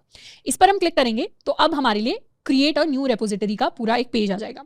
इसमें सबसे पहले तो हमें पता चल रहा है कौन इस रेपो का ओनर होगा। इस रेपो का ओनर होने वाला है डेल्टा स्टूडेंट 101। रेपोजिटरी का क्या नाम रखेंगे, इसका हम नाम रखने वाले हैं डेल्टा-डेमो। तो डेल्टा डेमो नाम से ये नाम अवेलेबल है, मतलब हमने पहले डेल्टा डेमो की कोई रेपो नहीं बनाई है अपने इस अकाउंट के अंदर, तो हम इस नाम को यूज़ कर सकते हैं। हम चाहें तो यहाँ पर एक डिस्क्रिप्शन लिख सकते हैं अपनी रेपो के लिए। ये वैसे तो ऑप्शनल है बट डिस्क्रिप्शन लिखना जनरली एक अच्छी चीज़ होती है।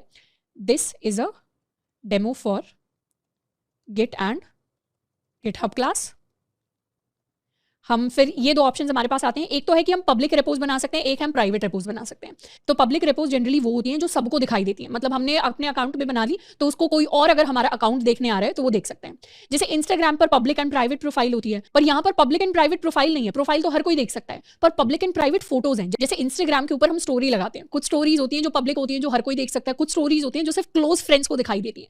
वैसा ही कॉन्सेप्ट यहाँ पर है कि कुछ ऐसे प्रोजेक्ट्स होंगे जो आप चाहते हैं कोई भी आकर देख ले मेरी प्रोफाइल पर, और कुछ ऐसे प्रोजेक्ट्स होंगे जो आप चाहते हैं कि अभी मैं बिल्ड कर रहा हूं तो अभी मैं सबको दिखाना नहीं चाहता, या फिर इंटरनली जब ऑर्गेनाइजेशंस बिल्ड करती हैं, जैसे जब मेरा माइक्रोसॉफ्ट का काम चल रहा था और हमने गिटहब के ऊपर ही कोलैबोरेट करके प्रोजेक्ट को बिल्ड किया था, तो हमारा प्रोजेक्ट प्राइवेट रहता था। ऐसा नहीं है कोई भी जाकर माइक्रोसॉफ्ट के अकाउंट में, गिटहब अकाउंट में जाएगा और वहां पर जाकर उस प्रोजेक्ट को एक्सेस कर लेगा। तो कुछ प्राइवेट रेपोजिटरीज होती हैं और कुछ पब्लिक रेपोजिटरीज होती हैं, डिपेंडिंग अपॉन हम किस तरीके का काम वहां पर करना चाह रहे हैं। तो हम जनरली अपनी रेपोजिटरीज को पब्लिक रखेंगे, ये भी जरूर ध्यान रखना है। अगर कोई भी गिटहब के प्रोजेक्ट का लिंक हम अपने रेज्यूमे के अंदर डाल रहे हैं तो ये जरूर इंश्योर करना है कि रेज्यूमे के अंदर जो लिंक्स डले हैं वो सारे पब्लिक हों, ताकि रिक्रूटर या एचआर या कोई भी इंटरव्यूअर आपका जो है वो जाकर उन पब्लिक लिंक्स को एक्सेस कर पाए। तो हम इसे पब्लिक ही छोड़ देते हैं। और साथ के साथ हमारे पास एक ऑप्शन आता है to initialize a readme file. एक रीडमी फाइल क्या होती है? readme.md नाम की बाय डिफॉल्ट हम एक फाइल क्रिएट करते हैं जनरली रेपोज के अंदर। अब इसे क्रिएट करना कंप्लीटली ऑप्शनल होता है, मतलब कंपलसरी नहीं है, हम चाहें तो क्रिएट कर सकते हैं इस फाइल को, हम चाहें तो नहीं कर सकते हैं। एमडी का, अब जैसे हमारे पास अलग अलग एक्सटेंशंस होती हैं, .html, .js, .css, वैसे ही हमारे पास .md भी होती है। एमडी की फुल फॉर्म होती है मार्कडाउन, यानी हमारी ऐसी फाइल है, जैसे हमने मार्कअप सुना होगा जब हमने HTML की बात की थी, हाइपरटेक्स्ट मार्कअप लैंग्वेज, तो वो क्या करता है, हमें मार्कअप बताता है। तो वैसा सा ही सिमिलर सा हम मार्कडाउन को समझ सकते हैं कि जो readme.md नाम की फाइल है ये हमें बताती है कि हमारा प्रोजेक्ट क्यों बना है, मतलब प्रोजेक्ट क्या है, प्रोजेक्ट का नाम क्या है, प्रोजेक्ट को हमने क्यों बनाया, प्रोजेक्ट के अंदर क्या क्या फीचर्स हैं, क्या क्या चीजें हैं, इस प्रोजेक्ट को हम यूज कैसे कर सकते हैं। तो बेसिकली जो भी प्रोजेक्ट या जो भी रेपो हम बना रहे हैं उसके बारे में जो हमें डिटेल्स देनी है किसी भी पढ़ने वाले को, उन सारी डिटेल्स को हम अपनी रीडमी नाम की फाइल के अंदर डालते हैं। जनरली ऐसा ही होता है। तो हम चाहें तो इस रीडमी को इनिशियलाइज कर सकते हैं, चाहे तो नहीं करें। तो एक गुड प्रैक्टिस हमेशा होती है कि हम एक रीडमी फाइल को इनिशियलाइज करें, उसको रखें। तो एक रीडमी फाइल के साथ हम अपनी एक रेपो को क्रिएट कर देंगे। तो ये हमारा नया अकाउंट है जिसके अंदर एक नई रेपो क्रिएट हो गई। तो यहाँ ऊपर दिख रहा है कि डेल्टा स्टूडेंट 101 के अंदर डेल्टा डेमो नाम की एक रेपो क्रिएट हो गई। तो अभी हम उस रेपोजिटरी के अंदर हैं। कभी भी चाहें तो हम अपनी प्रोफाइल पे जा सकते हैं, नहीं तो हम अपनी रेपोजिटरीज में जा सकते हैं। और यहाँ मुझे दिखाई दे रहा है मेरे पास कितनी रेपो है, रेपो काउंट दिख रहा है =1। तो हम इस पर क्लिक करेंगे तो हम यहाँ पर चले जाएंगे और जब भी हम किसी भी रेपो के अंदर होते हैं ये पेज हमें दिखाई देता है। अब इस पेज को समझने के लिए सबसे पहले तो ये हमारा कोड वाला सेक्शन है, तो कोड टैब के अंदर है मैं यहाँ पे ये मेन जैसी चीज़ कोई दिखाई दे रही है, डिफॉल्ट ब्रांचेस हम पढ़ेंगे क्या होते हैं, पर ब्रांचेस जैसी चीज़ें लिखी हुई हैं।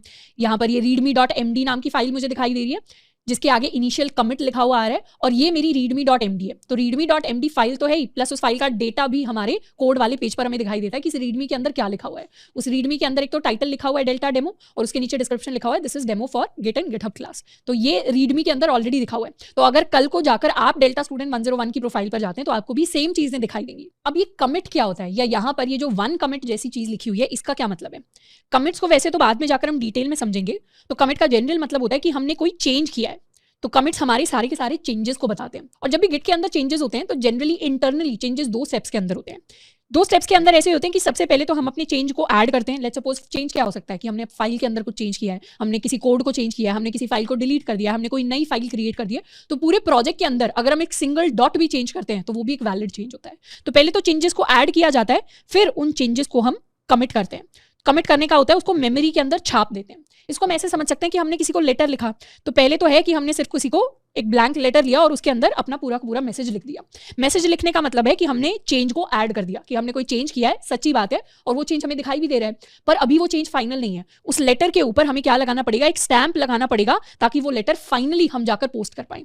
तो स्टैंप लगाने का मतलब कमिट करना होता है। तो कुछ एक्चुअल जब हम चेंज कर देते हैं वो तो हमारा होता है कि हमने कुछ ऐड कर दिया, और जब फाइनल स्टैंप, फाइनल ठप्पा लग जाता है उसको हम कहते हैं कि हमने कुछ कमिट कर दिया। तो जो भी चेंज होते हैं रेपोजिटरीज के अंदर 2 स्टेप्स में होते हैं। कई डेवलपर्स कहते हैं कि जो ऐड वाला स्टेप होता है ये थोड़ा सा एक्स्ट्रा स्टेप है, इसका डेवलपमेंट में इतना ज्यादा कोई फायदा होता नहीं है, तो गिटहब को चेंज करके डायरेक्टली कमिट करना अलाउ करना चाहिए। बट ऐसा नहीं है, ऐड वाले स्टेप के भी काफी सारे यूजेस होते हैं, काफी सारे इंटरनल यूजेस होते हैं। पर हमारे लिए समझने वाली चीज ये है कि जब भी कोई चेंज होता है वो 2 स्टेप्स में होता है गिट के अंदर, ऐड और कमिट की फॉर्म में। लेकिन गिटहब उस चीज को थोड़ा सा आसान कर देता है। गिटहब क्या करता है, हमें सीधा कमिट्स दिखाता है। कमिट्स यानी कि आपने लास्ट टाइम क्या चेंज किया था और उस पर स्टैम्प भी लग चुका है, यानी कमिट पूरा, चेंज पूरा हो चुका है। अब कमिट को, ये हमारा इनिशियल कमिट था, इस पर क्लिक करें अगर हम तो हमें ये चीज़ दिखाई देगी, इस तरीके का पेज दिखाई देगा। यहाँ हम देख भी सकते हैं कि readme.md में जाकर आपने क्या किया, आपने ये ग्रीन में जो एरिया दिखाई दे रहा है ये हमारे नए चेंजेस हैं कि आपने पहले तो ये चीज़ ऐड करी, फिर आपने ये चीज़ ऐड करी। तो ग्रीन और रेड में यूजुअली दो तरीके के चेंजेस हमें दिखाई देते हैं। एक होंगे ग्रीन के अंदर चेंजेस जो चीज़ें हमने पॉजिटिव ऐड की, और एक होंगे रेड कलर के चेंजेस जिसमें वो चीज़ें जो हमने डिलीट की या वो चीज़ें जिनको हमने मॉडिफाई किया वो चीज़ें हमें दिखाई देती हैं। अब क्योंकि हमने रीडमी फाइल नई बनाई है तो उसके अंदर सारे के सारे चेंजेस अभी हमारे पॉजिटिव ही हैं, तो ये हमारी चेंजेस हैं। अब हम चाहें तो अपनी रीडमी के अंदर भी चेंजेस कर सकते हैं। कोड के अंदर जाएंगे और रीडमी के सामने जो पेंसिल वाला ऑप्शन है, this is my edit option, edit option के ऊपर क्लिक करेंगे तो हमारे लिए इस तरीके का पेज खुलेगा। तो ये गिटहब के ऊपर ही मेरी रीडमी फाइल खुल गई। तो यहाँ हम गिटहब पर जाकर ही अपनी रीडमी के अंदर चेंजेस कर सकते हैं। हमें अलग से गिटहब से कोड अपने लैपटॉप के अंदर सेव करके फिर जरूरी नहीं है चेंजेस करना, वो भी तरीका है, पर हम चाहें तो डायरेक्टली रीडमी पर चेंजेस अपने गिटहब से भी कर सकते हैं। तो यहाँ पर this is a demo for git and GitHub class. अब लेट्स सपोज हम यहाँ पर बहुत छोटा सा चेंज करते हैं, हम सिर्फ एक डॉट लगाते हैं। लास्ट में क्या किया, सिर्फ एक डॉट लगाया हमने, और इस भी चेंज को हमें कमिट करना पड़ेगा। तो हर छोटा जो चेंज होता है वो काउंट होता है प्रोजेक्ट के अंदर। ये हमने चेंज कर दिया। अब करेंगे कमिट चेंजेस पर क्लिक। तो यहाँ कमिट जब भी करते हैं, मतलब स्टैम्प जब भी लगता है हमारे पेपर के ऊपर चेंज के साथ, तो उसके साथ हमें कोई मैसेज लिखना पड़ता है, और ये मैसेज मीनिंगफुल होते हैं। इनको बताना पड़ता है कि आप क्या कमिट करने की कोशिश कर रहे हैं, ताकि कल को जाकर आप बात करें कि पुराने हमने क्या क्या चेंजेस किए थे तो हमें समझ में आए। तो यहाँ पर हम क्या कर रहे हैं, अपडेट कर रहे हैं अपनी रीडमी एमडी को। सिर्फ इतना लिखेंगे, ये अभी क्या ऑप्शन है इनको छोड़ देंगे। Basically first option main branch वाला सिलेक्ट करना है और कमिट चेंजेस पर हम क्लिक कर देंगे। चेंजेस पर क्लिक कर दिया। अब यहाँ हमें डॉट दिखाई दे रहा है, दोबारा से कोड पर क्लिक कर देंगे, और अब जब जाएंगे तो इस फाइल के अंदर लास्ट में हमें डॉट दिखाई दे रहा है, और यहाँ जहाँ पर इनिशियल कमिट लिखा हुआ था यहाँ पर क्या आ रहा है, अब यहाँ पर अपडेट readme.md आ रहा है। मतलब जो लास्ट कमिट होता है, जो सबसे लेटेस्ट कमिट होता है, लेटेस्ट चेंज होता है हमारा गिटहब के ऊपर, फाइल्स के ऊपर, वही चेंज दिखता है कि इस फाइल में लास्ट चेंज क्या हुआ था। हम चाहें तो इस चेंज के बारे में और डिटेल्स चाहिए तो हम इस पर क्लिक कर सकते हैं। क्लिक किया तो ये पेज खुल गया। अब यहाँ पर क्या दिखा रहा है, ये डेल्टा डेमो तो सेम ही दिखा रहा है क्योंकि उसके अंदर हमने चेंज नहीं किया। ये जो एक लाइन रेड में दिखा रहा है, एक लाइन ग्रीन में दिखा रहा है। रेड वाली लाइन में क्या है, सेम चीज लिखी हुई है, बस लास्ट में डॉट नहीं है, और ग्रीन वाली लाइन में हमने डॉट दिखा दिया।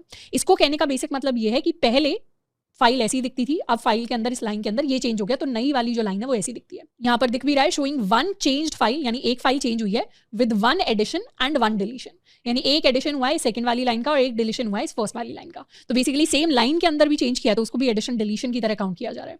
तो इस तरीके से हम किसी भी कमिट को जा सकते हैं, उसकी डिटेल देख सकते हैं कि इस फाइल के अंदर उस कमिट ने, उस जब हमने स्टैंप लगाया था तो लेटर के अंदर क्या क्या चेंजेस किए थे हमने। तो वही सेम चीज़ है कि जब हमने कमिट किया तो अपनी फाइल के अंदर क्या क्या चेंजेस किए थे हमने। अब हम चाहें तो अपनी फाइल्स को हम डायरेक्टली गिटहब से ही डिलीट कर सकते हैं, यानी readme.md पर क्लिक करेंगे और यहाँ हमारे पास कई सारे ऑप्शंस आएंगे। हम चाहें तो कई बार फाइल्स को डाउनलोड भी कर सकते हैं, तो उनकी रॉ फाइल्स हमारे पास डाउनलोड हो जाएंगी। बाकी यहाँ पर ये 3 डॉट्स पर जाकर क्लिक करेंगे तो कई सारे हमारे पास ऑप्शन आते हैं।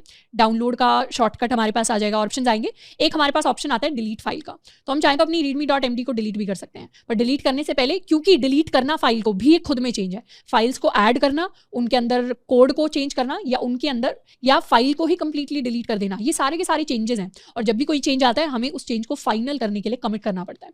तो यहाँ कमिट करने के लिए ऑलरेडी सजेस्ट किया हुआ है कि आप डिलीट readme.md लिख सकते हो अपने कमिट के अंदर मैसेज, एंड यहाँ पर क्लिक करके हम अपनी रीडमी को डिलीट भी कर सकते हैं। तो अभी के लिए हम इसे डिलीट नहीं करेंगे, अभी के लिए हम अपनी readme.md को इतना ही रखेंगे, एंड क्योंकि हम इसके साथ थोड़ा काम करने वाले हैं। अब यहाँ तक तो हमने सीखा कि हम गिटहब के ऊपर कैसे काम करते हैं। अब गिटहब जनरली क्योंकि ऐसा इंटरफेस है, एक वेबसाइट ही है जिसको यूज़ करना काफ़ी आसान है किसी भी डेवलपर के लिए या किसी भी नॉर्मल यूज़र के लिए। तो गिटहब को देखकर कई सारी चीज़ें हमें ऑटोमेटिकली थोड़ी बहुत समझ में आती हैं। पर जनरली जब हम अच्छे खासे लेवल का डेवलपमेंट कर लेते हैं तो उसके बाद हम गिटहब को तो यूज़ करते ही हैं, पर उसको थोड़ा कम यूज़ करते हैं। हम डायरेक्टली गिट को यूज़ करते हैं। और गिट को कैसे यूज़ करते हैं, गिट को हम यूज़ करते हैं with the help of our terminal. अब जैसे अपने कंप्यूटर के अंदर हम चाहें तो फोल्डर को राइट क्लिक करके भी बना सकते हैं, हम चाहें तो नई फाइल्स को भी खुद से बना सकते हैं, VS कोड के अंदर नई फाइल्स बना सकते हैं, पर वही सारे काम हम टर्मिनल से भी कर सकते हैं। तो वही कॉन्सेप्ट है गिटहब एंड गिट का। हम चाहे तो गिटहब के ऊपर ही मोस्टली चीजें कर सकते हैं, हम चाहे तो कमिट कर सकते हैं, हम चाहे तो फाइल्स डिलीट कर सकते हैं, but generally good developer practice होती है कि गिटहब हमें चलाना आना चाहिए, लेकिन जो हमारे प्राइमरी चेंजेस हम डे टू डे बेसिस पर करेंगे वो गिट को यूज करके करेंगे। तो बात करते हैं कि गिट को हम कैसे यूज कर सकते हैं। अब गिट को यूज करने के मल्टीपल तरीके हैं। सबसे पॉपुलर तरीका और जिसको हम भी यूज करेंगे वो है यूजिंग कमांड लाइन। कि हम क्या करेंगे, जैसे हम टर्मिनल को यूज करते थे, हम टर्मिनल के थ्रू ही अपने गिट को यूज करेंगे। अब मैक ओएस के अंदर जनरली हमारा जो गिट होता है ऑलरेडी इंस्टॉल्ड होता है। तो आप मैक या लिनक्स की बात करेंगे तो वहां पर आप टर्मिनल खोलेंगे और हम टेस्ट कर सकते हैं गिट -- वर्जन लिख के कि हमारा गिट वहां पर ऑलरेडी इंस्टॉल्ड है या नहीं है। और जो भी स्टूडेंट विंडोज वाले हैं उनके लिए तो ऑलरेडी हमने गिट को इंस्टॉल करा दिया था। तो जो हमने टर्मिनल वाली क्लास में गिट बैश को इंस्टॉल किया था उसके अंदर गिट आपको ऑलरेडी दिखेगा। तो आप भी गिट -- वर्जन टाइप करके चेक कर सकते हैं। अगर कुछ वर्जन प्रिंट होगा तो मतलब गिट को हमने ऑलरेडी इंस्टॉल कर लिया है। तो एक बार अपने सिस्टम पर भी मैं कर लेती हूँ। ये हो गया हमारा टर्मिनल, इसके अंदर हमने टाइप किया गिट -- वर्जन, तो क्या हुआ, हमारे गिट का वर्जन आ गया। इसके अलावा हम चाहें तो कई सारी गिट कमांड्स भी देख सकते हैं। हम सिंपली गिट टाइप करेंगे तो गिट की कई सारी डिफरेंट कमांड्स हमारे पास प्रिंट होकर आ जाएंगी। तो ये कई सारी कमांड्स हैं जिनको हम सीखने वाले कि क्लोन क्या होता है, इनिट क्या होता है, ऐड क्या होता है, आरएम तो हमें पता ही है, it is use to remove files, log क्या होता है, डिफ क्या होता है, ब्रांच, कमिट, मर्ज, इस तरीके की कई सारी डिफरेंट कमांड्स को हम सीखने वाले हैं। तो इसको कर देते हैं क्लियर। तो ऑब्वियसली इस सिस्टम के अंदर गिट ऑलरेडी इंस्टॉल्ड है। अगर आप विंडोज पर हैं तो गिट बैश हमने किया था, वहां पर भी ऑलरेडी इंस्टॉल्ड है एंड जनरली मैक लिनक्स के अंदर होता है। तो अगर इंस्टॉल नहीं भी है तो हम जा सकते हैं गिट SCM पर। तो जैसे ही हम गिट SCM पर जाएंगे, यहाँ हमें इस वाले लिंक पर यानी gitscm.com/downloads पर काफी सारे ऑप्शन मिलेंगे। अगर आप मैक पर हैं तो आप मैक के लिए गिट को डाउनलोड कर सकते हैं, लिनक्स पे हैं तो लिनक्स के लिए कर सकते हैं, विंडोज पर हैं तो हम विंडोज के लिए भी कर सकते हैं। तो ये तो एक तरीका होता है गिट को यूज करने का, which is using command line, जिस तरीके को हम भी यूज करेंगे। दूसरा एक तरीका होता है कि कई सारे जो आईडीज या कोड एडिटर्स होते हैं, जैसे VS कोड भी हो गया, उनके अंदर कई सारे एक्सटेंशंस होते हैं और उन एक्सटेंशन की हेल्प से हम अपने गिट को यूज कर सकते हैं। और तीसरा तरीका होता है ग्राफिकल यूजर इंटरफेस, यानी कुछ GUIs होते हैं, जैसे इनमें से एक का नाम ये है, और इन GUI क्लाइंट्स को भी हम डाउनलोड कर सकते हैं using the same git link. But generally हम इनको नहीं करेंगे, हम क्या करेंगे, बेस्ट तरीका सीखेंगे which is using command line. अब कमांड लाइन को यूज करने के पीछे कई सारी रीजंस है। सबसे पहला, ये काफी पॉपुलर है। दूसरा, अगर हम एक बार सीख गए कमांड लाइन को यूज करना, जो जैसे टर्मिनल को यूज करना आसान था, वैसे ही कमांड लाइन से गिट को यूज करना भी काफी आसान है। इसके अलावा ये जो कमांड लाइन से यूज करने का तरीका है, it is faster and it has no limitation. यानी कई बार हो सकता है हम GUIs को या एक्सटेंशंस को या दूसरी चीजों को यूज करें तो उसमें हो सकता है कुछ ऐसे पॉइंट आए जहां पर कुछ कॉम्प्लेक्स चीजें हम ना कर पाए, पर कमांड लाइन को यूज करके गिट की हम सारी की सारी चीजें कर पाते हैं, चाहे वो कितनी भी बेसिक या कितनी भी कॉम्प्लेक्स हो। तो इसीलिए हम कमांड लाइन से अपने गिट को यूज करने वाले हैं। अब सबसे पहले हम क्या करेंगे, हम अपने गिट को कॉन्फ़िगर करने वाले हैं। गिट को कॉन्फ़िगर करने का मतलब होता है कि उसके अंदर कुछ बेसिक चीज़ें पहले से ही सेटअप कर देना। सबसे पहली चीज़ जो हम सेटअप करेंगे वो है यूज़र नेम और हमारा ईमेल। यानी गिट को पता होना चाहिए इंटरनली, अगर हम गिट को यूज़ कर रहे हैं तो उसे पता होना चाहिए कि हम कौन से नाम से अपने कमेंट्स या सारे के सारे चेंजेस करना चाहते हैं और हम कौन सी ईमेल आईडी से सारे चेंजेस करना चाहते हैं। तो गिट को कॉन्फ़िग करने के लिए हमारे पास कमांड होती है गिट कॉन्फ़िग एंड उसके बाद हमारे पास कई सारे ऑप्शंस होते हैं। एक होता है हमारे पास लोकल ऑप्शन, एक होता है हमारे पास सिस्टम।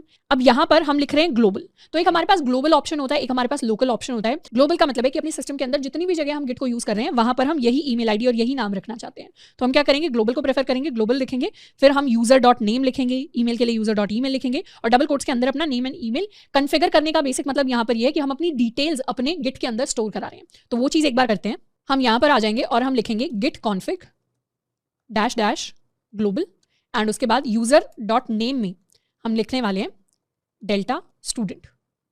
तो ये मैंने थोड़ा सा जेनेरिक नाम रख दिया है, ऑल्दो मेरी जो गिटहब प्रोफाइल है उसका नाम है श्रद्धा खापरा, तो वही चीज़ हम रखेंगे। आप भी अगर लिखेंगे तो आपको भी अपना नाम लिखना है, पर मैंने यहाँ पर लिख दिया है डेल्टा स्टूडेंट। तो ये हो गया है एंड इसके साथ साथ अब हम अपनी ईमेल की बात करते हैं। पहले तो इससे थोड़ा सा क्लियर कर लेते हैं और अब हम लिख सकते हैं गिट कॉन्फ़िग --- लिस्ट। एंटर किया तो यहाँ से हमारी डिटेल्स आ गई। अब ये जो credentials.helper है इसको अभी के लिए इग्नोर करना है। यूजर नेम में हमें दिखाई दे रहा है जो हमने यूजर नेम लिखा था वही आया है, user.email में हमें दिखाई दे रहा है जो हमने ईमेल लिखी थी वही आ रही है। अगर आप गलती से कुछ टाइप कर देते हैं, टेंशन लेने की बात नहीं है, दोबारा वही कमांड लिखनी है और इस बार सही चीज टाइप करके एंटर कर देना है, तो ऑटोमेटिकली अपडेट हो जाएगी। तो ये तो हमने कन्फिगर कर लिया अपने गिट को। पर इसके साथ साथ एक तो तरीका है कि हम यहीं पर इसी टर्मिनल विंडो पर या अगर आप गिट बैश पर हैं तो गिट बैश पर ही हम सारी की सारी चीजें जो है लिखते चले आए। पर इसके अलावा एक और तरीका है कि हम VS कोड के थ्रू अपने टर्मिनल को एक्सेस करें। अब इसे क्रॉस कर देते हैं और अपनी VS कोड को हम खोलने वाले हैं। अब जब भी हम अपने विजुअल स्टूडियो कोड को खोलेंगे हमारे पास ये वाली विंडो होगी। इस विंडो के अंदर अभी हमारे पास कोई ऐसा फोल्डर नहीं है जो खुला हुआ है, तो हम एक फोल्डर को क्रिएट करेंगे।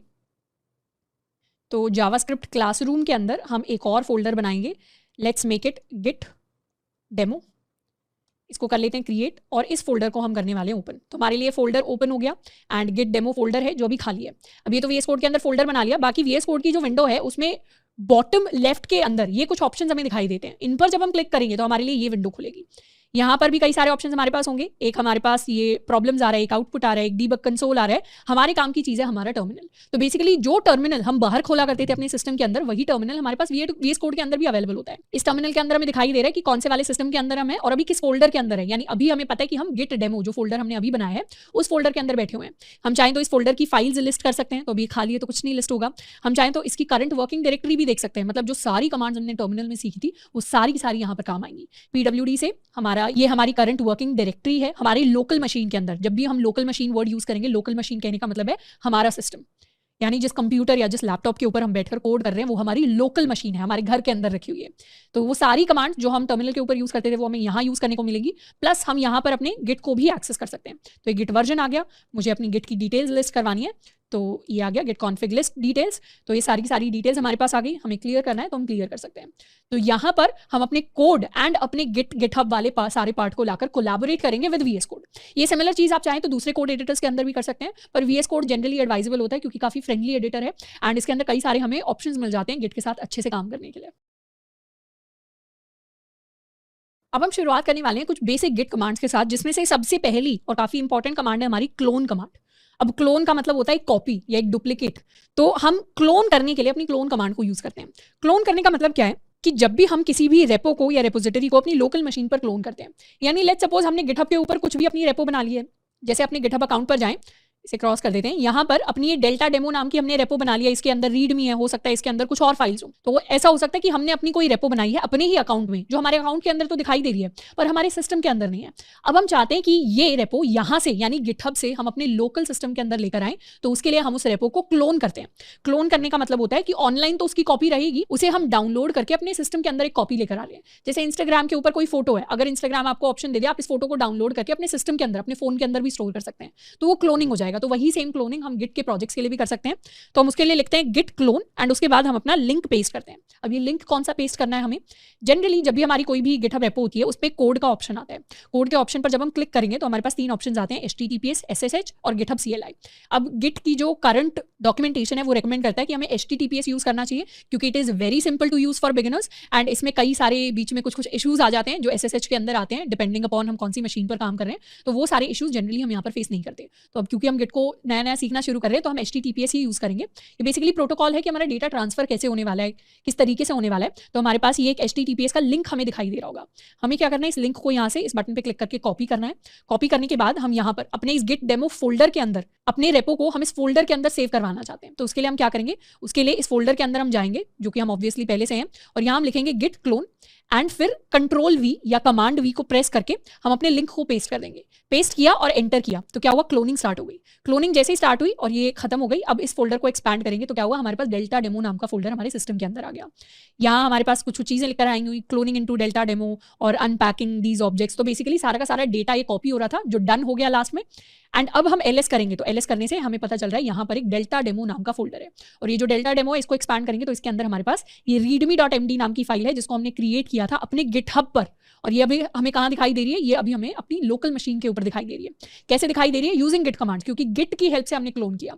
तो गिटहब तो हो गई ये वेबसाइट जहाँ से हम काफ़ी सारी चीज़ें कर रहे थे, पर गिट को हमने कैसे यूज़ किया, गिट को यहाँ पर हमने क्लोन करने के लिए यूज़ किया। तो जब हम गिट की as a tool as a software बात करते हैं, वो कुछ नहीं, टर्मिनल के अंदर हम कमांड्स ही टाइप कर रहे होते हैं, वही गिट को यूज़ करना है। अब हम क्या करेंगे, CD करके अपनी डेल्टा डेमो के अंदर चले जाएंगे। डेल्टा डेमो के अंदर आ गए, इसको क्लियर कर लेते हैं और यहाँ पर अब LS करेंगे तो हमें पता चल रहा है सिंगल फाइल है हमारी readme.md नाम से। पर हमारे जितने भी गिट के फोल्डर्स होते हैं उनके अंदर हमेशा कुछ हिडन फाइल्स होती हैं। हिडन फाइल्स देखने के लिए हमें पता है हमें LS-A करना होता है। तो ये किया तो हमारे पास पता चल रहा है एक ये कुछ है, एक ये कुछ है, और हिडन फोल्डर्स के अंदर हमेशा .git नाम का हमेशा हमारे पास एक फोल्डर होता है हमारी सारी गिट फाइल्स के अंदर। ये फोल्डर नॉर्मल फाइल्स के अंदर नहीं दिखेगा, हमेशा गिट फाइल्स के अंदर अवेलेबल होगा, जो कि एक पहचान है कि जिस भी फाइल के साथ हम काम कर रहे हैं हमारी एक गिट की फाइल है, और ये एक हिडन फाइल होती है जो नॉर्मली हमें दिखाई नहीं देती। अब ये तो क्या किया, हमने अपने प्रोजेक्ट को क्लोन कर लिया। अब प्रोजेक्ट को क्लोन करने का एकमात्र रीजन होता है कि उस प्रोजेक्ट के अंदर अब हम कुछ चेंजेस करना चाहते हैं। जैसे लेट्स सपोज एक चेंज हो सकता है कि अपनी readme.md के अंदर हम कुछ लाइन ऐड कर दें, this is a demo for git and GitHub class, और यहाँ पर हम लिख सकते हैं let's suppose we write teacher, या इस तरीके से। वैसे रीडमी में लिखने का भी अपना एक सिंटैक्स होता है, हम जनरली हैश लिखते हैं, स्पेस देते हैं, तो जो चीज़ें इस तरीके से लिखी जाती हैं वो अलग से हाईलाइटेड होंगी क्योंकि वो बोल्ड होने वाली है।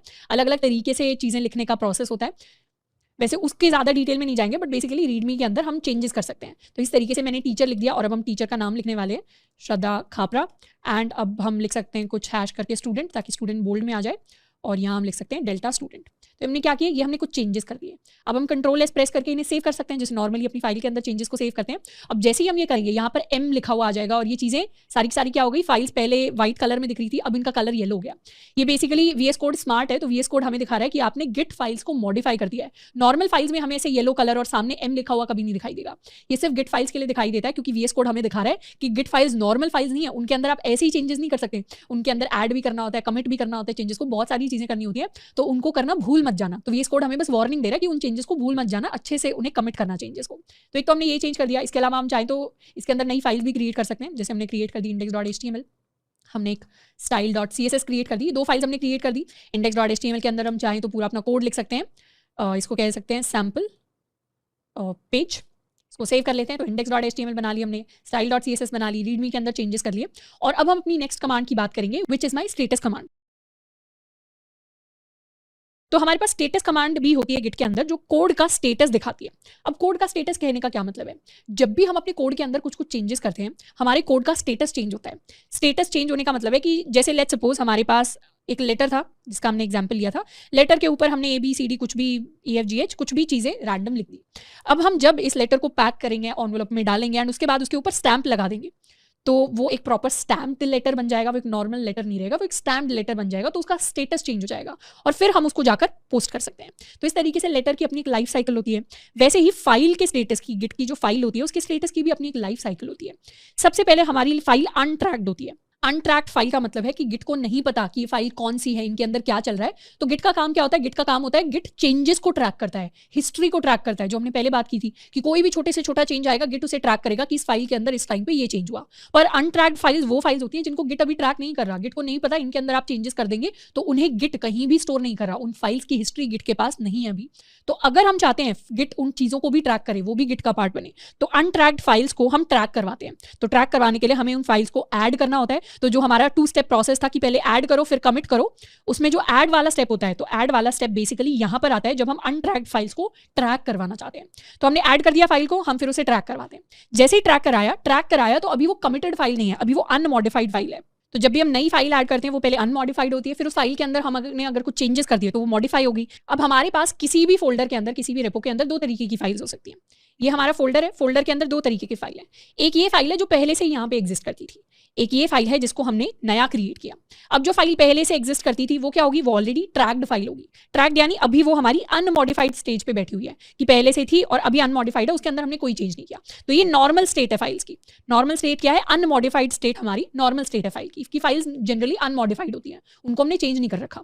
और कोई अगर हमने नई फाइल क्रिएट कर दी तो वो फाइल शुरुआत में क्या होगी, अनट्रैक्ड होगी। पुरानी फाइल्स ट्रैक्ड है, नई फाइल्स अनट्रैक्ड है। तो अनट्रैक्ड फाइल्स को भी अगर हमें ट्रैक्ड बनाना है तो उसके लिए हम ऐड कर देते हैं फाइल्स को, तो वो भी अनमॉडिफाइड स्टेटस पे आ जाएंगी। अब लेट्स सपोज चाहे हमारी नई फाइल है चाहे पहले से एग्जिस्टिंग वाली फाइल है, उन फाइल्स के अंदर हम कुछ चेंजेस लेकर आते हैं। अब जैसे ही किसी भी चीज़ के अंदर चेंज आ गया वो मॉडिफाइड बन जाएगी। तो जब भी हमने किसी फाइल को मॉडिफाई कर लिया उसके बाद 2 स्टेप प्रोसेस होता है उस मॉडिफिकेशन को, उस चेंज को फाइनल करने का। 2 स्टेप प्रोसेस क्या होता है, सबसे पहले हम अपनी फाइल को स्टेज करते हैं और स्टेज करके फिर उसे वापस अनमॉडिफाइड बनाते हैं कमिट करके। अब ये थोड़ी सी कॉम्प्लेक्स लग रही होगी लाइफ साइकिल, तो अभी के लिए इसका बहुत ज़्यादा डिटेल में नहीं जाएंगे। बेसिक ये समझेंगे कि जब भी फाइल्स नई बनती हैं वो अनट्रैक्ड होती हैं, उन्हें हमें ट्रैक करवाना पड़ता है। और जब भी किसी भी फाइल के अंदर चेंज हो गया, चाहे वो नई फाइल हो चाहे वो पुरानी फाइल हो, उस चेंज को हमें मेमोरी के अंदर कमिट करवाना होता है। तो उसमें भी कई सारे स्टेप्स लगते हैं। तो ये अलग अलग स्टेटस होते हैं हमारी फाइल के और हम इन स्टेटसेस को चेक कर सकते हैं with the help of git. तो एक बार क्या करते हैं, अभी हमारे फोल्डर के अंदर क्या स्टेटस चल रहा है उसको चेक करते हैं। उसके लिए हम लिख सकते हैं गिट स्टेटस। तो गिट स्टेटस ने क्या किया, प्रॉपर एक बड़ा सा हमें स्टेटस दे देगा। इस स्टेटस को थोड़ा समझते हैं। यहाँ पर कुछ चीजें आ रही है, your branch main is up to date with origin main, इसको इग्नोर कर देते हैं।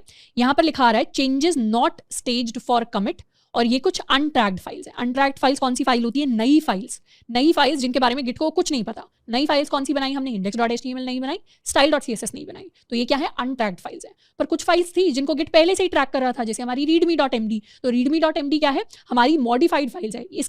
ये जो है अनट्रैक्ड की लिस्ट में नहीं आई, ये मॉडिफाइड की लिस्ट में आई कि इसका स्टेटस मॉडिफाइड है क्योंकि हमने readme.md के अंदर कुछ चेंज किया है। तो हमारे 4 स्टेटस होते हैं, कुछ फाइल्स अनट्रैक्ड होंगी, कुछ फाइल्स मॉडिफाइड होंगी। अनमॉडिफाइड जनरली हमें दिखाई नहीं देती क्योंकि उनके अंदर कोई चेंज ही नहीं हुआ, तो कोई खास रीजन नहीं है उस चीज का। अब अनमॉडिफाइड हमें अभी दिखाई नहीं दे रही। एंड एक स्टेटस होता है हमारा स्टेज का।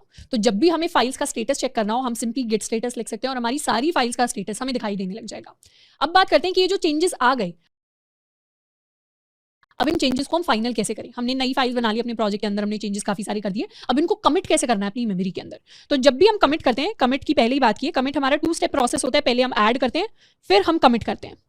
तो जब हमारे पास शुरुआत में कुछ मॉडिफाइड फाइल्स होती हैं, उन फाइल्स को सबसे पहले जब हम ऐड कर देते हैं तो उनका स्टेटस चेंज होकर हो जाता है स्टेज्ड। स्टेज्ड कहने का मतलब है कि अभी हमने उन्हें स्टेज पर खड़ा कर दिया है।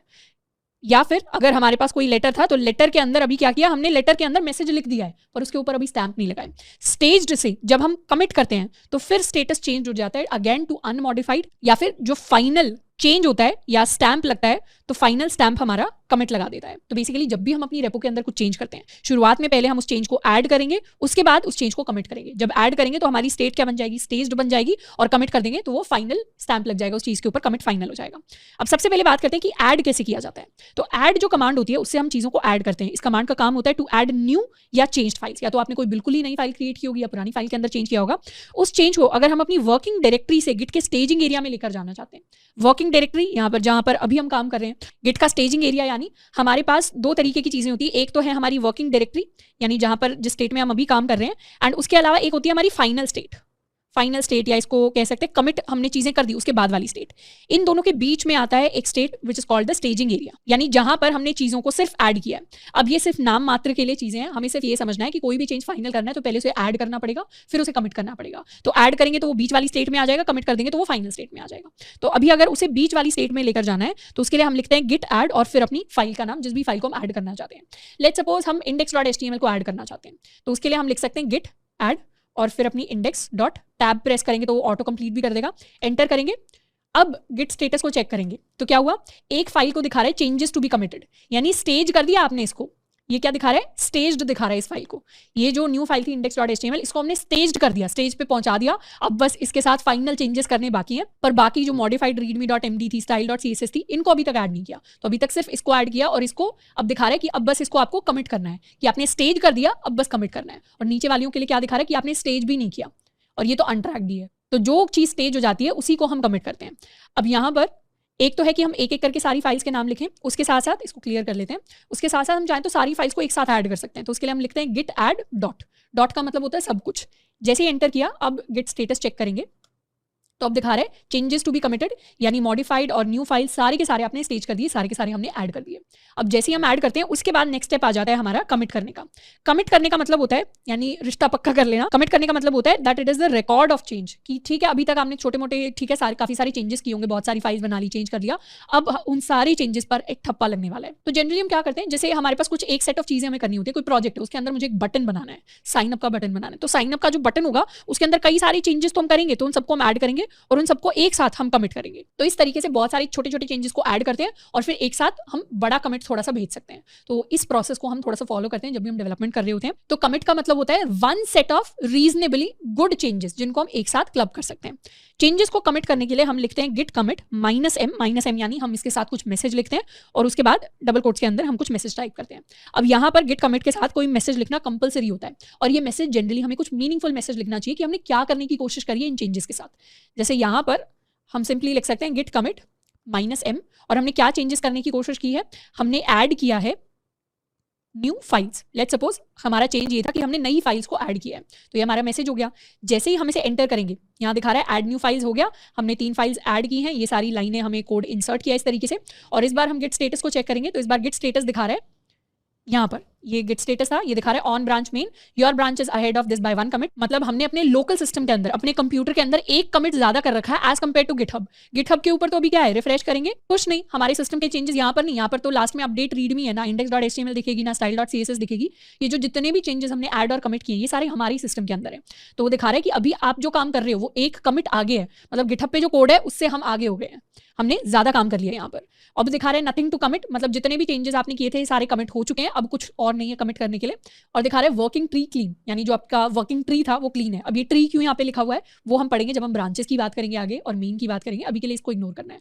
और अब हमें दिखाई दे रहा है जो फोल्डर्स हमारे फाइल्स हमारी येलो में दिख रही थी, मॉडिफाइड आ रहा था, वो भी अब नॉर्मल दिख रही है। यानी जितने भी चेंजेस किए थे उनको हमने फाइनली गिट को कह दिया अब इसको याद कर लो। गिट ने क्या किया उसको याद कर लिया है, उन चेंजेस की फोटो खींच ली है गिट ने। तो अब हमें टेंशन लेने की जरूरत नहीं है, गिट हमारे लिए याद कर लेगा कि हमने क्या क्या चेंजेस किए हैं। अब अगर हम चाहते हैं कि जो चेंजेस हमने यहाँ किए अपने कंप्यूटर के अंदर किए वो हमारे गिटहब के ऊपर भी दिखने चाहिए, तो उसके लिए हम अपनी पुश कमांड को यूज करेंगे। पुश कमांड का काम होता है to upload local repository content to remote repository, यानी लोकल हमारे खुद के सिस्टम में जो चीजें हो रही है अब हम उसे सारी चीजों को गिटहब की रेपो पे भेजना चाहते हैं। तो उसके लिए हम लिख सकते हैं गिट पुश ओरिजिन मेन। यहाँ पर गिट पुश तो हमारी कमांड है, पुश यानी धक्का मार के कमिट्स को अपने गिटहब के ऊपर भेज देना। ओरिजिन हमारी जगह का नाम है, हम ओरिजिन किसे कह रहे हैं, जहां से ये फाइल सारी की सारी चीजें शुरू हुई थी, यानी कहां पर हम भेजना चाह रहे हैं वो हमारा ओरिजिन है। और मेन ये हमारी ब्रांच का नाम है। अब ब्रांच क्या होती है उसके इतना ज्यादा भी डिटेल में नहीं जाएंगे, उसको हम बाद में पढ़ने वाले हैं। तो बेसिकली ओरिजिन के ऊपर जहां से हमने अपना HTTPS लिंक लिया था, इस लिंक से, इस फाइल से इस रेपो पर हम भेजना चाहते हैं और हमारे ओरिजिन के अंदर, मेन के अंदर इनको पुश करना चाहते हैं। तो यहाँ पर हम लिख सकते हैं, क्लियर कर लेते हैं, git push origin main, enter. और जैसे ही एंटर किया, अब यहाँ पर हो सकता है पहले अगर आपने गिटहब यूज़ किया हो, गिट यूज़ किया हो, तो आपका सक्सेसफुली पुश हो जाए, पर मेरे पास, क्योंकि मैं फर्स्ट टाइम पुश करने की कोशिश कर रही हूँ, कुछ एरर आ गए। यहाँ पर एक रिमोट में एरर आ रहा है, permission to delta student this denied to Shraddha Khapra. यानी मेरा जो सिस्टम है इंटरनली, मेरा दूसरा कोई गिटहब अकाउंट है जिसको यूज़ कर रहा है, तो अभी उसे पुश परमिशन नहीं है, तो इस परमिशन को, इस रेपोजिटरी की परमिशन नहीं है श्रद्धा खापरा के पास। अब ये एरर इसलिए आ रहा है क्योंकि मेरे सिस्टम के अंदर 2 और गिटहब अकाउंट्स हैं जो ऑलरेडी स्टोर्ड है। एक मेरा पर्सनल है श्रद्धा खापरा नाम से, और एक अपना कॉलेज का अकाउंट है। एंड उसके अलावा हम किसी दूसरे अकाउंट की गिट रेपो के अंदर कुछ भी कोड पुश करने की कोशिश कर रहे हैं यूजिंग माय पर्सनल अकाउंट। तो इससे बचने का बेस्ट तरीका ये है कि हम पुराने वाले क्रेडेंशियल्स जो हैं जाकर डिलीट कर सकते हैं। अगर आप भी मल्टीपल अकाउंट्स के साथ काम करते हैं तो विंडोज़ पर हैं तो वहाँ के क्रेडेंशियल्स डिलीट कर दीजिए। हम की चेन एक्सेस को यूज़ कर सकते हैं, जितने भी मैक यूजर्स हैं वहाँ से हमें अपने क्रेडेंशियल्स को डिलीट करना है। अब क्रेडेंशियल्स डिलीट करने के बाद दोबारा से हम अपनी कमांड को रन कर सकते हैं। तो अब हम क्या करेंगे, गिट पुश ओरिजिन मेन, इस चीज़ को दोबारा से एंटर करेंगे। एंटर करेंगे तो हमारे पास ये पॉपअप आएगा। ये पॉपअप इसलिए आ रहा है क्योंकि अब हमने सारे गिटहब के क्रेडेंशियल्स डिलीट कर दिए, तो हमारे वीएस कोड को पता ही नहीं कि हम कौन से गिटहब अकाउंट पे कोड को पुश करना चाह रहे हैं। तो इसलिए वो हमसे क्रेडेंशियल्स मांग रहा है, तो इसको हम अलाउ कर देंगे। तो यहाँ कह रहा है एक बार हम वीएस कोड को अपने को अपडेट कर लेते हैं। तो basically I had to update my VS code. दोबारा से अपनी कमांड को लिखते हैं। दोबारा से हम अपनी कमांड को लिखने वाले हैं, git push origin main, enter. And अब इसे कर देते हैं अलाउ करेंगे तो हम ऑथराइज कर रहे हैं गिटहब को फॉर वीएस कोड। ये चीज़ हम कर सकते हैं। एंड ओपन कर लेते हैं अपना विजुअल स्टूडियो कोड। तो इस तरीके से क्या हुआ, इस तरीके से हमने पुश कर दिए अपने ओरिजिन पर। तो हमारा ओरिजिन क्या है, ऑटोमेटिकली सेट हो गया टू आर यूआरएल। कौन सा यूआरएल, हमारा ये वाला यूआरएल। तो ये वाला जो हमारा पेज था, इसको यहाँ से हम चाहें तो क्रॉस कर सकते हैं। अब इसे रिफ्रेश करेंगे। रिफ्रेश किया तो जो चेंजेस हमने यहाँ पर किए थे, जो चेंजेस हमने अपनी readme.md के अंदर किए थे, हमने style.css, index.html, जो नई फाइल्स एक्स्ट्रा ऐड की थी, वो सारी की सारी फाइल्स कहाँ पर आ गई, वो सारी की सारी फाइल्स हमारी इस डेल्टा डेमो के अंदर गिटहब के ऊपर हमें दिखाई दे रही है। एंड आप नोटिस करोगे तो जो हमारे कमिट का नाम था ऐड न्यू फाइल्स, वही सेम लेटेस्ट कमिट हमें यहाँ पर दिखाई दे रहा है। तो यहाँ दिख भी रहा है 3 कमिट्स। एंड ये डेल्टा डेमो और हमारी readme.md के अंदर भी काफ़ी सारी चीज़ें हमें दिखाई दे रही हैं। और ये हमारी लैंग्वेजेस इसने ट्रैक कर ली कि आपने 100% अभी तक जितना कोड लिखा है वो HTML रिलेटेड कोड है। तो इस तरीके से हमने क्या किया, अपने जो चेंजेस थे जो लोकल के अंदर हमने किए हुए थे, उसे हमने अपनी गिटहब रेपो के अंदर उन चेंजेस को पुश कर दिया। तो इस तरीके से हमारा गिट पुश काम करता है। यहाँ पर जब भी हम ओरिजिन कहते हैं, ओरिजिन का मतलब वो लोकेशन जहाँ पर हमारी गिटहब की ये रेपो है, एंड मेन का मतलब हमारी ब्रांच होती है। एंड इस तरीके से कुछ हमें मैसेज दिखाई देगा जब हमारा कोड जो है पुश हो जाएगा गिटहब के ऊपर। अब अभी तक हमने क्या किया है, हमने अपनी रेपोजिटरी को क्लोन किया, उसके अंदर चेंजेस किए, चेंजेस को ऐड किया, उन्हें कमिट किया और अपने सारे चेंजेस को हमने गिटहब के ऊपर पुश किया। अब कई बार ऐसा हो सकता है कि हम अपनी जो स्टार्टिंग रेपोजिटरी, अपना जो प्रोजेक्ट है, उसको फर्स्ट टाइम गिटहब पे ना बना के अपने लोकल सिस्टम पर बना रहे हो। जैसे फॉर एग्जाम्पल हमें कोई नया प्रोजेक्ट बनाना है, इसे हम अपनी गिट डेमो फोल्डर के अंदर बना लेते हैं। यहाँ पर एक और नया हम फोल्डर क्रिएट करेंगे, इसके अंदर नहीं, इनफैक्ट इसे हम कमांड लाइन से भी कर सकते हैं। तो कमांड लाइन टर्मिनल को क्लियर करेंगे, इसको कर देते हैं CD-। तो अभी हम गिट डेमो के अंदर है, इसके अंदर सिंगल फोल्डर है डेल्टा डेमो के नाम से। हम एक और फोल्डर बनाएंगे। फोल्डर बनाने की कमांड हमें ऑलरेडी आती है, मेक डायरेक्टरी। एंड इस डायरेक्टरी को हम नाम देंगे प्रोजेक्ट 2। लेट्स सपोज हमारा कोई भी प्रोजेक्ट है जिसको हम बना रहे हैं, तो अब LS करेंगे तो हमारे पास हमारा प्रोजेक्ट 2 आ गया। और अब CD करके हम अपने प्रोजेक्ट 2 के अंदर जा सकते हैं। क्लियर करेंगे एंड इसको LS किया तो अभी प्रोजेक्ट 2 के अंदर हमारे पास कोई फाइल्स एंड फोल्डर्स नहीं है। अब जब हम प्रोजेक्ट 2 के अंदर सारी की सारी हिडन फाइल्स देखेंगे, LS-LA एंटर करेंगे तो हमारे पास दिखाई दे रहा है यहाँ पर एक डॉट और डॉट है, पर कोई .git नाम की हिडन फाइल नहीं है। यानी ये जो भी प्रोजेक्ट 2 है, इसे हमारा गिटहब ट्रैक नहीं करा। गिटहब को नहीं पता कि प्रोजेक्ट 2 के चेंजेस को भी उसको ट्रैक करना है क्या। तो बेसिकली हम इस प्रोजेक्ट 2 को एक गिटहब रेपोजिटरी में क्रिएट करना चाहते हैं अपने लोकल सिस्टम के अंदर ही। तो उस काम को करने के लिए हम अपनी init कमांड को यूज करते हैं। init कमांड का काम होता है that it is use to create a new GitHub repo. नई गिटहब रेपोजिटरी बनाने के लिए अपने सिस्टम के अंदर हम गिट इनिट करते हैं। और कहाँ पर करते हैं, जिस फोल्डर को हमें बनाना है, जिस रेपोजिटरी को हमें गिट रेपोजिटरी बनाना है, उसी के अंदर जाकर हम गिट इनिट कमांड यूज करते हैं। तो यहाँ पर प्रोजेक्ट 2 के अंदर हम ऑलरेडी हैं, हम लिख सकते हैं गिट इनिट, एंटर। तो ये क्या हुआ, इनिशियलाइज्ड एम्प्टी गिट रेपोजिटरी। कहाँ पर इनिशियलाइज की, यहाँ पर इनिशियलाइज की .git नाम से। अब हम करेंगे LS-LA तो हमारे पास कई सारे फोल्डर्स आएंगे और इसमें से एक है .git। यानी अब ये जो रेपो है, यानी ये जो हमारा प्रोजेक्ट 2 है, ये गिट रेपो बन गया है। अब इसके अंदर ऐड करना, कमिट करना, पुश करना, चेंजेस को पुल करना, वो सारी चीजें अब कर पाना पॉसिबल है। तो इसको कर लेते हैं क्लियर। अब इस प्रोजेक्ट 2 के अंदर कुछ कुछ चेंजेस हम करने वाले हैं। सबसे पहले तो इसके अंदर एक फाइल क्रिएट कर लेते हैं index.html के नाम से। इसके अंदर सैम्पल कोड डाल देते हैं, इसको लिख देते हैं सैम्पल कोड, सेव। एंड इसके साथ साथ इसके अंदर एक हम readme.md क्रिएट करेंगे, readme.md। ये हमारी readme.md फाइल होगी, पुरानी अपनी जो फाइल्स हैं डेल्टा डेमो वाली उनको हटा लेते हैं। तो हमारी जो readme.md है इसके अंदर हम लिख सकते हैं न्यू प्रोजेक्ट और this project was created from local system. इसको कर लेते हैं सेव। और अब यहाँ पर गिट स्टेटस चेक करेंगे। जब हम स्टेटस चेक करेंगे, थोड़ा सा बढ़ा लेते हैं अपनी टर्मिनल विंडो को क्योंकि बहुत सारी बड़ी बड़ी कमांड्स हम लिखने वाले हैं। तो गिट स्टेटस को चेक करेंगे तो स्टेटस हमें दिखा रहे हैं 2 अनट्रैक्ड फाइल्स हैं, एक है हमारी readme.md, एक है हमारी index.html। दोनों को साथ में हम ऐड कर सकते हैं। गिट ऐड ऑल एंटर किया और अब गिट स्टेटस चेक किया तो दिखा रहे हैं चेंजेस टू बी कमिटेड, यानी ये 2 फाइल्स हमें कमिट करनी है। इनको हम कमिट कर सकते हैं गिट कमिट -m और मैसेज लिख सकते हैं कमिट के साथ। इसको हम कह सकते हैं फर्स्ट कमिट या इनिशियल फाइल्स या इस तरीके से कुछ भी लिख सकते हैं। फर्स्ट कमिट लिख देते हैं इसे अपना। एंटर किया, कमिट हो गया। एंड अब क्लियर करके एक बार हम दोबारा से गिट स्टेटस चेक करेंगे तो दिखा रहा है ऑन ब्रांच मास्टर। अब कभी हमें ब्रांच मास्टर दिखेगा, कभी कभी ब्रांच मेन दिखेगा। दोनों ये ब्रांचेस क्या होती हैं उनके बारे में बाद में डिटेल में पढ़ेंगे, पर यहाँ पर दिखा रहा है नथिंग टू कमिट, यानी वर्किंग डायरेक्टरी अभी हमारी क्लीन है, सारी चीजें हम कमिट कर चुके हैं, सारी चेंजेस हम फाइनल कर चुके हैं। तो अभी तो ये सारे के सारे चेंजेस हमने अपने लोकल सिस्टम के अंदर कर लिए। लोकल सिस्टम के अंदर हमने गिट की रेपो बना ली, वहीं पर सारे चेंजेस कर दिए, कमिट कर दिए। अब हम चाहते हैं ये जो रेपो हमने यहाँ पर बनाई, सिस्टम के अंदर बनाई, इसे हम गिटहब पे भी पुश करना चाहते हैं। और इनफैक्ट आपके पास अभी डेल्टा के अंदर कई सारे ऐसे प्रोजेक्ट्स होंगे जो हमने बनाए होंगे, जिनके फोल्डर्स हमारे सिस्टम के अंदर होंगे। अब हम उन्हें गिटहब के ऊपर अगर डालना चाहते हैं तो उसका क्या प्रोसेस होगा, कैसे हम किसी नए फोल्डर को, नई रेपो को अपने गिटहब अकाउंट के ऊपर डाल सकते हैं। तो वो वाला प्रोसेस सीखने के लिए हम बात करेंगे अपने गिट रिमोट ऐड ओरिजिन का। तो अब चाहें तो हम यहाँ पर लिख सकते हैं git push origin main. Enter किया तो इस तरीके से हमारे पास कुछ एरर्स आ सकते हैं। तो यहाँ पर हमें क्या करना है, यहाँ पर हमें एक नई रेपोजिटरी सेटअप करनी है अपने डेल्टा स्टूडेंट 101 के अंदर। तो हम अपनी प्रोफाइल के अंदर चले जाते हैं, प्रोफाइल के अंदर जाकर रेपोज में आ जाते हैं और यहाँ से हम एक नई रेपोजिटरी क्रिएट करेंगे जिस रेपो के अंदर हम अपना ये वाला डेल्टा, ये वाला प्रोजेक्ट 2 वाला अपना जो कोड है उसे पुश कर सकें। तो नई रेपो बनाने के लिए न्यू पर जाएंगे, इसको हम कह देते हैं अपना project 2, it's call it project 2। और इसे हम डिस्क्रिप्शन वगैरह नहीं देंगे, ना ही इसके अंदर हम अपनी रीड में ऐड करने वाले हैं। क्रिएट कर लेते हैं एक रेपो। जैसे ही हम रेपो क्रिएट करेंगे, क्योंकि इसके अंदर भी कुछ भी अवेलेबल नहीं है, तो यहाँ पर कुछ कुछ ऑप्शंस हमें दिखाई देंगे।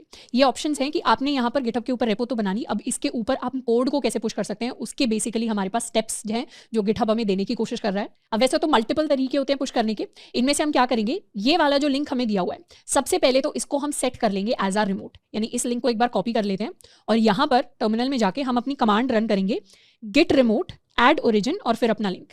इस कमांड का बेसिक मतलब ये है कि सबसे पहले तो हम गिट के लिए कुछ रिमोट ऐड कर रहे हैं। रिमोट यानी जहां पर हम अपने कोड को पुश करना चाहते हैं उसको हम अपना अभी रिमोट कह रहे हैं कि गिट के लिए हम अपना एक रिमोट ऐड कर रहे हैं जिसको हम नाम देंगे ओरिजिन, कि कहाँ ओरिजिन हो रहा है, क्या उसका ओरिजिन है, कौन से लिंक के ऊपर हम अपना कोड पुश करने की कोशिश करेंगे, जो भी हम लिंक स्पेसिफाई कर रहे हैं, यानी अपनी नई रेपोजिटरी।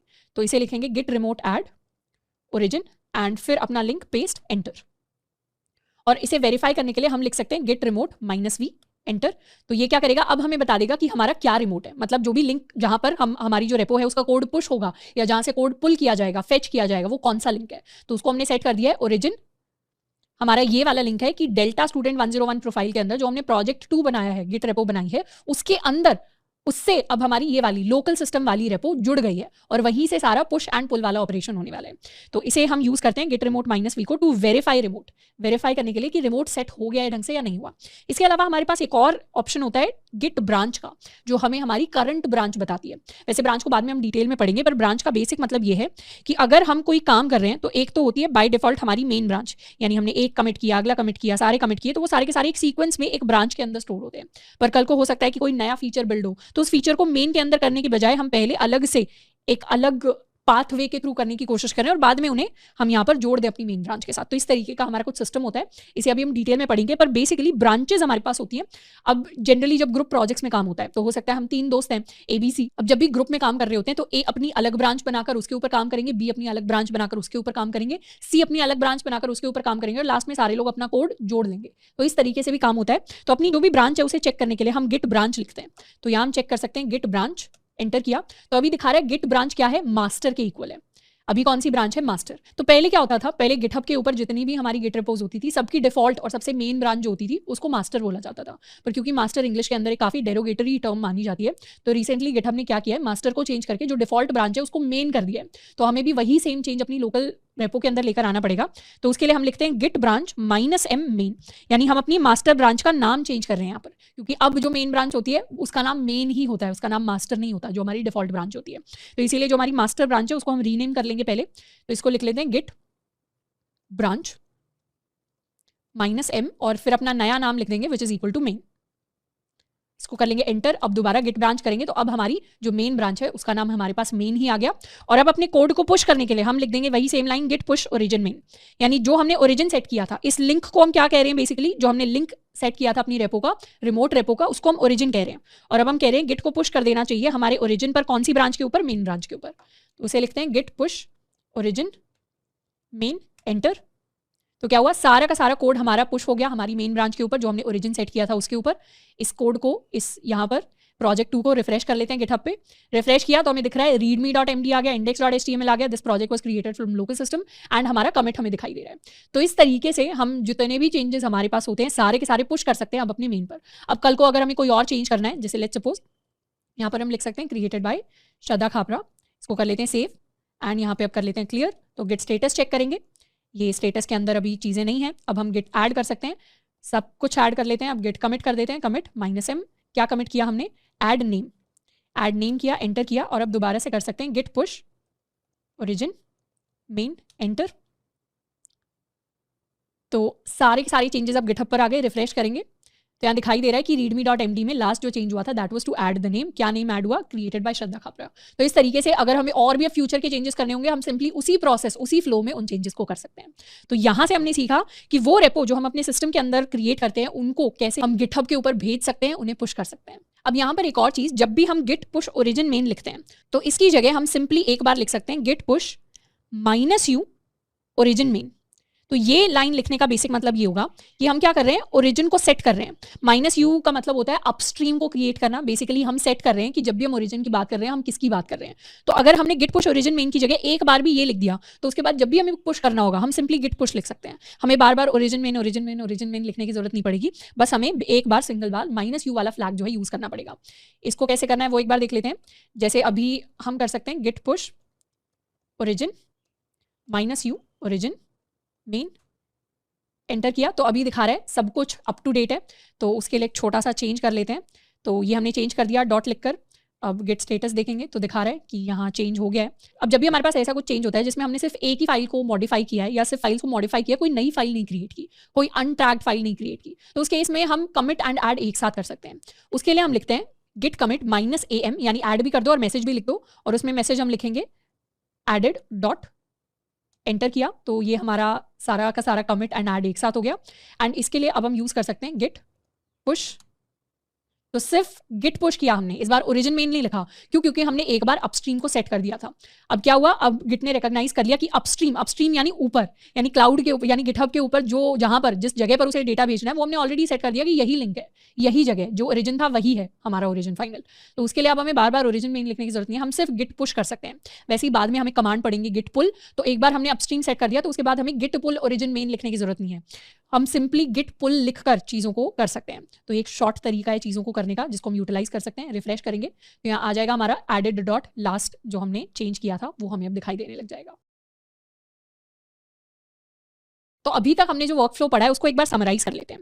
अगर हम गिटहब से काम कर रहे हैं, यानी हम गिटहब के ऊपर कुछ चीज़ें कर रहे हैं, तो सिंपली गिटहब पे हम क्या करते हैं, हम सबसे पहले अपने कोड को लिखते हैं, यानी कुछ भी कोड के अंदर हम अपनी चेंजेस करते हैं, और सिंपली जाकर जब भी हम गिटहब को यूज़ कर रहे हैं अपने चेंजेस को डायरेक्टली हम कमिट कर सकते हैं। जबकि अगर हम अपने लोकल सिस्टम पर होते हैं तो लोकल सिस्टम के अंदर अगर हमने कोड के अंदर कुछ चेंजेस किए हैं तो सबसे पहले हमें उन चेंजेस को ऐड करना होता है, उसके बाद हमें उन चेंजेस को कमिट करना होता है, एंड उसके बाद हमें उन चेंजेस को पुश करना होता है गिटहब के ऊपर। जब भी हम चेंज को ऐड करते हैं इसे हम कहते हैं स्टेज अ चेंज, और जब भी हम चेंजेस को कमिट करते हैं इसे हम कहते हैं कमिट अ चेंज या कमिट चेंजेस। तो ये हमारी अलग अलग स्टेजेस होती हैं, इसीलिए गिटहब के ऊपर जब भी छोटे मोटे हमारे चेंजेस होते हैं उनको कर पाना ज़्यादा आसान होता है, क्योंकि सिंपली हमें जाके चीज़ों को कमिट करना है। और गिट के अंदर थोड़ा सा लंबा स्टेप रहता है, पर जनरली मैक्सिमम चेंजेस करने के लिए अपनी गिट रिपोज के अंदर हम लोकल गिट को ही यूज़ करते हैं। तो पहला स्टेप ऐड होगा, फिर कमिट होगा, फिर हम जनरली पुश कर देते हैं। अब उसके बाद हो सकता है हमारा, जब हम पुल को सीखेंगे, पुल रिक्वेस्ट को सीखेंगे, तो नेक्स्ट स्टेप होता है कि हम एक PR क्रिएट कर सकते हैं। यहाँ पर भी हमारा नेक्स्ट स्टेप हो सकता है कि हम एक पुल रिक्वेस्ट को क्रिएट कर सकते हैं। और जनरली अभी तक कोड को ऐड करने का, पुश करने का जो प्रोसेस है गिट एंड लोकल गिट के ऊपर, वो वर्कफ्लो कुछ इस तरीके का दिखाई देता है। अब नेक्स्ट हम बात करने वाले हैं गिट ब्रांचेस के बारे में। तो ब्रांच ऐसी टर्म है जिसको हमने ऑलरेडी देख लिया है। अब हम समझते हैं गिट के अंदर ब्रांचेस का मतलब क्या होता है। ब्रांच का मतलब बेसिकली है कि ये, वैसे तो हम इसे इमेजिन कर रहे हैं कि इस तरीके से बेसिकली हम विजुअलाइजेशन कर रहे हैं हमारे पूरे के पूरे कमिटिंग के प्रोसेस का। लेट्स सपोज हमारे पास ये हमारा कोई स्टार्टिंग प्रोजेक्ट है। इस प्रोजेक्ट के अंदर हमने कोई चीज़ है जिसको कमिट किया, तो ये हमारा कमिट नंबर 1 हो जाएगा। उसके बाद हमने एक और नया कमिट किया, कुछ और नया चेंज किया, कुछ और नया कमिट किया। अब जैसे ही हमने ये चेंज किया, लेट्स सपोज हमारे प्रोजेक्ट के ऊपर हमने क्या किया, index.html को बिल्ड कर लिया। अब हमें फील होता है कि index.html के अंदर हम एक और नया फीचर है जिसको ऐड कर सकते हैं। तो ऐड करने के लिए हम क्या कर सकते हैं, अपनी एक अलग ब्रांच बना सकते हैं। और अलग ब्रांच बनाने का मतलब है कि यहाँ तक जितना भी कोड था हमारे प्रोजेक्ट के अंदर, वो सारा का सारा कोड कॉपी होकर यहाँ पर आ जाएगा, एक अलग ही लोकेशन के अंदर आ जाएगा। या इसे बेसिकली हम कह सकते हैं कि हमारे पास ऑलरेडी एक फोल्डर था, हमने उस फोल्डर की एक और कॉपी बना ली और उस कॉपी के अंदर अब हम अलग अलग चेंजेस कर सकते हैं। पर उस फोल्डर की जो ओरिजिनल कॉपी थी वो हमेशा सेम ही रही। उसके अंदर चाहे तो पैरेलली चेंजेस हो सकते हैं और इस नई कॉपी के अंदर भी चेंजेस हो सकते हैं, पर ये एक सेपरेट कॉपी है वहां तक के सारे चेंजेस की। तो ये हमने एक सेपरेट ब्रांच बना ली। अब हमारा कोई भी अलग फीचर हो सकता है। लेट्स सपोज यहाँ तक हमने सिर्फ HTML फाइल को लिखा था, अब फीचर में हम क्या कर रहे हैं, स्टाइलिंग को इंप्रूव कर रहे हैं, तो नई CSS फाइल हमने बनाई है। तो इसके अंदर हमारा कोई कमिट 3 होगा जो हम कर रहे हैं, कोई कमिट 4 होगा जो हम कर रहे हैं, कोई कमिट 5 होगा जो हम कर रहे हैं। और इस ब्रांच को, ये जो अलग हमने फोल्डर बना लिया, उसी सेम की कॉपी बना ली और जिसके अंदर अब हम नए चेंजेस कर रहे हैं, इसको हमने फीचर नाम दे दिया। तो अपनी ब्रांच को हम कुछ भी नाम दे सकते हैं, पर हमारी एक मेन ब्रांच है जो चलती रहती है। मतलब जिसके अंदर से हमने शुरुआत की थी, जो हमारी डिफॉल्ट ब्रांच होती है, यहाँ में से मास्टर लिखा हुआ है, हम इसे अब रीनेम करके मेन कहते हैं। अब हम चाहें तो पैरेलली, जैसे लेट्स सपोज डेवलपमेंट टीम के अंदर 3-4 डेवलपर्स हैं जो काम कर रहे हैं। एक डेवलपर है जो एक फीचर के ऊपर काम कर रहा है, तो उसने यहाँ से कॉपी किया और अपने फीचर के ऊपर काम कर रहा है। पर उस टाइम पर बाकी डेवलपर्स उसका वेट तो नहीं करेंगे कि ये जब तक स्टाइलिंग लिख रहा है तब तक हम कुछ ना करें। हम क्या कर सकते हैं, जब तक वहां पर CSS का कोड लिखा जा रहा है, CSS वाला बंदा, फ्रंट एंड वाला, जब तक अपना कोड लिख रहा है तब तक हम अपना जावास्क्रिप्ट का कोड लिख सकते हैं। तो जावास्क्रिप्ट का कोड हम इस मेन ब्रांच के अंदर डायरेक्टली लिख सकते हैं कि यहाँ हमने भी अपना सेकंड कमिट के बाद थर्ड कमिट कर दिया, उसके बाद हमने अपना फोर्थ कमिट कर दिया। तो इस तरीके से एक डेवलपर अपनी ब्रांच पर काम कर सकता है, हम अपनी ब्रांच पर काम कर सकते हैं। तो जनरली यही होता है कि अगर किसी ग्रुप के अंदर 3 लोग हैं तो एक इनिशियल कुछ कमिट्स हो जाते हैं। इनिशियल कमिट के बाद एक व्यक्ति अपनी ब्रांच बना लेता है, दूसरा व्यक्ति अपनी ब्रांच बना लेता है, तीसरा व्यक्ति अपनी ब्रांच बना लेता है। और जब भी हम ब्रांचेस की बात करते हैं तो हमारी जो मेन ब्रांच होती है, ये तो होती है हमारी डिफॉल्ट ब्रांच जो शुरुआत में ही होगी। और जनरली हमारे सारे के सारे प्रोजेक्ट्स के अंदर मेन ब्रांच ही डिफॉल्ट ब्रांच होती है, जिसको कोई एज सच डिलीट नहीं करता। इसके अलावा कई कभी बड़ी टीम्स अगर होती हैं तो उसके अंदर डेव नाम की एक इंपॉर्टेंट ब्रांच है जो साथ में बना दी जाती है।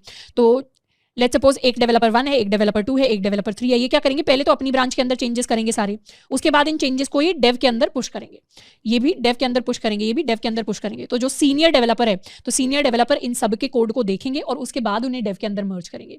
और सीनियर का भी हो सकता है एक और सीनियर हो, उस सीनियर का काम क्या होगा, इस डेव ब्रांच से लेकर मेन ब्रांच के अंदर अपने कोड को पुश करवाना। तो इस तरीके से पूरी हायरार्की होती है कि कौन कौन सी ब्रांच के अंदर कोड को पुश कर सकता है। इसीलिए ब्रांचिंग बहुत इंपॉर्टेंट है, क्योंकि वो लेवल ऑफ एक्सेस भी डिफाइन करता है कि किस व्यक्ति के पास कौन से फीचर की एक्सेस है। ऐसा नहीं हो ना कि बैकएंड वाला व्यक्ति आकर फ्रंट एंड वाले कोड के अंदर चेंजेस कर दिया, फ्रंट एंड वाला आकर बैकएंड वाले कोड के अंदर चेंजेस कर रहा है। तो इस तरीके से डेवलपमेंट प्रोसेस स्मूथ हो जाए और हायरार्की अच्छे से मेंटेन हो, उसके लिए हम अपनी ब्रांचेस को यूज करते हैं। तो ब्रांचेस को यूज करने का रीजन एक तो कोलैबोरेशन भी है, उसके साथ में ये भी है कि एक व्यक्ति जब अपने चेंजेस पर, किसी फीचर पर या किसी बग को फिक्स करने में टाइम लगा रहा है तो उसमें काफी टाइम लग सकता है। उस टाइम पे दूसरे डेवलपर्स खाली नहीं बैठेंगे, तो वो भी साथ के साथ अपने चेंजेस को करते रहे, तो डेवलपमेंट प्रोसेस स्मूथली हर डायरेक्शन में बढ़ता रहे, उसके लिए हम अपनी ब्रांचेस को यूज करते हैं। अब ब्रांचेस को एक और तरीके से हम देख सकते हैं कि लेट्स सपोज हमने अपनी मास्टर ब्रांच के साथ स्टार्ट किया, या इसको अपनी मेन ब्रांच कह लेते हैं। हमने अपनी मेन ब्रांच के साथ स्टार्ट किया, इस पार्ट को हम हाइड कर देते हैं, ये हमारी मेन ब्रांच है जिसके साथ हमने स्टार्ट किया। अब मेन ब्रांच के अंदर हमने शुरुआत में कोई इनिशियल कमिट होगा जो किया होगा। लेट्स सपोज को इनिशियल कमिट के बाद एक हमारे पास बग आ जाता है वेबसाइट में जिसको ठीक करना है, तो एक डेवलपर क्या कर रहा है, उस ब्रांच की कॉपी बनाएगा, एक बग फिक्स नाम की अलग से ब्रांच बनाएंगे और उस बग को फिक्स करने के लिए वो अलग अलग कमिट करेंगे। अब जब तक बग कंप्लीटली फिक्स नहीं हो जाता, प्रॉब्लम कंप्लीटली फिक्स नहीं हो जाती, तब तक उसे मेन के साथ मिक्स नहीं किया जा सकता। तो इसीलिए एक सेपरेट ब्रांच बनेगी बग फिक्स की, जिसमें वो कमिट करेंगे, बग को फिक्स करने की कोशिश करेंगे। उतने टाइम में डेवलपर्स मेन ब्रांच के अंदर और चेंजेस करेंगे। अब यहाँ पर हो सकता है कोई एक फीचर रिक्वेस्ट आ जाए कि कंपनी वाले कह रहे हैं ये और फीचर, एक एक्स्ट्रा बटन ऐड होना चाहिए, तो उसके लिए एक और ब्रांच यहाँ से क्रिएट की जाएगी जिसमें फीचर ऐड हो रहा है। अब जैसे ही बग फिक्स हो जाएगा, मतलब अपडेटेड कोड आ गया, वैसे क्या करेंगे, ये ब्रांच मेन के साथ मर्ज हो जाएगी। तो यहाँ पर ये जो कमिट आया, इस कमिट के अंदर ये बेसिकली हमारा मर्ज कमिट है। मर्ज कहने का मतलब है कि इसके अंदर कुछ चेंजेस अच्छे हो गए होंगे, उन चेंजेस को हम चाहते हैं वो चेंजेस मेन के अंदर भी दिखाई दें, कोई बग कोई प्रॉब्लम थी वो तो वो मेन के अंदर भी फिक्स हो, तो उसे हम मर्ज कर देंगे। तो दो ब्रांचेस को मर्ज भी कर सकते हैं। मर्ज करने का मतलब है दोनों ब्रांचेस से एक कॉमन कोड निकाल कर लेकर आना, ताकि दोनों ब्रांचेस के अंदर कोड सेम हो जाए। अभी हो सकता है बग के अंदर कुछ और कोड चल रहा हो, मेन के अंदर कुछ और कोड चल रहा है, दोनों के अंदर जब सेम कोड हो जाए उसको मर्ज करना कह देते हैं। और उसके बाद जब फीचर बिल्ड हो जाएगा तो फीचर को भी आकर हम मेन के साथ मर्ज कर देंगे, तो इन तीनों ब्रांचेस में अब सेम कोड हो जाएगा। अब क्योंकि बाद में जाके बग फिक्स हमारा हो ही गया ऑलरेडी और मेन के अंदर भी हमने उसे मर्ज कर दिया है, तो हम चाहे तो अपनी बग फिक्स को बाद में डिलीट कर सकते हैं, या फीचर को चाहे तो बाद में हम डिलीट कर सकते हैं। तो इस तरीके से हमारा ब्रांचेस का कॉन्सेप्ट काम करता है डेवलपमेंट के अंदर। अब नेक्स्ट हम बात करने वाले हैं अपनी ब्रांच रिलेटेड कमांड्स के बारे में। इनमें से सबसे पहली कमांड है हमारी गिट ब्रांच, जिसको हम ऑलरेडी चेक कर चुके हैं कि ये कैसे काम करती है। जैसे यहाँ पर अपने प्रोजेक्ट 2 में आ जाते हैं। अभी अगर हमें अपनी ब्रांच देखनी है तो उसके लिए हम चेक कर सकते हैं कि हमारी कौन सी ब्रांच चल रही है, मेन ब्रांच चल रही है। हम चाहें तो अपनी ब्रांच को रीनेम कर सकते हैं, तो हम लिखते हैं गिट ब्रांच -m, और करंट ब्रांच जो है उसको रीनेम करने के लिए हम अपना नया नेम लिखते हैं। तो हमने मास्टर को रीनेम किया था टू दिस मेन ब्रांच। इसके अलावा हमारे पास एक और कमांड होती है गिट चेकआउट। गिट चेकआउट का काम होता है टू नेविगेट करना, यानी एक ब्रांच से दूसरी ब्रांच के अंदर जाना। तो अगर हमें किसी दूसरी ब्रांच के अंदर जाना है तो हम सिंपली लिख सकते हैं गिट चेकआउट और उस ब्रांच का नाम। और अभी के लिए जैसे अभी हमारे पास सिर्फ एक ही ब्रांच है तो हम कहाँ जाए नेविगेट करके, तो उस काम को करने के लिए हम लिख सकते हैं git checkout -b new branch name. तो ये क्या करेगी, ये कमांड एक नई ब्रांच हमारे लिए क्रिएट कर देगी, जो भी हम नाम देंगे उस नाम के साथ। और जनरली ये जो नाम हम देते हैं, जैसे कमिट का जो मैसेज होता है वो मीनिंगफुल होता है, वैसे ब्रांच के नेम्स भी मीनिंगफुल होते हैं। तो जैसे लेट्स सपोज प्रोजेक्ट 2 के अंदर हमारा फीचर रिक्वेस्ट आती है कि हमें कोई स्टाइलिंग ऐड करनी है, तो उसके लिए हम अपनी एक नई ब्रांच बना सकते हैं गिट चेकआउट -b, और इसको हम कह सकते हैं नया फीचर हमें ऐड करना है, या कुछ और स्टाइलिंग का हो गया, या app.js ऐड करना हो गया, जावास्क्रिप्ट ऐड करना हो गया, तो उसको हम फीचर कह देते हैं यहाँ पे कि हमें फीचर ऐड करना है। एंटर किया और अब हम चेक कर सकते हैं गिट ब्रांच से कि हमारे पास 2 ब्रांचेस हैं, मेन और फीचर, और ऑटोमेटिकली जब हम गिट चेकआउट करेंगे तो हम अपनी फीचर ब्रांच के अंदर आ गए। हम चाहें तो वापस से मेन ब्रांच में भी जा सकते हैं, गिट चेकआउट मेन। तो अब हम ब्रांच में गए, तो अब हम अपनी मेन ब्रांच के ऊपर हैं, और वापस से हम चाहें तो गिट चेकआउट करके फीचर ब्रांच में भी जा सकते हैं। तो इस तरीके से हम ब्रांचेस में टू एंड फ्रो करते रहते हैं, अलग अलग ब्रांचेस के अंदर जा सकते हैं और उनके कोड को हम चेकआउट कर सकते हैं। अब किसी भी ब्रांच को डिलीट करने के लिए हम लिखते हैं गिट ब्रांच -d और उस ब्रांच का नाम। तो जैसे लेट्स सपोज हम एक और ब्रांच बना लेते हैं, गिट चेकआउट -b, एंड इसको कह देते हैं टेस्ट अगर हम कर रहे हैं तो दोबारा से सारी ब्रांचेस देखते हैं, ये हमारी टेस्ट ब्रांच है। अब अगर हमें इस ब्रांच को डिलीट करना है तो उसके लिए हम लिख सकते हैं गिट ब्रांच -d एंड उसके बाद टेस्ट, एंटर। तो क्या हुआ, test can not delete branch checkout, यानी अभी जिस ब्रांच के अंदर है उसको नहीं डिलीट कर सकते। तो पहले तो इससे चेकआउट कर लेते हैं। तो गिट चेकआउट हम अपने मेन के अंदर आ जाते हैं, मेन के अंदर आ गए, तो अब हम अपनी मेन ब्रांच के अंदर है। तो अब दोबारा से डिलीट कमांड को एंटर करेंगे तो इसने डिलीट कर दिया ब्रांच, और अब हम गिट ब्रांच करेंगे तो हमारे पास 2 ही ब्रांचेज आएंगी, एक हमारी फीचर ब्रांच एंड एक हमारी मेन ब्रांच। तो अब यहाँ से अपनी फीचर के अंदर आ जाते हैं और कुछ फीचर को ऐड करने की कोशिश करते हैं। तो गिट चेकआउट फीचर के अंदर आ गए, इसको कर लेते हैं क्लियर। तो अभी हम अपनी फीचर ब्रांच के ऊपर हैं, तो इसके अंदर हम कुछ चेंजेस करना चाहते हैं। जैसे प्रोजेक्ट 2 के अंदर हम अपना कोई नया फीचर ऐड कर देंगे, लेट्स सपोज अपनी app.js फाइल के अंदर। तो यहाँ पर ऐड न्यू फीचर, कुछ नया फीचर हमने ऐड कर दिया, इसको ऐड कर देते हैं। और अब हम गिट स्टेटस देखेंगे तो ये दिखा रहा है कि आपने एक नई अनट्रैक्ड फाइल ऐड की है। तो इसको चाहें तो हम कमिट कर सकते हैं, गिट ऐड कर लेते हैं पहले से, और फिर कर लेते हैं git commit -m add new feature. ये हमारा कमिट हो गया। अब गिट स्टेटस चेक करेंगे, गेट स्टेटस के अंदर दिखा रहा है ऑन ब्रांच फीचर, कि हम फीचर ब्रांच के ऊपर है, अभी कुछ एक्स्ट्रा नहीं है कमिट करने के लिए। वर्किंग ट्री क्लीन, तो ये जो ट्री शब्द आ रहा है ये इसलिए आ रहा है क्योंकि ट्री होती है, ट्री की अलग अलग ब्रांचेस होती हैं, तो वहां से हमारा एक ट्री स्ट्रक्चर फॉर्म होता है जब भी हम मल्टीपल ब्रांचेस को यूज करते हैं गिट। तो इसको एक बार क्लियर कर लेते हैं। तो अभी हम अपनी फीचर ब्रांच के अंदर सारी चीजें हमारी ठीक चल रही हैं। हम चाहें तो अब अपनी मेन ब्रांच के अंदर जा सकते हैं, गिट चेकआउट मेन हमने किया।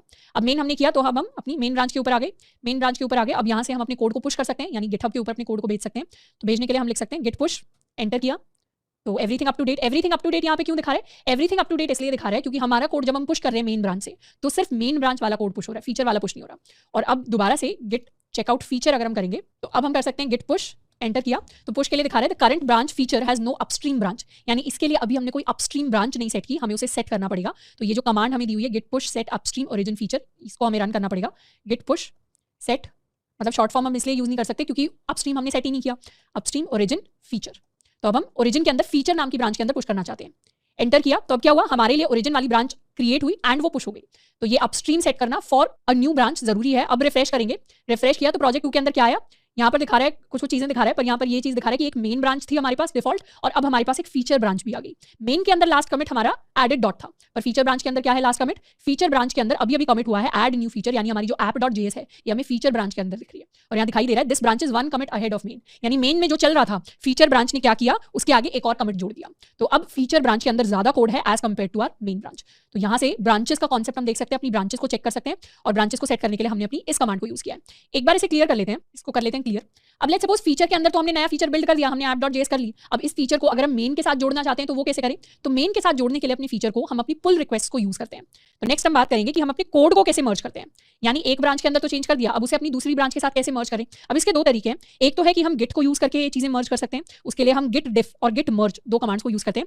गिट डिफ का काम होता है कि अगर हम गिट डिफ और ब्रांच का नाम लिख देते हैं तो ये काम करता है किसी भी 2 ब्रांचेस को कंपेयर करने का, पर जनरली गिट डिफ कमिट्स को भी कंपेयर कर सकता है, फाइल्स को भी कंपेयर कर सकता है, पर हम इसे ब्रांचेस को कंपेयर करने के लिए यूज करेंगे। यानी हम देख सकते हैं कि एक ब्रांच दूसरी ब्रांच से कितनी आगे या कितनी पीछे है। जैसे लेट्स सपोज अभी हम कौन सी ब्रांच पे हैं, अभी हम फीचर ब्रांच पे हैं, मुझे फीचर को मेन के साथ कंपेयर करना है, तो हम लिख सकते हैं गिट डिफ मेन।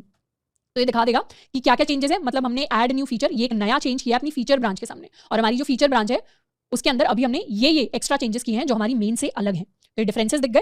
एंड उसके बाद हम लिख सकते हैं गिट मर्ज और अपनी ब्रांच का नाम, दो ब्रांचेस को मर्ज करने के लिए। तो यहाँ पर हम सिंपली लिख सकते हैं गिट मर्ज मेन। तो एक तो ये तरीका है कि हम गिट मर्ज मेन लिख दें अपनी दो ब्रांचेस को मर्ज करने के लिए, और दूसरा तरीका है थोड़ा सा और स्ट्रेट फॉरवर्ड तरीका, using a pull request. Pull request को शॉर्ट में हम पीआर भी कहते हैं। पीआर का काम होता है कोड्स को मर्ज करवाना। तो अगर हम दो ब्रांचेस को मर्ज करना चाहते हैं तो उसके लिए हमारे पास गिटहब क्या करता है, ऑटोमेटिकली ये कंपेयर एंड पुल रिक्वेस्ट का बटन दिखा देगा। जैसे ही हमने किसी ब्रांच के अंदर नया कोड पुश किया, जैसे feature has recent pushes 1 minute ago, तो उसके लिए उसने दिखा दिया कि आप इन पुशेस को पुल रिक्वेस्ट क्रिएट करके मर्ज करना चाहते हो अपनी दूसरी ब्रांच में। तो पुल रिक्वेस्ट की अगर बात करें तो it lets you tell others about changes you have pushed to a branch in a repo on GitHub. यानी पुल रिक्वेस्ट हमें वो एबिलिटी देती है, हमें वो शक्ति देती है कि हम दूसरे लोगों को बता पाएं, अगर प्रोजेक्ट के अंदर बहुत सारे लोग काम कर रहे हैं तो उनको बता पाएं कि हमने कौन कौन से चेंजेस अपनी ब्रांच के अंदर पुश किए हैं। तो इस पर जब हम क्लिक करेंगे कंपेयर एंड पुल रिक्वेस्ट पर, तो इस तरीके का पेज हमें दिखाई देगा, और यहाँ पे क्लियरली पता चल रहा है कि हम एक पुल रिक्वेस्ट स्टार्ट करने की या ओपन करने की कोशिश कर रहे हैं, और उस पुल रिक्वेस्ट में हम क्या चीज मर्ज करने की कोशिश कर रहे हैं, उसमें हम फीचर ब्रांच को मेन ब्रांच के साथ मर्ज करने की कोशिश कर रहे हैं। तो ये एरो क्या कर रहा है, फीचर से मेन की तरफ जा रहा है, तो मतलब फीचर के जो चेंजेस हैं उनको हम मेन के अंदर डालने की, मेन के अंदर मर्ज करने की कोशिश कर रहे हैं। अब इस तरीके से हम अपनी पुल रिक्वेस्ट क्रिएट कर सकते हैं जब भी हम एक ब्रांच के चेंजेस को दूसरी ब्रांच के अंदर मर्ज करना चाह रहे हैं तो, या कहीं भी एक जगह के एक रेपो के चेंजेस को दूसरी रेपो के अंदर मर्ज करना चाह रहे हैं तो जब भी कोड को हम मर्ज करना चाह रहे हैं तो उसके लिए हम अपनी पीआर को क्रिएट करते हैं, और जब भी पुल रिक्वेस्ट को क्रिएट करते हैं हम उसके साथ कुछ इस तरीके से एक मैसेज लिखकर भेजते हैं कि ये जो पीआर है, जो पुल रिक्वेस्ट हम क्रिएट कर रहे हैं, कि हमारा मर्ज करने का रीजन क्या है, आप कौन सा नया कोड ऐड कर रहे हो या क्यों ऐड कर रहे हो। तो उसके लिए यहाँ पर हम लिख सकते हैं कि एडेड अ न्यू फीचर, कि हमने एक नया फीचर ऐड किया है, और साथ के साथ हम अपना कोई कमेंट लिख सकते हैं कि added new features in app.js file. इस तरीके से हमने कुछ लिख दिया डिस्क्रिप्शन के अंदर, और हम एक पुल रिक्वेस्ट को क्रिएट कर सकते हैं। It is always a good practice कि जब भी हम पीआर को क्रिएट करें वहां पर हम कुछ कमेंट लिख कर दें कि इस पीआर को क्रिएट करने के पीछे क्या रीजन है, क्यों हम इसे क्रिएट करना चाहते हैं। क्योंकि जनरली अभी तो क्या है, हम अपना खुद सिंगल अकाउंट चला रहे हैं, एक ही अकाउंट के ऊपर हम ही पीआर क्रिएट करेंगे और हम ही कोड को मर्ज करेंगे। तो जब भी हम इंटर्नशिप कर रहे होंगे या जॉब कर रहे होंगे, या अगर हम बहुत सारे लोगों के साथ प्रोजेक्ट पे काम कर रहे हैं, तो वहां पर कई सारे लोग होंगे, तो वहां पर हर व्यक्ति को बताना पड़ेगा कि वो जो एक नया कोड मर्ज करने की कोशिश कर रहे हैं उसके पीछे क्या रीजन है, ताकि सारे लोगों को समझ में आए कि कोड के अंदर, रेपो के अंदर क्या क्या चेंजेस चल रहे हैं। तो जैसे इस तरीके से हमने क्या किया, कमेंट ऐड कर दिया कि एक कमेंट है इस पुल रिक्वेस्ट के साथ।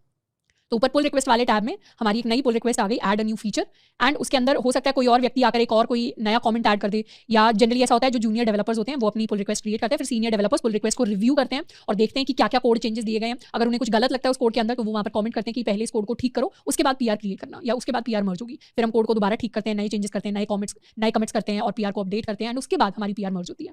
तो इस तरीके से हम चाहें तो और कमेंट्स लिख सकते हैं, हम चाहें तो दूसरों के कमेंट्स हम इसी पैनल के अंदर दिखाई देंगे, और कभी भी हमें अपनी पुल रिक्वेस्ट को देखना है तो हम इस पुल रिक्वेस्ट वाले टैब पर जा सकते हैं।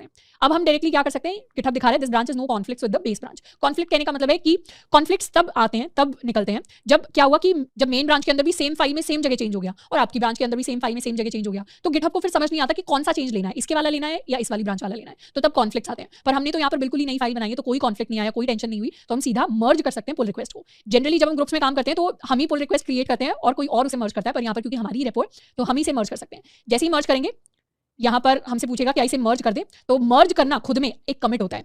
जब भी हम पीआर को मर्ज करते हैं तो ये मर्ज करना भी अपने आप में कमिट होता है। क्यों? क्योंकि यहाँ पर भी एक चेंज हो रहा है, कोड के अंदर कुछ चेंज हो रहा है, अगर नया कोड उसके अंदर मर्ज हो रहा है तो यहाँ पर इस कमिट का नाम हो जाएगा merge pull request 1 from this branch, और यहाँ पर इसका मैसेज आ जाएगा ऐड अ न्यू फीचर, इसको कर देंगे कंफर्म मर्ज, एंड ये क्या हुआ, pull request successfully merged and closed. यानी पुल रिक्वेस्ट ओपन थी, ओपन करने का मतलब अभी वो चीज चल रही है, कंप्लीट नहीं हुई है, पर वो कंप्लीट हो गई एंड वो ऑटोमेटिकली क्लोज हो गई। अब चाहे तो क्लोज होने के बाद हम अपनी फीचर ब्रांच को डिलीट भी कर सकते हैं, क्योंकि फीचर ब्रांच का कोई काम नहीं है। कोड में जाएंगे और इस बार यहाँ पर आ रहा है मेन में देखेंगे तो मेन में अब जो app.js है ऐड न्यू फीचर ये हमें दिखाई दे रही है। लास्ट कमिट क्या आ रहा है, लास्ट कमिट ये वाला कमिट हमारे पास आ रहा है। हम फीचर के अंदर जाएंगे, फीचर के अंदर भी सेम चीजें हमें दिखाई दे रही होंगी, तो फीचर हो गया ये, एंड मेन ब्रांच हमारी ये वाली ब्रांच होगी। अब हम चाहें तो अपनी फीचर ब्रांच को डिलीट भी कर सकते हैं। तो यहां पर तो क्या हुआ, मेन के अंदर app.js आ गई, सारी चीजें आ गई। अब अगर हम अपने लोकल सिस्टम के अंदर जाएं, यानी VS कोड के अंदर जाएं, तो यहां पर एक बार इसे क्लियर कर लेते हैं। हमें पता है कि हमारी app.js कहां पर है, हमारी app.js हमारी फीचर ब्रांच के अंदर है। तो अभी हम फीचर ब्रांच में app.js हमें दिखाई दे रही है। अब लेट्स सपोज हम गिट चेकआउट करते हैं मेन ब्रांच के अंदर। जैसे ही हम मेन ब्रांच के अंदर गिट चेकआउट करेंगे, क्या हो गया, app.js क्रॉस होकर हमें दिखाई दे रही है और यहां से हट गई, लेफ्ट से हट गई। मतलब मेन ब्रांच के अंदर अभी भी app.js आई नहीं है, क्योंकि हमने मर्ज कहां पर किया, हमने मर्ज किया गिटहब के ऊपर, और हम चेंजेस कहां देखना चाह रहे हैं, हम अपने लोकल सिस्टम में चेंजेस देखना चाह रहे हैं। तो गिटहब पर जो चीज हो गई, अब उसे वापस हम अपने लोकल सिस्टम में कैसे लेकर आए, तो वापस उन चेंजेस को लाने के लिए हम अपनी पुल कमांड का यूज करते हैं। तो अब हम सीखने वाले हैं, जैसे हमने पुश किया था, पुश से क्या होता है, लोकल से हम गिटहब के ऊपर जाते हैं, और पुल से क्या होता है, गिटहब से हम लोकल में चेंजेस लेकर आते हैं। तो किसी भी चेंज को पुल करने के लिए, यानी अपने मेन के चेंजेस को पुल करने के लिए हम लिख सकते हैं गिट पुल ओरिजिन मेन, यानी हमारा जो ओरिजिन था वहां से मेन ब्रांच के अंदर के सारे चेंजेस को पुल कर लो। तो जो हमारी पुल कमांड होती है उसका काम होता है to fetch and download content from a remote repository. Remote यानी जो इंटरनेट के ऊपर गिटहब वाली रेपो है वहां से सारे चेंजेस को डाउनलोड करता है और इमीडिएटली अपडेट करता है हमारी लोकल रेपो को टू मैच दैट कंटेंट। तो यहाँ हम कर सकते हैं गिट पुल ओरिजिन मेन, एंटर, और जैसे ही ओरिजिन से हमने चेंजेस फेच किए तो यहाँ आ रहा है एक फाइल चेंज होगी, कौन सी फाइल, app.js। तो अब app.js हमें हमारी मेन ब्रांच के अंदर दिखाई देनी स्टार्ट हो गई है और उसके चेंजेस भी हमें दिखाई देने स्टार्ट हो गए हैं। तो ये तो हो गया बिल्कुल स्ट्रेट फॉरवर्ड चीज कि हमने नई फाइल ऐड कर दी, हमने नए चेंजेस ऐड कर दिए, उनको हमने पुश भी कर लिया, उनको हमने पुल भी कर लिया। पर कई बार हमारे पास कॉन्फ्लिक्ट्स आते हैं, मर्ज कॉन्फ्लिक्ट्स, जिनकी हमने पहले बात की थी। मर्ज कॉन्फ्लिक्ट्स की अगर बात करें तो मर्ज कॉन्फ्लिक्ट कहने का मतलब है an event that takes place when git is unable to automatically resolve differences in code between two commits. यानी हमारी एक ब्रांच है, उसके अंदर हमने सेम फाइल के अंदर एक जगह चेंज कर दिया और दूसरी ब्रांच के अंदर भी उसी सेम फाइल में सेम जगह हमने चेंज कर दिया, तो गिट को समझ नहीं आएगा कि कौन से वाला चेंज लेना है। तो वो क्या हो जाएगा, कॉन्फ्लिक्ट अराइज हो जाएगा। वो मर्ज करने की कोशिश करेगा पर कॉन्फ्लिक्ट आ जाएगा। तो ऐसे कॉन्फ्लिक्ट्स को हमें जाकर सॉल्व करना होता है मैन्युअली। अब अभी तो हमारे पास कई सारी सिंपल सिचुएशन थी, मर्ज कॉन्फ्लिक्ट नहीं आया, तो अब हम ऐसी सिचुएशन क्रिएट करेंगे जिसमें हमारे पास आए मर्ज कॉन्फ्लिक्ट। उसके लिए हम क्या करेंगे, सेम लाइन के अंदर सेम चेंज करेंगे। जैसे हम अभी कहां पर हैं, अभी हम अपनी मेन ब्रांच पर हैं। मेन ब्रांच के अंदर app.js में हम क्या करेंगे, हम लिख देंगे ऐड न्यू फीचर, और फीचर में लेट्स सपोज मेन के अंदर हमने फीचर में एक बटन ऐड किया है, तो हमने बटन ऐड कर दिया। अब इस फीचर को हम ऐड कर लेते हैं और इसे हम कमिट कर लेते हैं, commit minus and add new button. तो हमने एक बटन ऐड कर दिया। अभी वैसे पूरा बटन दिखाया नहीं जा रहा, बट जनरली हम अपना पूरा का पूरा कोड लिख सकते हैं। अब स्टेटस चेक करेंगे तो स्टेटस में क्या दिखा रहा है, मेन ब्रांच दिखा रहा है 1 commit ahead of the remote branch. Main branch को दिखा रहा है कि एक कमिट एक्स्ट्रा आ गया मेन के अंदर। अब यहाँ से चेकआउट कर लेते हैं अपनी फीचर ब्रांच पर। अपनी फीचर ब्रांच में आ जाते हैं, क्लियर कर लेते हैं इसे एंड गिट ब्रांच करते हैं। अभी हम अपनी फीचर ब्रांच में हैं। फीचर ब्रांच में तो app.js में वही दिखा रहा है ऐड न्यू फीचर। अब ऐड न्यू फीचर की जगह हम यहाँ पर ऐड करते हैं फॉर्म। फीचर में हमने एक फॉर्म ऐड कर दिया, तो फीचर वाली ब्रांच फॉर्म ऐड कर रही है, मेन वाली ब्रांच बटन ऐड कर रही है। इसमें गिट कंफ्यूज हो जाएगा कि आपको फॉर्म चाहिए या आपको बटन चाहिए। यहाँ पर हम क्या करेंगे, इस चेंज को भी ऐड कर देंगे, git commit minus m add new form. Enter किया और इसका स्टेटस देख लेते हैं। ये भी अब अपनी जो गिटहब वाली से है उससे एक कमिट आगे आ गई। अब दोनों ब्रांचेस के अंदर हमने चेंज कर दिया, एक फीचर के अंदर कर दिया और एक हमने मेन के अंदर कर दिया। अब गिटहब से पुल रिक्वेस्ट क्रिएट करने की बजाय हम क्या करेंगे, लोकल सिस्टम से अपने कोड को मर्ज करने की कोशिश करेंगे। लोकल सिस्टम से मर्ज करने के लिए सबसे पहले तो आ जाते हैं अपनी मेन ब्रांच में, गिट चेकआउट मेन, या चेकआउट करने से पहले हम लिख देते हैं गिट डिफरेंस मेन। यानी हम अपनी फीचर ब्रांच को कंपेयर कर रहे हैं अपनी मेन ब्रांच के साथ। तो मेन ब्रांच से कंपेयर करने के लिए हमें दिख रहा है कि हमारी मेन ब्रांच के अंदर तो ये वाली लाइन लिखी हुई है ऐड न्यू फीचर बटन, और हमारी के अंदर लिखा हुआ है ऐड न्यू फीचर फॉर्म। तो दोनों के अंदर एक डिफरेंस आ गया। यही डिफरेंस कॉन्फ्लिक्ट लेकर आएगा। कैसे लेकर आएगा, हम सिंपली जा सकते हैं, हम एक बार जाते हैं अपनी मेन के अंदर, गिट चेकआउट मेन के अंदर, और यहाँ पर देख सकते हैं गिट डिफरेंस फीचर। तो मेन ब्रांच क्या कह रही है, मेन ब्रांच कह रही है फीचर ने फॉर्म ऐड कर दिया, पर मुझे तो बटन ऐड करना था। अब हम दोनों को मर्ज करेंगे। तो मर्ज करने की कमांड हमने ऑलरेडी देखी थी। हम लिख सकते हैं गिट मर्ज, और हम कौन सी ब्रांच के साथ मर्ज करना चाहते हैं, हम अपनी फीचर ब्रांच के साथ मर्ज करना चाहते हैं। अभी हम कहाँ पर हैं, हम अपनी मेन ब्रांच पे हैं और हम कर देंगे फीचर के साथ मर्ज, गिट मर्ज फीचर। जैसे ही एंटर करेंगे वैसे क्या हुआ, इस तरीके से क्या हुआ, कॉन्फ्लिक्ट्स आ गए, रिजॉल्व इन मर्ज एडिटर, इस तरीके से हमारे पास कॉन्फ्लिक्ट आ गए। और ये हाईलाइट कर रहा है VS कोड, यहाँ पर दिखा रहा है ऑटो मर्जिंग app.js, वहाँ पर ऑटो मर्ज करने से क्या हुआ, कॉन्फ्लिक्ट आ गया। और अब हमें इस कॉन्फ्लिक्ट को रिजॉल्व करना है यानी सॉल्व करना है। अब VS कोड एक बहुत अच्छा एडिटर है, तो वो आपको काफी सारे ऑप्शंस ऑटोमेटिकली दे देगा। एक्सेप्ट करंट चेंज, यानी हम मेन ब्रांच पर अगर हैं तो हम, मुझे तो मेन ब्रांच वाले ही चेंजेस चाहिए, फीचर वाले इग्नोर कर दो, उसका डायरेक्ट ऑप्शन हमारे पास होता है। एक्सेप्ट इनकमिंग चेंज, यानी फीचर वाले चेंजेस लेने हमें, मेन वाले इग्नोर कर दो, उसका भी डायरेक्ट ऑप्शन होता है। दोनों के ही चेंजेस लो, यानी एक फॉर्म भी ऐड करो, बटन भी ऐड करो, दोनों का भी हमारे पास ऑप्शन होता है। और कंपेयर चेंजेस, तो इस तरीके से VS कोड हमें स्मार्टली काफी सारे ऑप्शन दे देता है। बाकी हम इसे मैनुअली सॉल्व करने की कोशिश करेंगे। ये जो एक्स्ट्रा लाइन ऐड हुई है हम इनको डिलीट कर सकते हैं। जैसे वैसे तो ये दिखा रही है कि अभी करंट चेंज क्या है कि हमने मेन के अंदर बटन ऐड किया, और इनकमिंग चेंज मतलब नया चेंज कहां से आ रहा है, फीचर ब्रांच से हमारा नया चेंज आ रहा है जिसके अंदर फॉर्म ऐड हो रहा है। तो हम क्या करेंगे, मैनुअली ये जो एक्स्ट्रा चीजें इनको हम डिलीट कर देंगे, इसको भी डिलीट कर देते हैं। और हम क्या चाहते हैं, हम चाहते हैं बटन भी ऐड हो और फॉर्म भी ऐड हो। तो इन लाइनों को इस तरीके से हम कर सकते हैं और इसको कर लेते हैं सेव। तो ये क्या हो गया, ये हमने अपने कॉन्फ्लिक्ट को रिजॉल्व कर लिया मैनुअली, कि हमें तो दोनों चेंजेस चाहिए। हम चाहें तो एक चेंज भी रख सकते हैं, इसको फॉर्म को हटा सकते हैं या ऊपर जाके बटन को हटा सकते हैं, कोई भी कोड हटा सकते हैं, तो उससे हमारा एक चेंज आ जाएगा। नहीं तो हम चाहें तो दोनों चेंजेस। और अब अगर स्टेटस चेक करेंगे, गिट स्टेटस, तो गिट स्टेटस में क्या दिखा रहा है, गिट स्टेटस में दिखा रहा है कि ठीक है आपने कॉन्फ्लिक्ट तो रिजॉल्व कर लिया, पर अभी हमारे पास मॉडिफाइड फाइल है कि app.js क्या हो गई है, मॉडिफाई हो गई है। तो इसके चेंजेस को हमें ऐड करना पड़ेगा। तो गिट ऐड कर लेते हैं, स्टेटस चेक करते हैं, ऐड कर लिया, तो अब इसे हमें कमिट करना है।